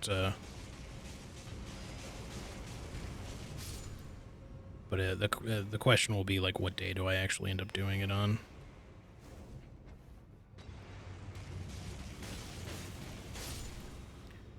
Because I want to try to coordinate with some other people just to see what day works best for anyone who might want to like try to do anything co-op-ish or whatever. All right, let's come over here. Do I need any of this stuff? Probably not, but what is this again?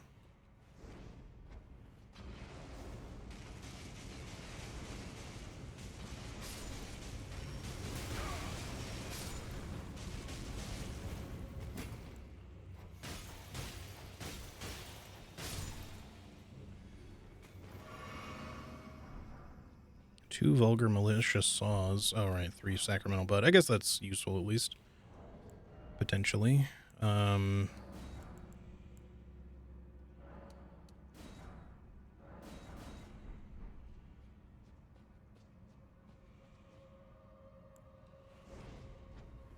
yeah, just because work has been like extra busy of late, I've had to like try to like squeeze in work where I can just here and there. Like it's just usually good for me to try to not like overdo it stream wise and just kind of keep them a little on the shorter side, or at least like the general 5-hour sort of thing at most, at least until I'm like less busy again. But I am going to at least try to, like I said, make an exception for the anniversary.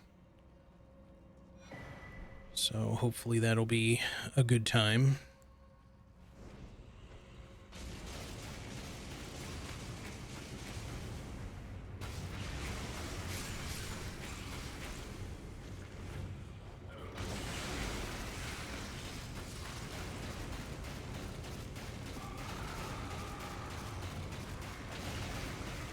This is really awkward in this spot with the camera like all shoved up close.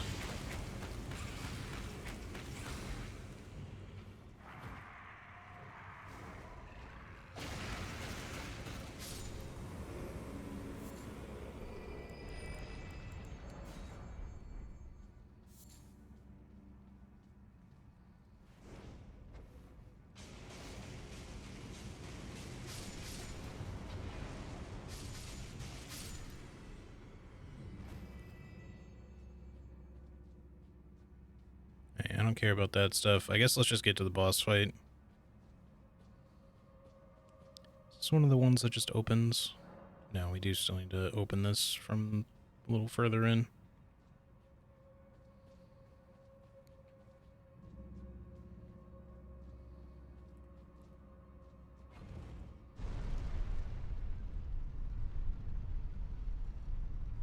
It's so dark in this fucking catacomb.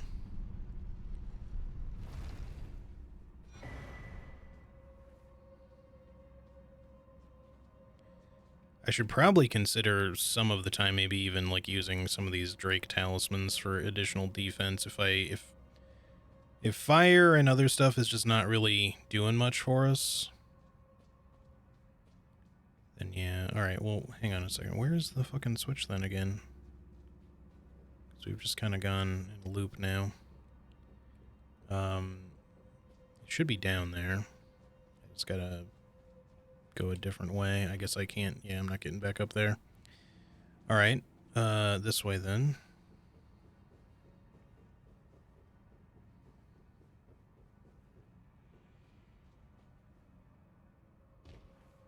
It's not in there, that's just treasure. Same with this stuff. It's Suppose it is kind of nice of people to just mark the path here.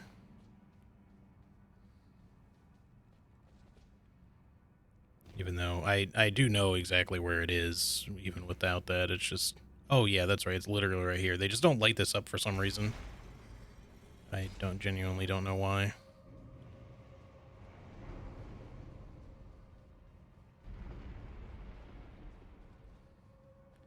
Alright, boss time, which will just be another mimic tier. Shouldn't really be too bad. Oh yeah, I forgot to recreate. I guess we don't want to recreate our spark aromatics. We should have them stored. I just need to pick them up again. I just forgot that I put away the poison ones and forgot to take the other ones back out.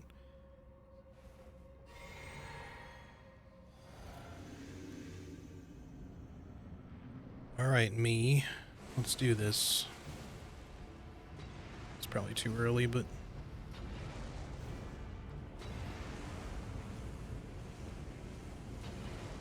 Oh, he actually threw some shit for once. What do you know? He's doing it again. Let's go. He's actually kind of playing like me for once.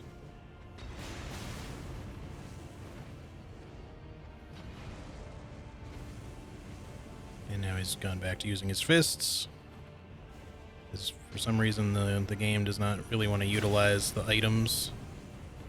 It's not my fault your damage is pitiful, dude. Like, you could just be using the items in your tool belt right now, but I got plenty.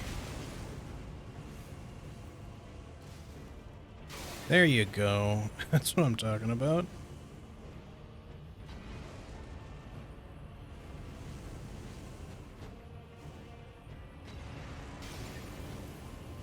And your frost resist is, like, real weak, huh? Apparently.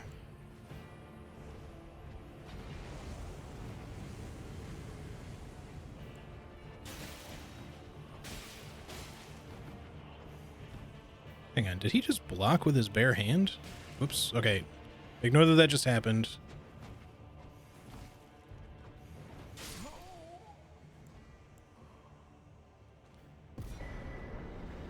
I instinctively went to, like, hold L1. Oh, that's right, you can. As long as you're not in dual wield, you can actually just straight up do that. I forgot that was a thing.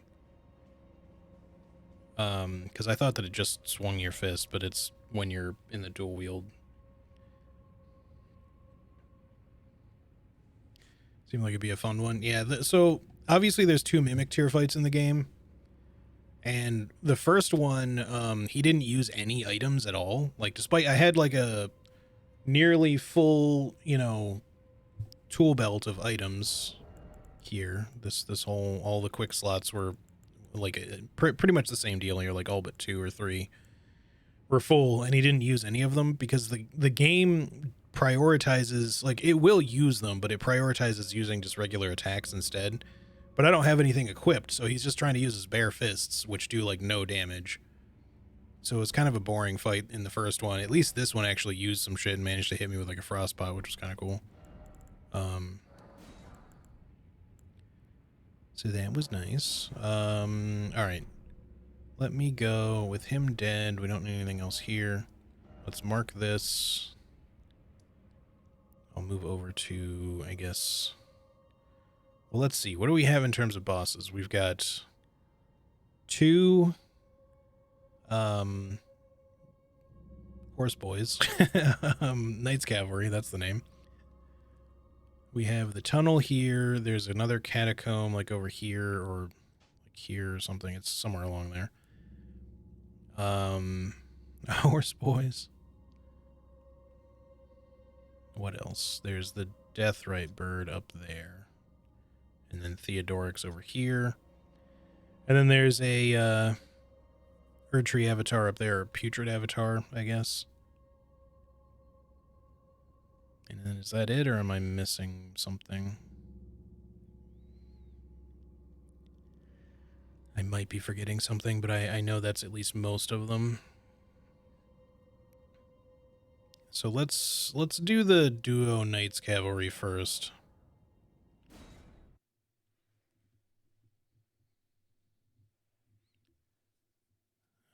actually re-equip my spark aromatics here and pull the ones that are in here out is what I mean to say, but those should be useful, and then I can craft more in between if I need to. We are a little slightly more than 6k short, so let's just go ahead and crank out an extra level real quick.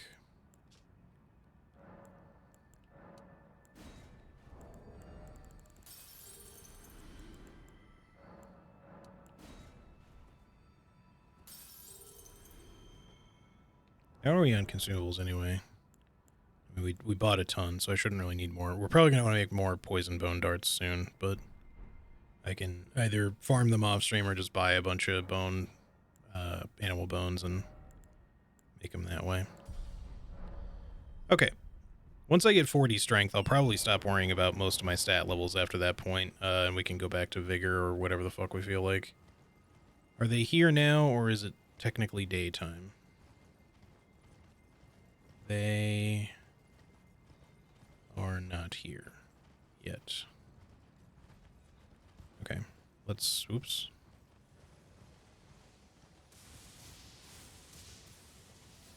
Let's go ahead and make it nighttime then. It's hard to tell sometimes with the coloring of this area. Pastime, nightfall. I mean, I guess it was basically night. It just wasn't fully night yet. I could have, like, probably stood around and they just would have, like, popped into existence.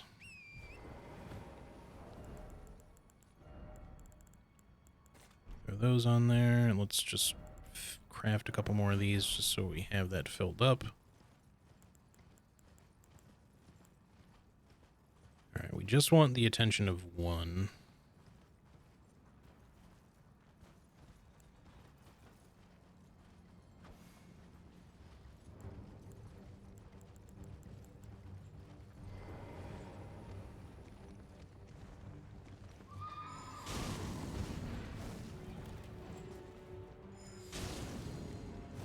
This could be better damage.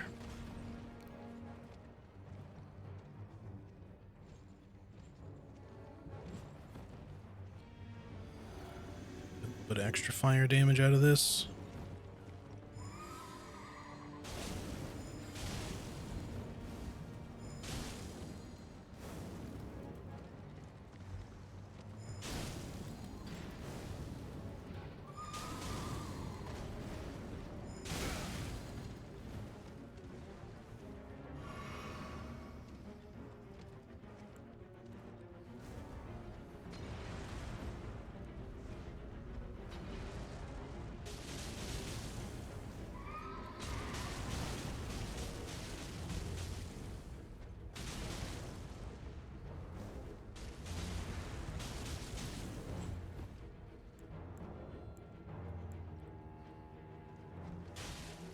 Oh, what the fuck? Okay. I thought his horse was gonna go down off of that, so I was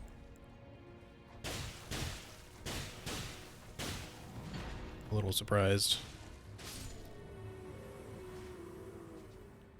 Alright, that's one of you dead. We're out of combat, so let's craft up some more stuff real fast before we engage with the other one. Let's do our best not to engage the pages. Engage the page. Hey, Sato, how's it going?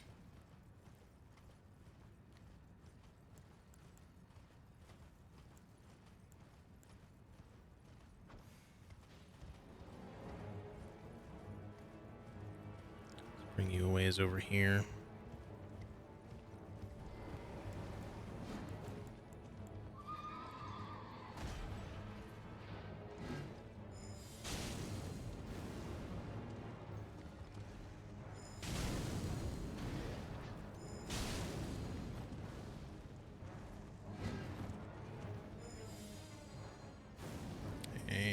Missed that one. I was hoping he'd run back into it.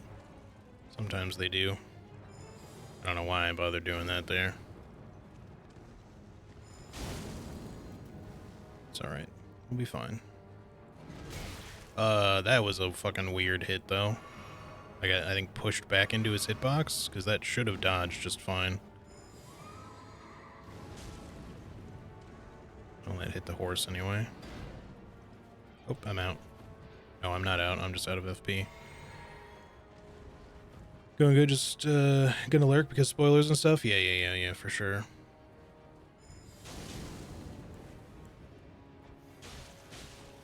Okay, he's lost interest in me temporarily because of the caravans getting too far away from him. Which I suppose is fine with me. Oh, there you go. He's awake again.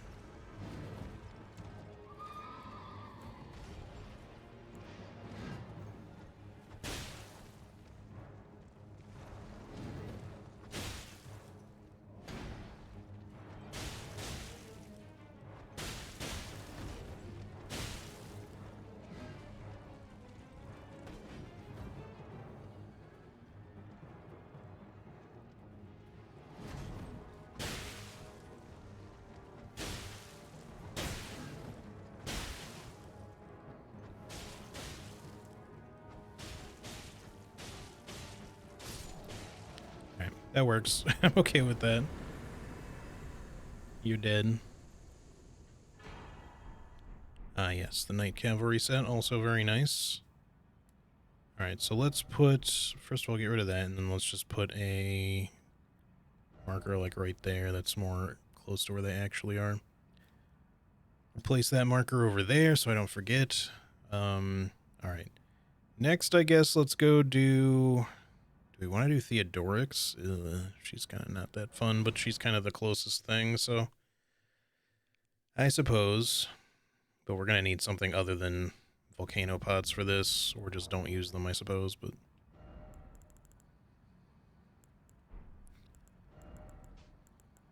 I don't want to use lightning pots. We could just, like, not use pots, I suppose, on her. We shouldn't really necessarily need them.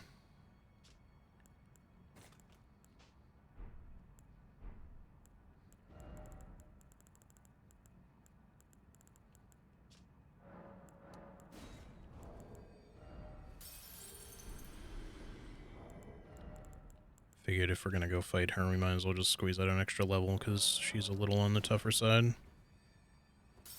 It should be very close. Yep, very close indeed.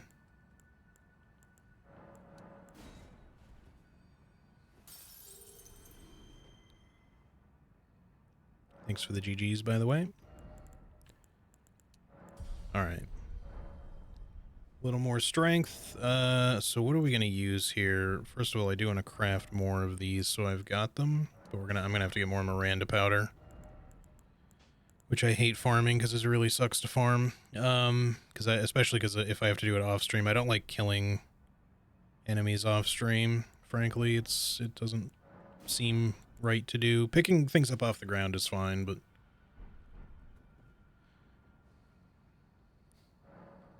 Let's see, sort chest. Let's say we're not going to use rot or freezing pots on it. I might use freezing pots. We can get more stuff for them, but I should maybe just make magic pots for this or something, just so we have them as an option. Yeah, I suppose that's fine.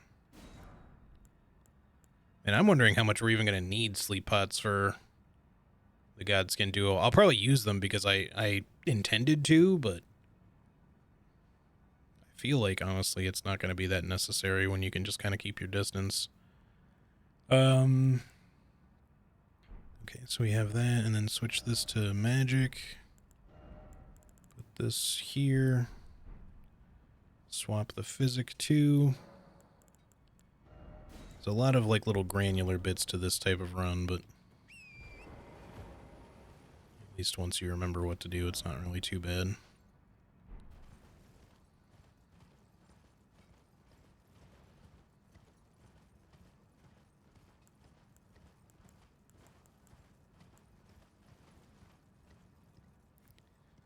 Alright, so I just want to, like, bypass the big old crabs and land octopus over here, just so I'm not getting hit by anything I don't want to be getting hit by. Although, you can actually make her kind of, like, fight them, sorta, which is kind of interesting.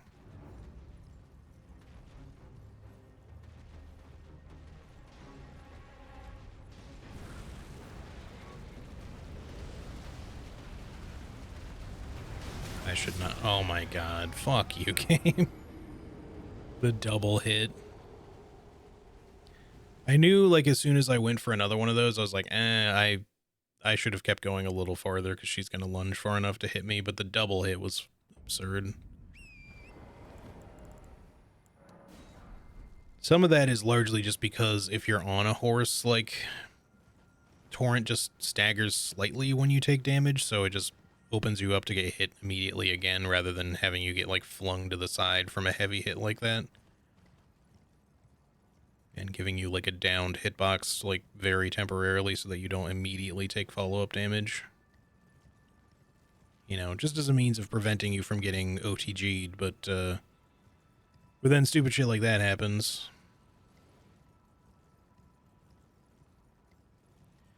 This is a cool little area of the game named Magma Worm, the boss with the Golden Moonlight Greatsword, just a cool little tucked away area. Yeah, actually, I don't think I marked that cave, did I? So I should definitely do that.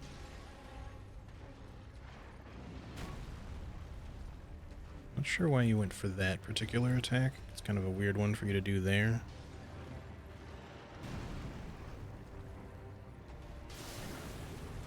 Alright, you are frosted. Like mini wheats.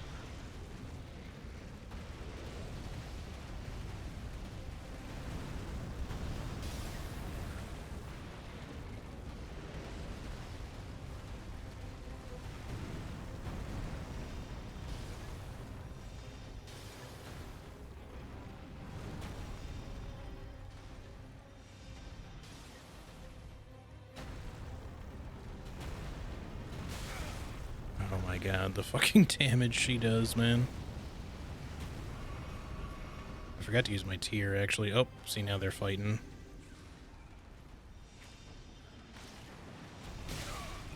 Of course you went for that attack for some fucking reason. Despite the thing being right in front of you, you went for the swipe that would hit everywhere around you.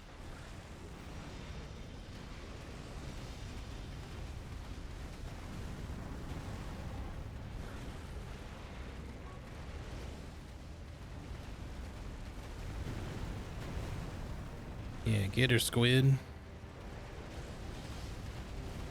Or, you know, land octopus, I mean.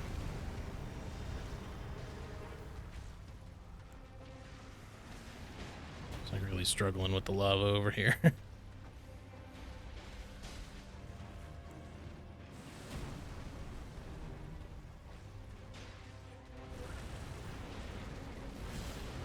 Excuse you.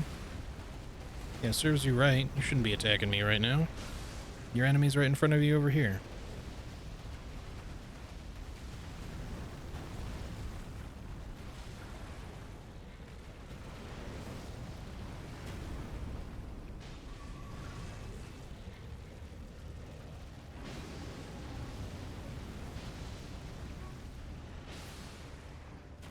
Just bleed.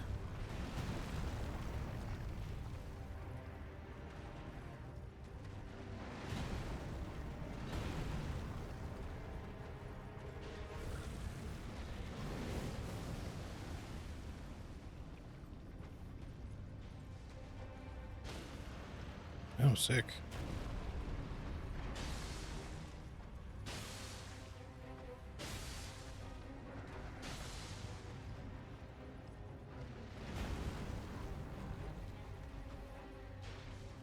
Kukri are actually pretty good for stance damage. They're not like, they don't do like a ton, but okay. I got stuck on something.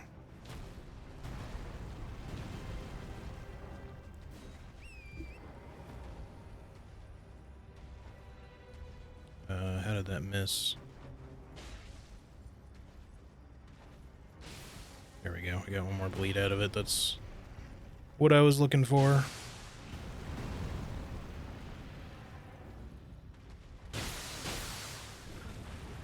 It's really satisfying to hit a boss like this in the face with fan daggers.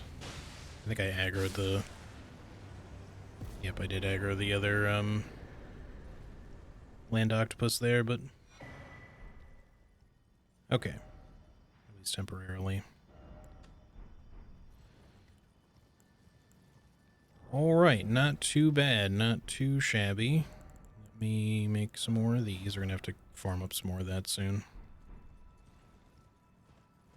But again, I can do that off stream. Thankfully, I don't usually need a lot of frost pots, or freezing pots, I mean, just because, you know, they're really good, but they're, you know, considering you can only carry 10 of them, they're usually good for, like, supplemental. I'll do, like, a couple, maybe I'll use 2 and then, like, another 3 for, like, a couple rounds of frostbite, but I don't, like, make it, like, a priority, like, to try to get it all. Alright, I did buy some stone sword keys, I believe, so let's go ahead and do this next.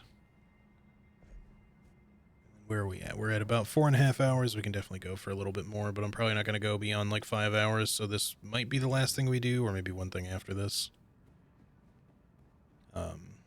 Just because I got some work I got to do this evening. I got to make some more stream subscription badges, because I'm very behind on that, like 2 years behind. Well, more than 2 years, because the stream anniversary is literally to celebrate the fact that I've streamed for 4 years. Going into my 5th year, and I don't even have 4-year badges. I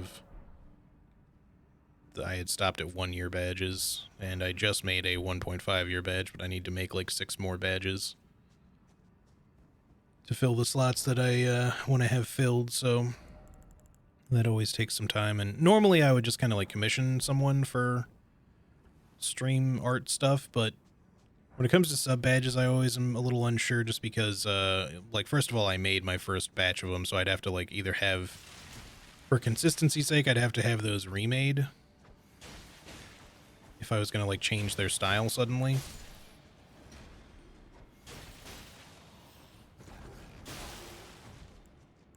Oh, I forgot to re-equip the thingy.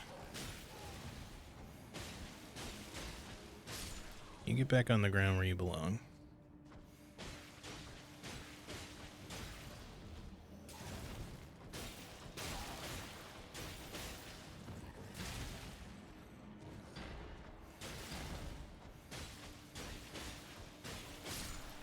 Guys are fucking tanky in here.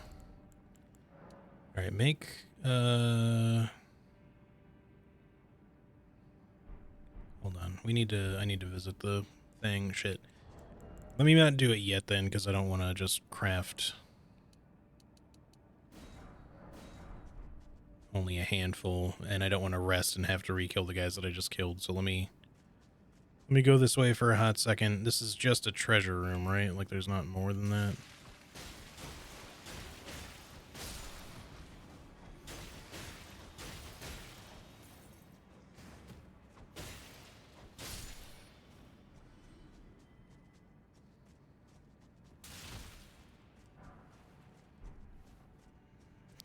Yeah, definitely prefer not to have to do it twice when I can avoid that sort of thing, at least not with... I don't mind fighting things repeatedly sometimes, it's just more the expense of crafting materials in this case, because that just means more farming I have to do later. Even if it seems like it's in small amounts, like killing 1 or 2 extra enemies shouldn't normally be all that bad, but, yes, hello, Cisco.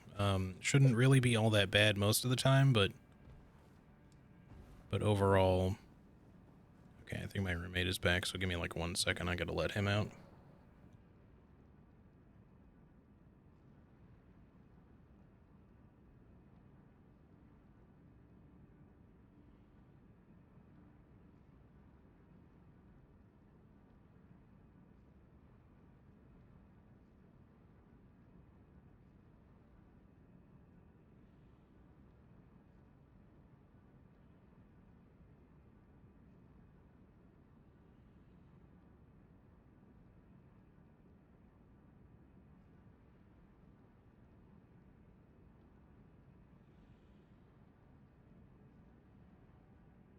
Alright, sorry about that.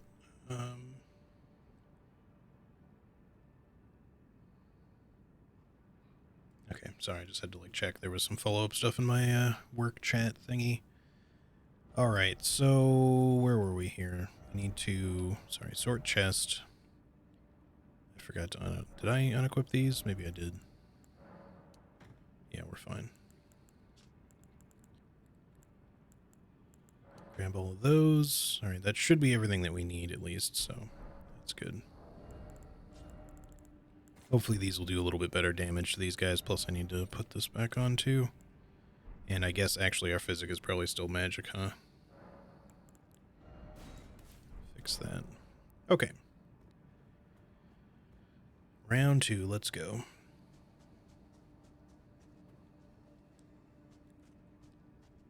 Anyway, yeah, for the most part, it's not really going to be a problem to have to, like, kill enemies more than once, but, especially in a normal run, but even in this run, it's not, like, the end of the world unless they're kind of like this, where they're, like, really, really on the tanky side and I have to spend a lot to kill them. Oops, I overcommitted.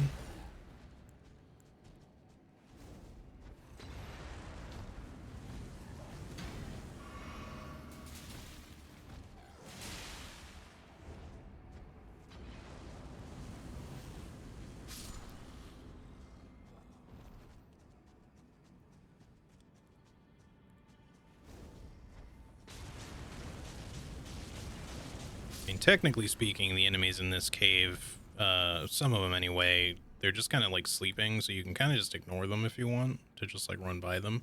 They will get up if you like try to loot the shit that's near them, but I guess if you don't care about that, then you can kind of just walk by.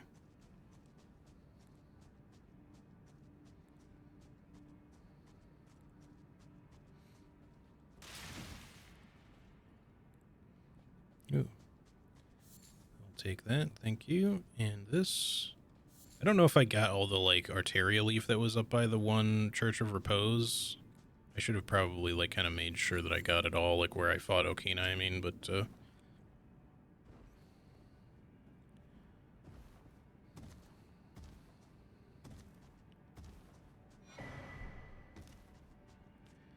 just because we have to use it for certain consumable buff items. Aside from that, it's not something I would normally care about picking up. In fact, in most normal runs, I don't even really bother going out of my way for just about any rare materials, because I don't usually use the crafting system that much. Which I think is kind of like common for a lot of players, which is a little bit unfortunate. Although I do kind of encourage people to do runs like this at times, like just for fun, you know? Because it gives you like that bit of extra experience, like to have a reason to use the crafting system a little bit more than just like crafting some arrows maybe or some boluses. Because I think most people don't bother with the pots very much. You know, because honestly, in even the other Souls games, people rarely use things like fire bombs very often or things like that, so...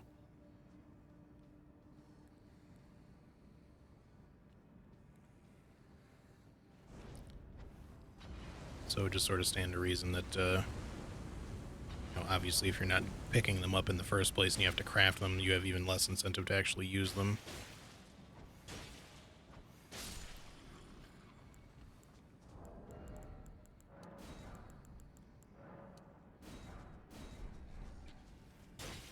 Ow. Rude, sir.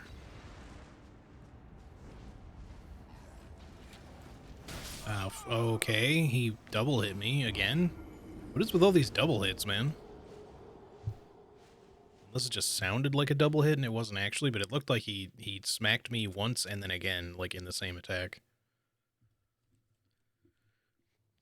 I don't know, maybe it's because it was like a direct hit from the slam, and then I also took hitbox damage from the shockwave, but even so, that was a little bit ridiculous. Maybe we can just run by these first handful of them, though. Bothering to get close to them or aggro them intentionally, we should just be able to ignore them.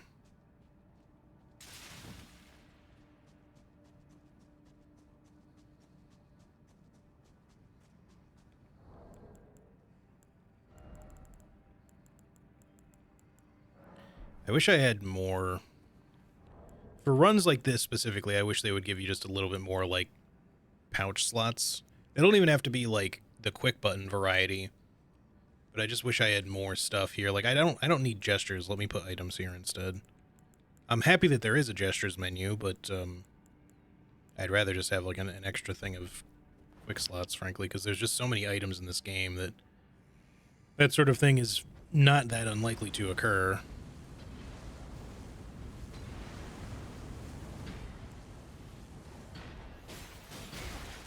Okay, I thought I would be able to roll that in time because I was expecting it to be a little bit more delayed.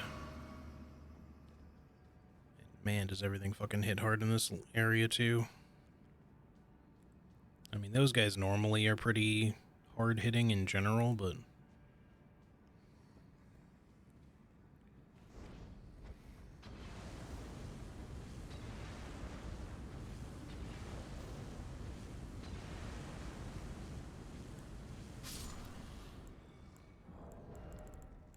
they're extra hard hitting here. Again, obviously I do take extra damage from some stuff, so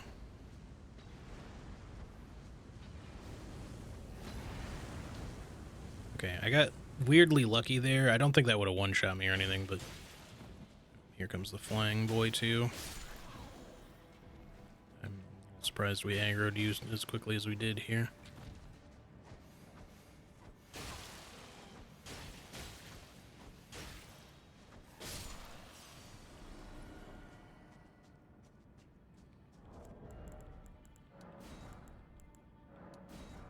Oop. Well, that was unfortunate. Thankfully, thankfully I still had a fair bit in storage because I just tried to craft the maximum, so it went all the way up to 598 because that was as many as I could actually craft and put into storage, but I used a lot of the ones that I had on hand that I didn't mean to, so we just went down from like 600 to 300 or something like that. But we might have had less than that by now, but even so, that was a lot that we just used. I mean, I always do that before I farm anyway. I just craft everything that I can put into storage and then just pick up a bunch of cracked crystal just to have on hand. So that I just have like plenty for that particular reason, but because it's always good to be able to just craft more as you're going through a dungeon, because otherwise you are kind of forced to rest, and obviously several dungeons you kind of can't really do that in, so in fact you can't really do it in any dungeon outside of like legacy dungeons really, so because dungeons don't really have like midpoint graces.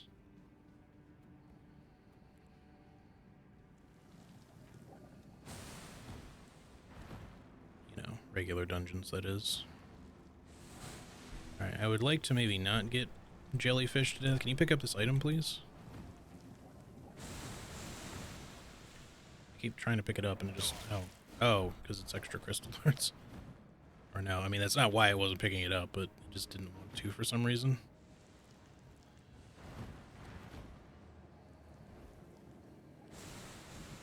Alright, we're fine now. I feel like I bonked my head a little bit there. That might have gone poorly, but we seem to be fine. Alright, so now we just gotta deal with this guy. The run back on this is... Well, there isn't really one because of the Stake of America, but thank fuck for that, honestly. I really do hope that... Like, I realize that some people enjoy runbacks, and you have the option to use runbacks if you want, so thankfully that's still kind of catered to you in that sense, but I'm really glad that they're kind of like, especially in a big open world setting, they're not trying to make you run back for every single fucking boss death, because some of these dungeons would be a serious pain to run back through. Even if you're just trying to run through things, because there's a lot of things in this game that, you know, intentionally try to kind of like body block you in certain areas or are scripted to attack you as soon as you round a corner or whatever. As their like specific wake up animation. So in general, it's nice to be able to avoid that kind of shit, and just not have to deal with runbacks. And I kind of hope that going forward, that's something that they consider. I realize runbacks are like a big part of Souls in general, but I just don't think it's something we need to like stick with forever.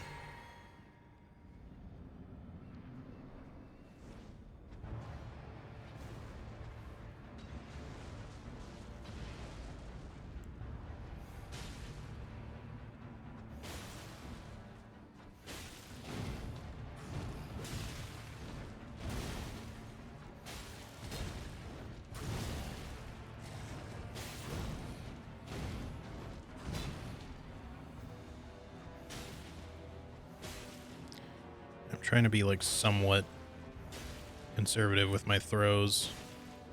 I like how his dodge is like, it's anti-spell dodging. Oh, that's just perfect. It's a good like anti-spell dodge, but it's less good for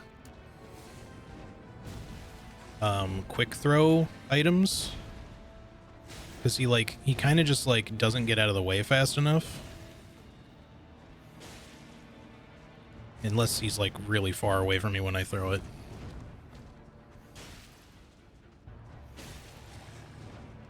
I rolled. What the fuck? I got that crystal like got me stuck on that one piece of ground there. Come on, bro. I need you to fucking chill for a half a second. Let me get a heal. Fucking Elden Ring, I swear to God, dude. Just give me 1 second. Enemies don't always need to be this aggressive. I let me do one thing, please. Jesus Christ. I can't fucking heal and do anything.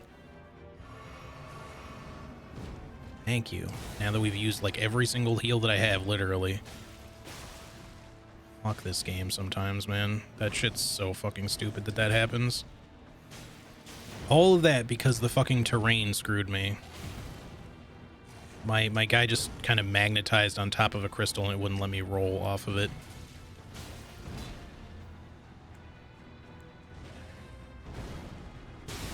I hate that roar.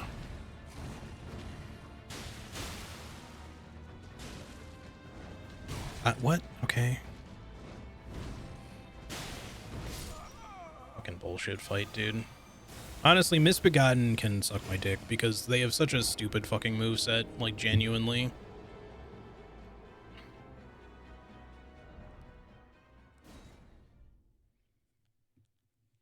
Like this one in particular has like just extra things that are designed to roll catch you, and it's just all everything. What the fuck? Why is it way back here? Okay, it's been a while since I've died to this dude. I didn't realize the fuck off. I didn't realize the Stake of America was this far away, though. This is actually bad. Am I going backwards? I think I'm going backwards. Or no, maybe not. I can't fucking tell. Everything looks so goddamn samey in here.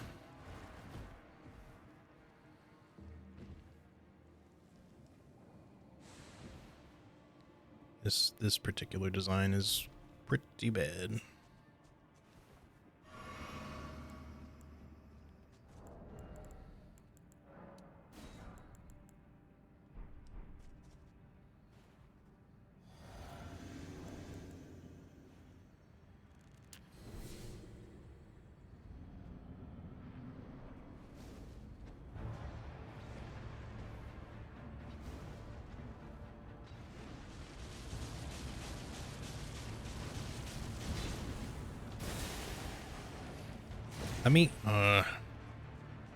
Same fucking bullshit. Pick them up! The stupid message. Couldn't roll. I chose exactly the wrong time. How did that hit me still? Exactly the wrong fucking time.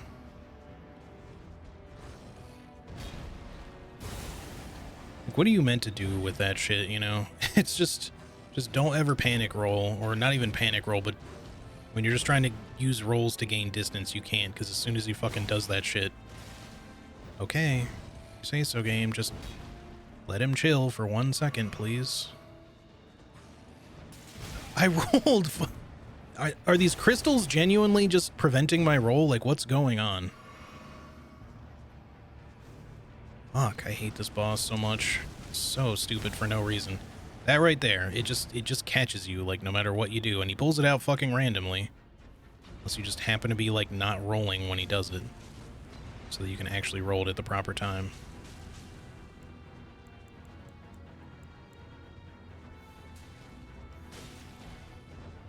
I rolled! What the fuck? Bro, I am genuinely fucking rolling these things here. Getting really fucking aggravated for this for no goddamn reason. Everything, like, hits for him just after the fucking swing. The hitboxes are, like, intentionally delayed to be just as fucking obnoxious as possible.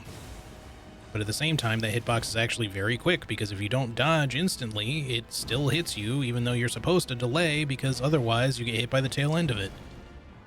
So it's like, fucking choose, game. Which one is it? Early or late? I rolled the first part of the swing like an idiot.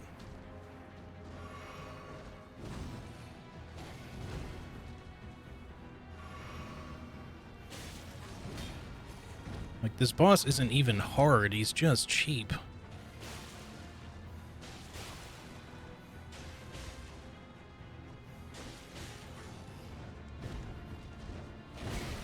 Okay, game, if you fucking say so.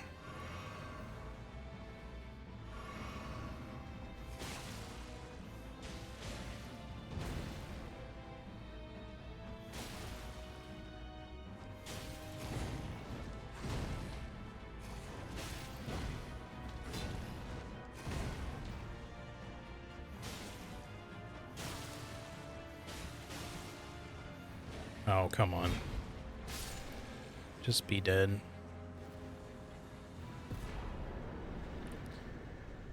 What a stupidly obnoxious boss design. Alright, let's just get that one fucking marked off so I can just fucking leave this place forever. God, I hate that shit.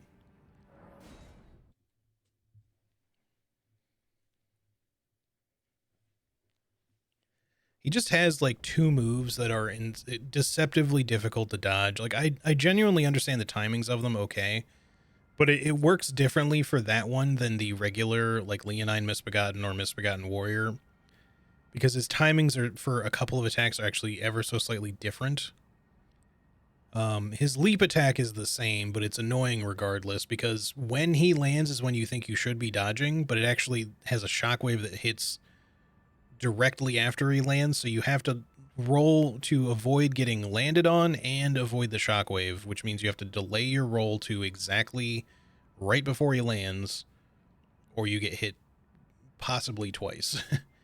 And then every other one of his like stupid leaping slash abilities where he just lunges forward, they all have delayed hitboxes, because he starts with a swing that looks like it's going to be quick, so you dodge out of the way, and it functionally is quick, but the actual sword movement is slower than the roll, you know, that particular timing. So if you roll when you think you're supposed to roll, you actually get hit instead. And it's that particular like intentional roll catch design shit that's like the one thing that pisses me off about Elden Ring, because they don't really do it that quite so much in Dark Souls 3, and it's like they just keep upping the ante every time to be like, well, we gotta find ways to trip up veteran players, or else how is it going to be a good game? It's like, you don't have to make it disingenuous. You know, you don't need your enemy attacks to be like impossible to read on sight read. Like, sure, if you want to make it so that we have to anticipate instead of react, that's one thing. You already have been doing that for a while, and it's already not the best of designs, but sure, I get it. But just like forcing players into a corner of like having to learn from what isn't really even a mistake, you know, like, oh, I dodged at the wrong time. Like, yeah, they dodged at the wrong time, but visually speaking, the attack shown on anticipation or sight read is going to tell you, oh, right now is when I'm supposed to dodge. Like, right in every other time, every other attack in the game looks exactly like this. That as soon as I see the swing come out, not necessarily the lunge, not necessarily the wind up, but the swing part, that's when I dodge. But there's several enemies in this game that have certain attacks that when they start their swing, the swing is actually fast and slow at the same fucking time, which almost doesn't sound like it makes any sense, but the actual sweep comes out fairly quickly, or like the arm movement, but the sword is like trailing behind, so the sword or whatever the weapon is comes out a little bit slower. So it's not even so much that the hitbox lingers. The hitbox is being relatively accurate. I mean, there are some lingering hitboxes in this game for sure, but it's like, imagine you wind up, you know, you reel back with an arm, right? You outstretch your arm, and you bring it behind you like you've got just a big old sword in your hand. You're going to swing it forward, right? So most people, when they swing a sword forward, they're going to do it in one smooth motion, where by the time their arm reaches in front of them, the sword is also basically extending out, right? So it's one fluid swing. What a lot of enemies in this game do, just to trip you up, is that their arm starts to swing, but their wrist with their sword does not actually follow suit at the same speed. Instead, by the time their arm is just about to in front of them, the sword is still fucking sideways and catching up to the actual rest of the swing. Yeah, it's not fully parallel, or becoming parallel throughout the arc of the swing like most people would swing a sword. Instead, it's just trailing behind just a little bit. And that shit is designed specifically to roll catch you so that you're looking at the hilt of a weapon, the arm swing, the whatever, all the things that veterans have been trained to look for with every other Souls game in terms of how you're supposed to parry, how you're supposed to dodge shit. And it's there just to be a middle finger to veterans, not to say, hey, don't play our game, we hate you or anything, but just as a, haha, we got you. You know, you're going to have to learn a different way to time this because the rest of this enemy's behavior is going to be normal, but on one or two attacks, you have to not watch the arm. You have to watch the fucking blade. You have to watch the head of the weapon that's coming at you. Because if you don't, you're actually going to dodge it too early and you're going to get hit. And that's the shit that feels disingenuous in terms of design because everything else works the way you expect it to except for certain attacks in the game. And it fucking pisses me off because I get caught by that a lot.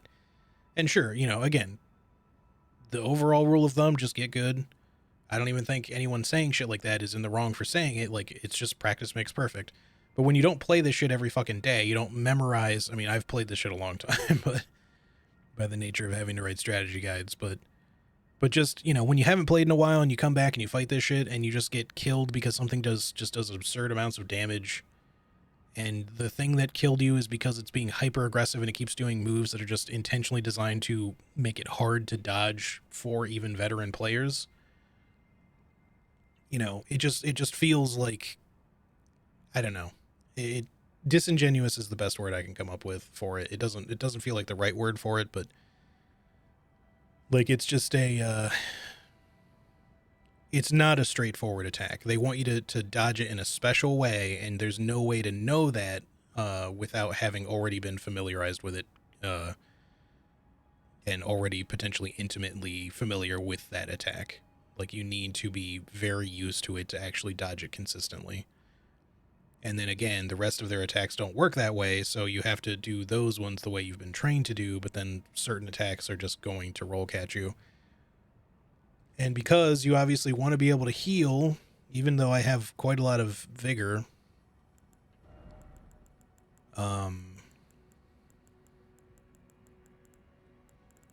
you want to be able to heal and stuff, but you just kind of can't. Because that particular boss design is just like, hey, you know how sometimes we like to be aggressive? Well, this guy's going to be the most fucking aggressive piece of shit ever and just never give you any sort of time to heal until its AI decides to just say, okay, that's enough, and just RP walk at you. Which is a whole thing that, I don't know, we might still make a video on it at some point. We had kind of planned to. Marcus, aka Epic Name Bro, German Spy, a few other folks, myself, we're going to kind of like work on a thing kind of discussing some of this shit, in particular the notion that is having to wait your turn to attack in a game like this. It's not to say that like waiting your turn to attack, man, I nailed that perfectly. I thought I was going to be off with this beacon. Having to wait your turn in some sort of RPG is not like a far-fetched thing. The thing that sucks is like, when you go back to like the earlier games, and I'm not saying that the combat in those games, at least in my personal opinion, like Marcus might disagree, but I don't think the combat in those games was necessarily flawless. Demon Souls and Dark Souls were great games, both of them, and it's fine that the combat has evolved over time. But in order to keep veterans like on their toes so that the games don't get boring, they keep having to up the ante a lot. And one of the things that these games have really kind of fallen into is in a little bit of a pitfall kind of is this concept of, in order to make bosses hard, they have to not only be fast and do tons of damage and do all that kind of shit, but they also have to just be hyper aggressive and combo like crazy a lot of the time. It's not every boss, but most bosses do shit like that a lot. And you're constantly just waiting for your turn to attack, because otherwise it's not safe. It's not your turn yet. If you try to attack now, you're going to get hit.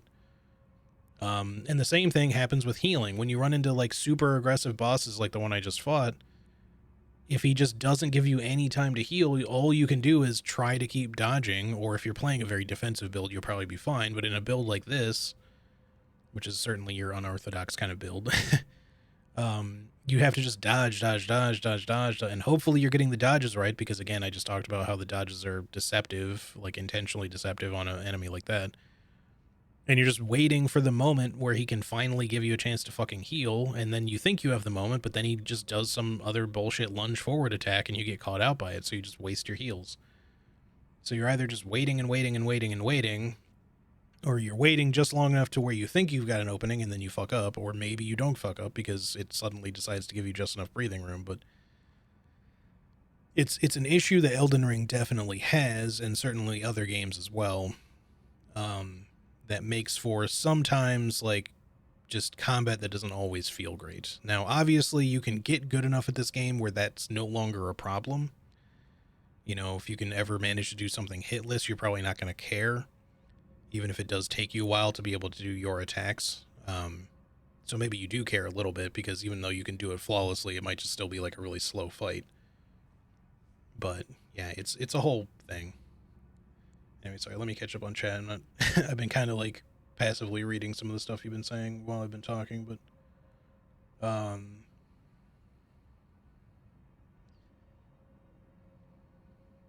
feel like there's other enemies with that quick shout attack and it sucks every time. Yeah, even the other Misbegotten warriors have like a shout, but it's not that like holy version of it, and it's not as fast. Theirs is more pronounced and easy to evade.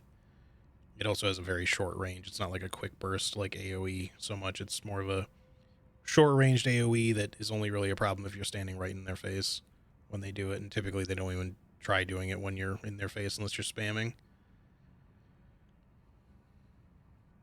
Weaponize the Fume Knight's slow slash. Kind of like that, except less slow, obviously. This me of the second phase of Luxasia and Lies of P. Her entire moveset is infinite attack, pause, complete attack. Yeah, I definitely felt that way with Luxasia. I know that the game, like Lies of P, is supposedly kind of easier now. From what I've seen, like I've watched some players play it well after my time with it, after I beat the game. And a lot of the fights look easier now. Like you can actually circle strafe a lot more boss attacks than you used to be able to. Like I don't know how much you played it when that game first came out, but if you played it a lot, then you'll know like what I'm talking about, how like a lot of bosses you can't just like, you couldn't really circle around or even necessarily dodge reliably, because everything they did, or most bosses, just had like infinite tracking. Even a lot of enemies. So even if you like circle around an enemy who's doing some big attack, it's like they just immediately spin on a dime and hit you anyway. So you have to iframe it if you're dodging. You can't just like outspace it by the nature of circling around behind them or something. You can circle around quite a bit now, but only some fights. Yeah, but I think for the fights that we're referring to, though, like in those fights, you used to not even be able to circle around because almost everything just tracked you immediately. I've seen some of the later boss fights, even the final boss, there's some moves that I've seen people literally just sidestep out of the way, and I'm just like, are you fucking kidding me? That's definitely not a thing I used to be able to do. Like, that would have made that fight a lot easier if I could just, like, literally stand... just walk a little to the side and avoid it entirely. Yeah, there were some, like... They really wanted you to, like, on release, they really wanted players to lean into the whole perfect guard thing, but the perfect guard was so unforgiving with such a tiny window that I think they started improving the dodge and shit, and also making it so that some attacks didn't have such ridiculous tracking, just so that you could actually kind of outspace or otherwise properly evade things without having to do perfect guard. Because I guess they didn't really want it. They were probably in like a weird spot, because I think that the game would have been a little bit better if they had made that window a little less unforgiving for perfect guards. But making it so that you can actually dodge more reliably now, and even do things like circle strafing a little bit more properly, like that already at least addresses some of the issue of just not being able to avoid attacks very well.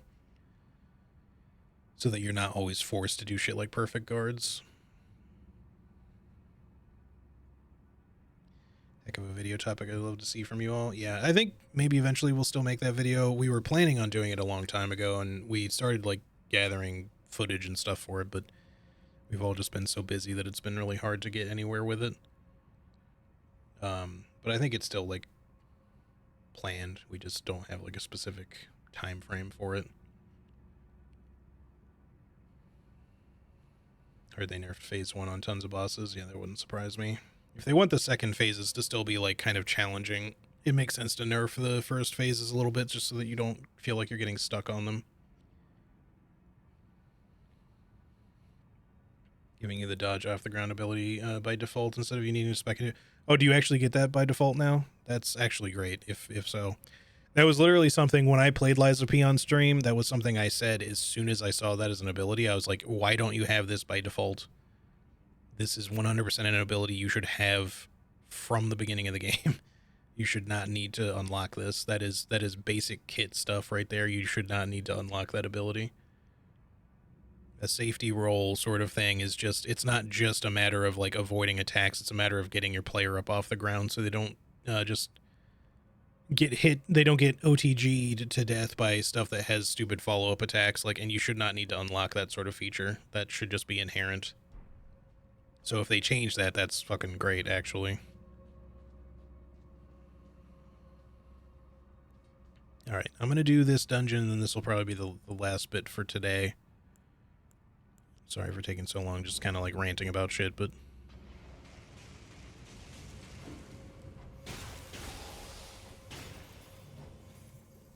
Hold still, buddy. Wow, he's got a ton of HP. This is gonna be one of them dungeons, huh?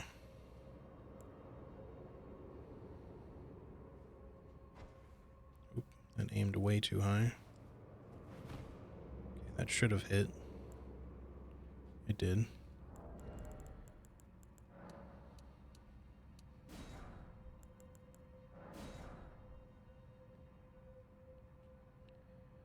No need to apologize here for all of it. I agree with you across the board, I think. Well, I'm glad that I'm not the only person who thinks some of these things. I know I'm definitely not, but I just feel sometimes like I get a little bit too ranty with some of this shit.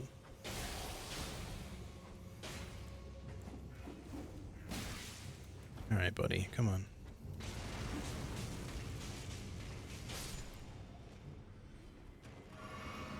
If they make another Souls-esque game after this, whether that whole, I don't know, I've heard news about, or not news, but, you know, rumor and speculation and supposed quote-unquote leaks that are probably not real, but, of, that one, like, Spellbound or whatever thing that they were calling it, supposed game.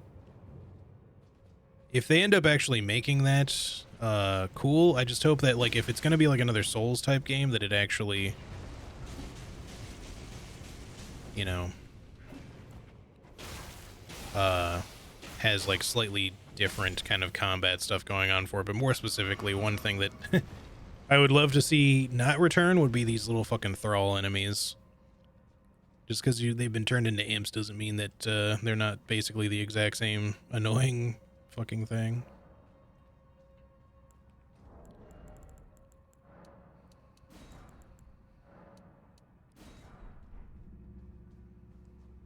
Mainly just that their movesets have always been like really kind of stupid to deal with.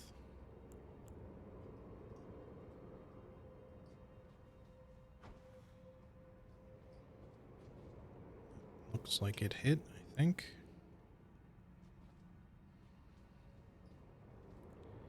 Now there's you. Ouch. Can y'all attack each other real quick? Yes.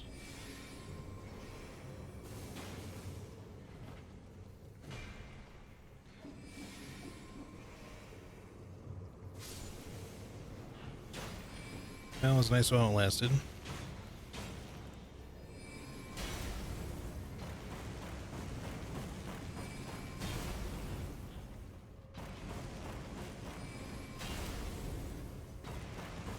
Can you do something other than the fucking slam? I'm trying to, like, have you sit still long enough to actually take some damage. Oh, that's not bad. That's not good timing.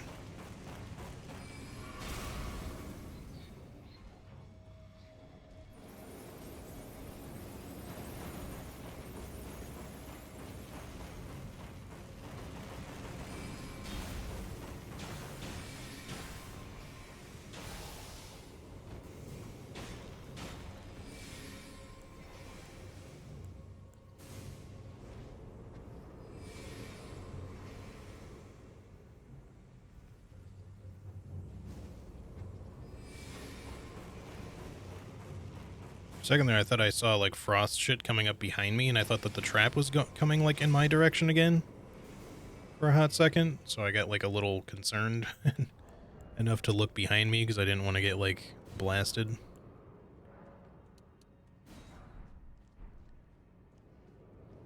All right. Let's quickly get through the remains of this dungeon.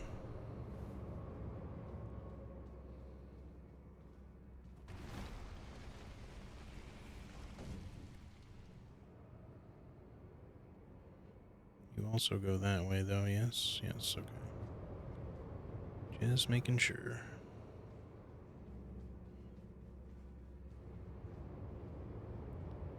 You threaded the needle between two magic darts? Yeah.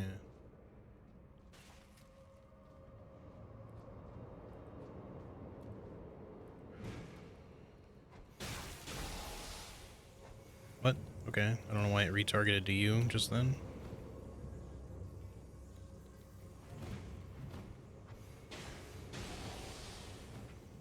Fight each other, please. And you just don't even aggro for now.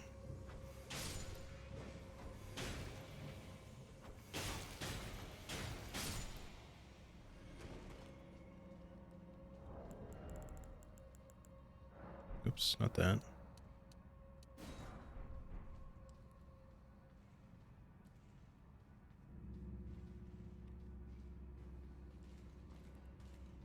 Right, you're in there. Hang on, let me go deal with this other guy first. The big boy.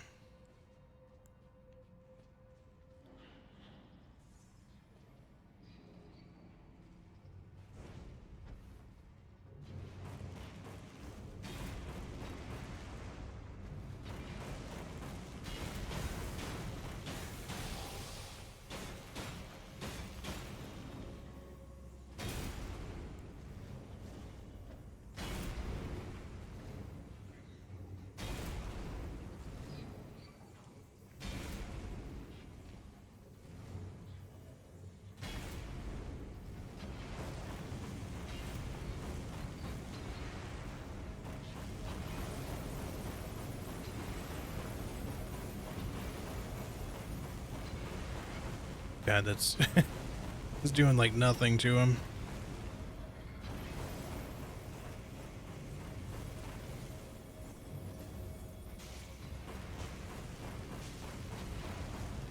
Oh, the Clean Rot Knight came up too. Oop, hello.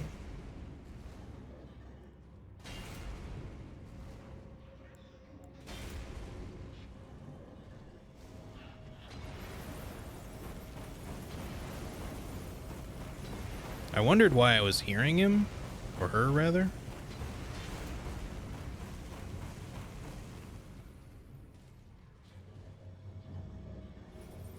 Yes, fight each other, please. Somehow hit each other. That would be nice. Thank you. That's exactly what I wanted. Perfect. I just sort of like took that other dude out for me, which is nice.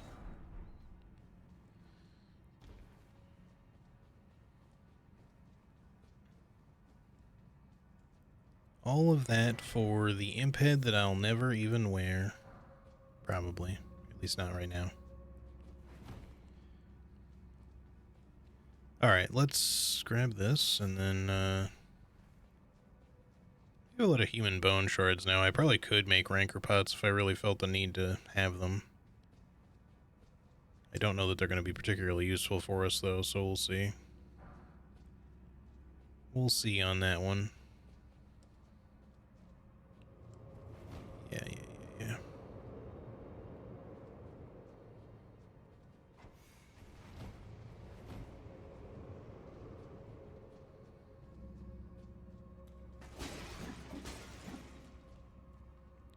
knew you'd be there.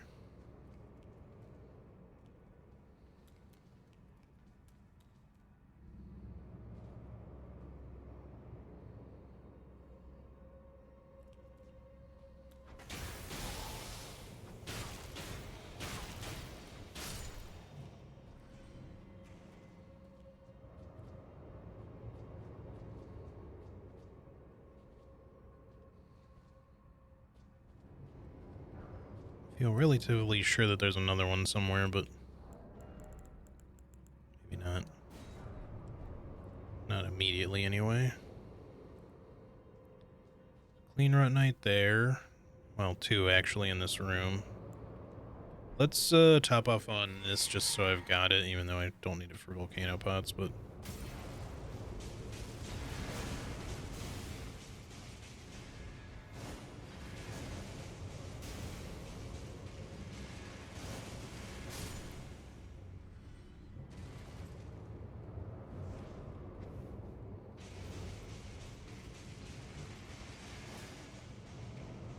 Ooh.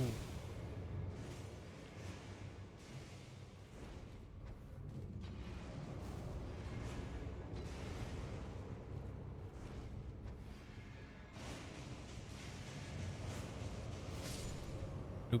Alright. One too many. That's fine. We got plenty of stuff.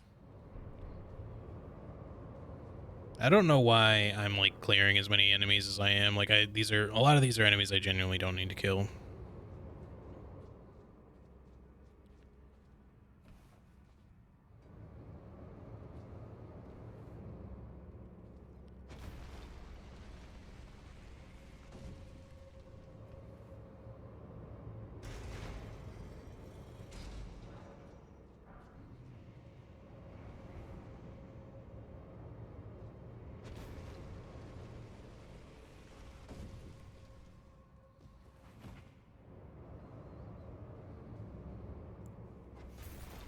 Alright. I did do a jump attack there, but to be fair, I only did it because I didn't really have any other way to hit it whilst being on it.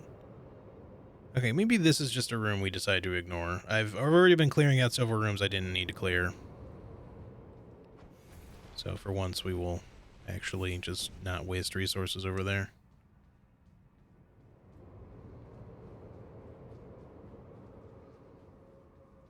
Alright, let's see here. So is this... I'm trying to remember. Is this another Erdtree Burial Watchdog? It's something else, probably. I don't remember what, though.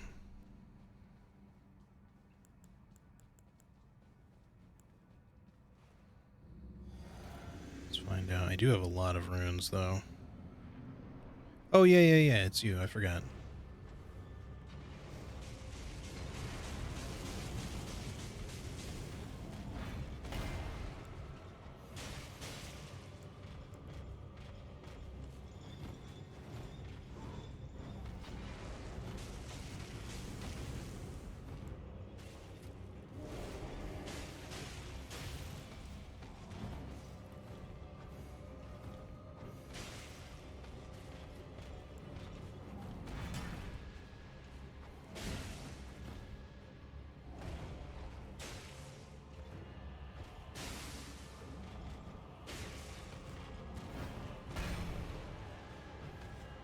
I missed.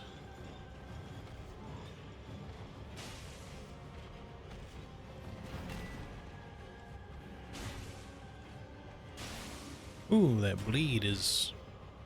It's a little ouchy, huh? Also, the wall kind of screwed you on that one, buddy. I should have gotten hit. That was your hit for sure, but terrain fucked you for once instead of me. That rotten gravekeeper cloak and a bajillion runes. This is a pretty nice cloak, admittedly. Not exactly what I'm looking for or anything right now. Also, it makes enemies aggro a little bit more aggressively, so... Because of the serpent arm thingies.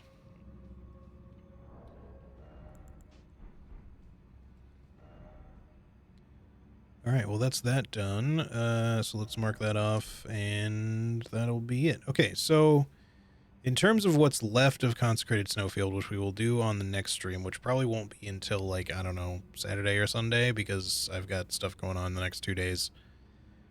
We will finish this up, and in terms of what we have left, we've got the tunnel here, the Erd Tree there, and maybe something else that I've forgot. Oh, yeah, the Deathrite Bird up there, but I might have forgotten something else, too. I'm not sure.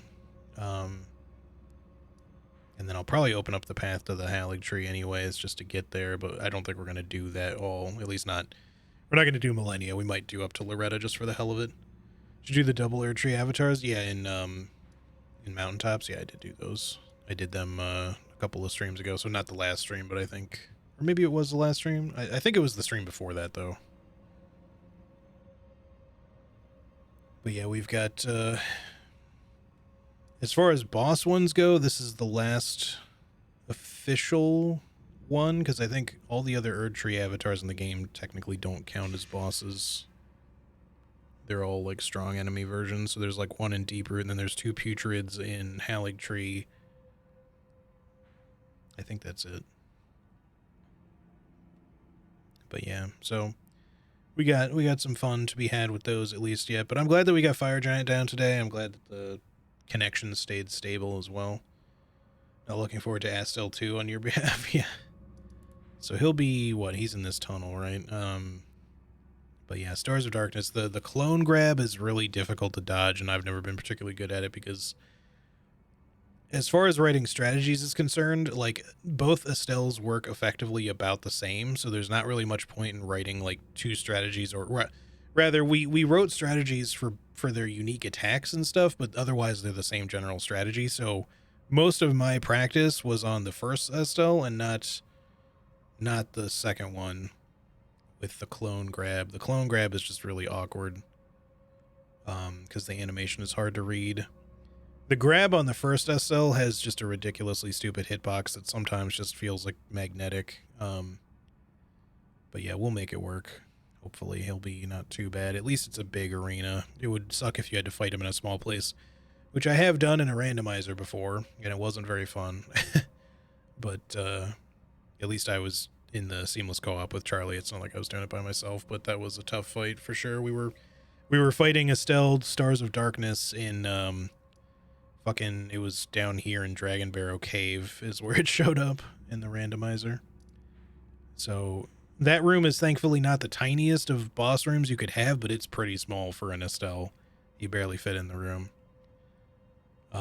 You could still teleport around it, which was interesting, but yeah, the grabs were incredibly hard to read, and his big gravity slams where he does like the triple rings and all that kind of shit, or even just the big ring that like levitates you up and then slams you down again, they were really hard to avoid because the arena was not quite big enough sometimes to really even let you get out of it if he was standing kind of more in the middle. Anyway, so yeah, I think here, let's quickly just come back here. I want to level up before I end stream because I like being able to do that and not just be sitting on a bunch of runes like when I go farming, because then I think about it the whole time. But I'll do some farming over the next day or so or whatever just to get our stuff back up. And our strength is now 40, so yeah, maybe we'll go ahead and get that vigor up to 40 as well, and then whatever levels we have remaining after that, I'll just dump wherever the hell I feel, I guess, because as far as damage stats are concerned, these are pretty good numbers for us now at this point. We don't really need them to be much higher because we're not going to get a lot out of it. So a little extra mind, a little extra endurance certainly wouldn't hurt, but they're not things we necessarily need to have. We could just put extra into vigor. It's not going to give us a lot of HP, but certainly not unhelpful.